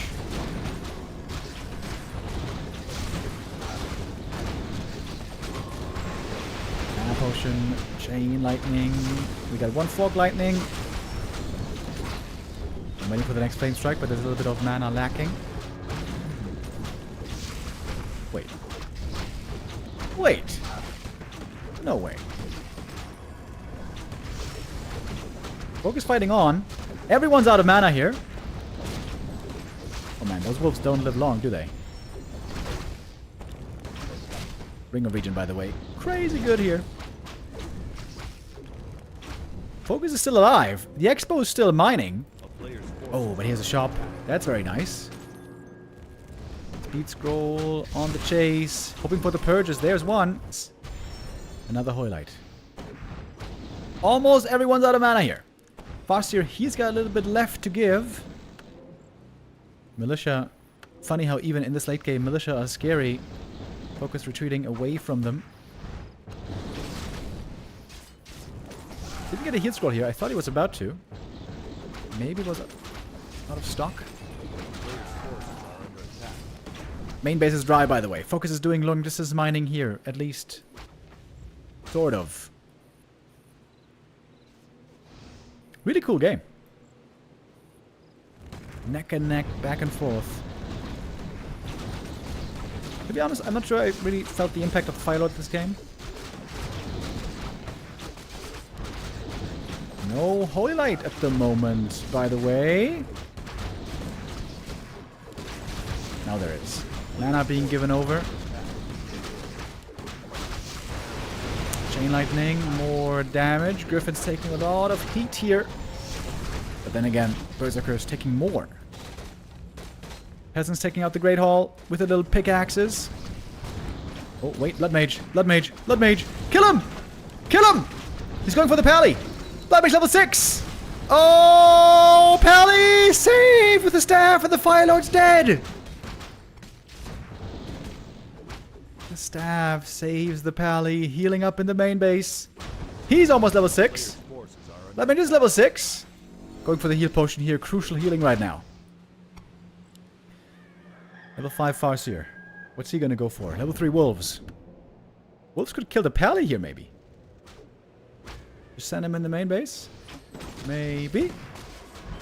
Where's the bird? Where's the bird? Where's the bird? We've seen so many birds today. Might we see another?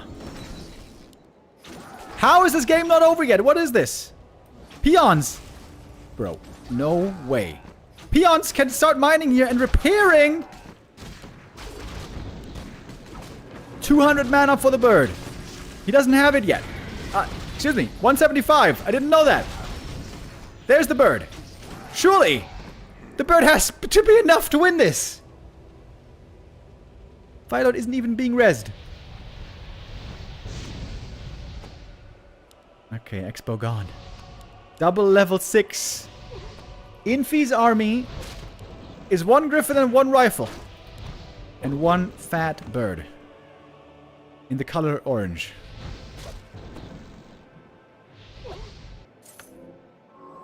A player's forces are under attack. Okay, items being sold. Firelord coming back. Yeah, suck on those creeps, baby. Suck on those creeps.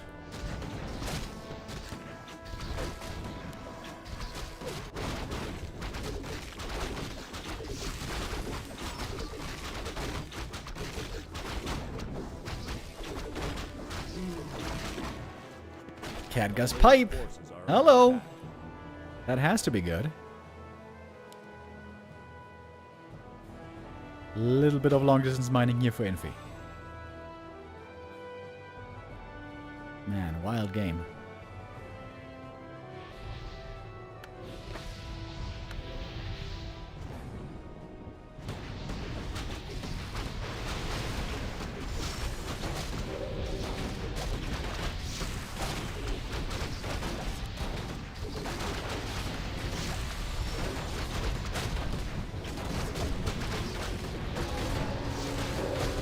Oh, he's trying to kill the bird.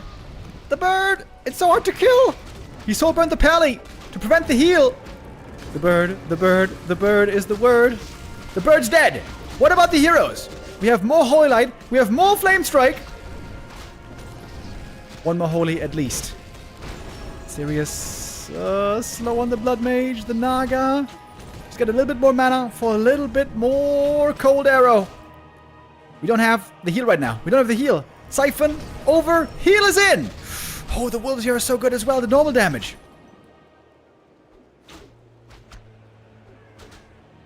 A player's forces are under attack. Berserker's finding a few more kills. What is this game, by the way? How is this not over yet? The rifle.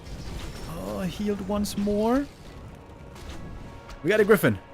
We got an actual unit doing actual damage. But still, 3 Berserkers here. Free healing, by the way, from the Troll region. That's also kind of nice. Doesn't seem like anybody's going to level up anymore. 2 peons can do long distance mining. Chat is saying, what am I watching? Seriously, what are we watching here? This is insane. There's still somehow... There's a knight being made right now. A knight! Staff not going to save this one. Goodbye, rifle.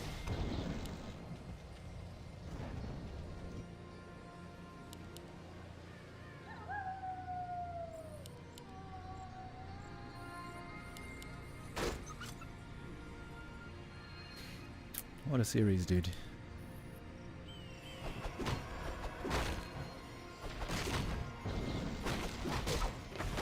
And we're still not done yet. It ain't over. Sells the Khadga's pipe. What? For more raiders. Okay, I mean, alright, more catch. Only permanent item here for focus. It's the Orb of Lightning.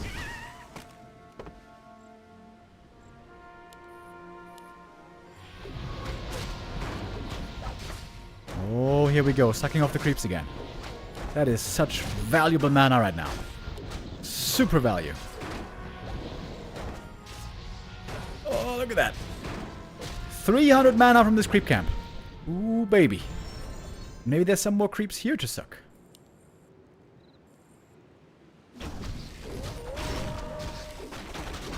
Sucking makes you stronger. Oh, yeah. There's a High Priest.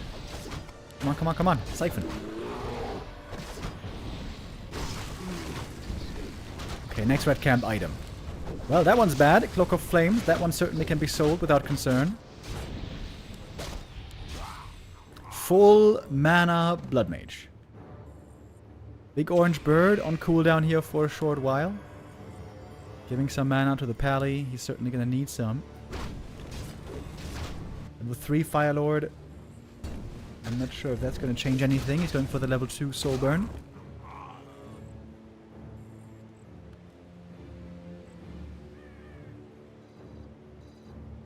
Oh, almost getting caught here. Raiders had a glimpse there for a moment. A player's forces are under attack. Ooh, Flame Strike. Almost getting a kill here. His focus is going to go for a hero kill, by the way. With mass raiders, maybe he can just click down the pally. Maybe that's the plan here.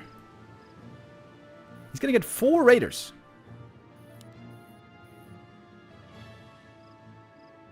Would be amazing if he had pillage.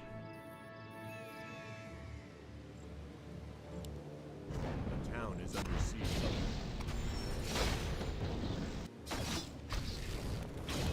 Okay. Focus will win the base race with all these raiders. Wow, what are you doing with the peons? What? Why aren't you hiding them in the burrows? Oh, it's a big mistake by Focus. Using the last 2 peons. By the way, we got a Mountain King at some point. When the hell did that? When did that happen? That totally got past me. Okay, staff home. Flame Strike here could be very good. Raiders are anticipating it. With all these raiders. There's a bird right here. There's a bird right here. Oh, it just expired. He didn't heal it. He didn't highlight the bird. Big mistake. Invo potion on the pally. He's going to survive the first focus. Flame strike, huge damage, but also casualties. The Mountain King, he denied him with the flame strike. 3 raiders left. Okay, he's not focusing heroes, he's focusing units. Soul burn now pretty good. Holy Light also pretty damn good.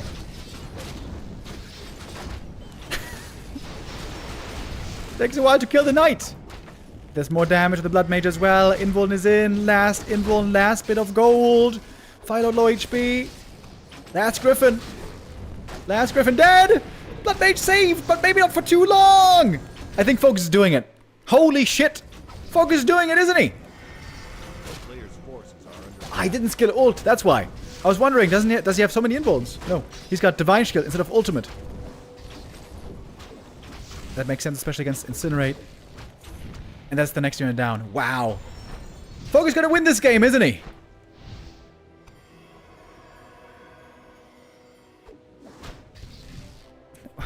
Well, we're not done yet. 15 supply. What is the other 5 supply up? MK. MK is coming back. MK is coming back. The wolves here, of course, phenomenal for the normal damage. Focus could dive here. What does it matter? Oh, and that's the kill! That's the kill on the Blood Mage! The Soul Burn Silence lasted long enough. Ali, low HP. Firelord, low HP. Ensnare's flying, surrounding the MK. He's pretty squishy here on level 1. There's another Holy Light, but not much more mana. Staff, not good enough to save him. Another Holy, and now Pally is out of mana. 10 supply, about to drop to 5 supply. Infi gonna lose this map and lose this series. Oh, that must feel good for Focus. Super hard fought game. Big mistake, of course, with the tiny Great Hall. That made the game close. Previous maps, Focus didn't make seemingly any mistakes. And so that was clear. But this one, close. Focus wins it 3-0. This is where we're going to have to stop for now. There's 2 more maps happening, but we can't really show them. I can't show them tonight. Because there is the Warcraft III Dach Inferno League starting in 30 minutes, I believe. Neo told me that with a German cast, the Warcraft III Dach Inferno League, Neo's going to be there for you in a moment. And yeah, that's it from me tonight. Take care, everybody. I'll be back tomorrow with more Super League and show matches. Bye-bye.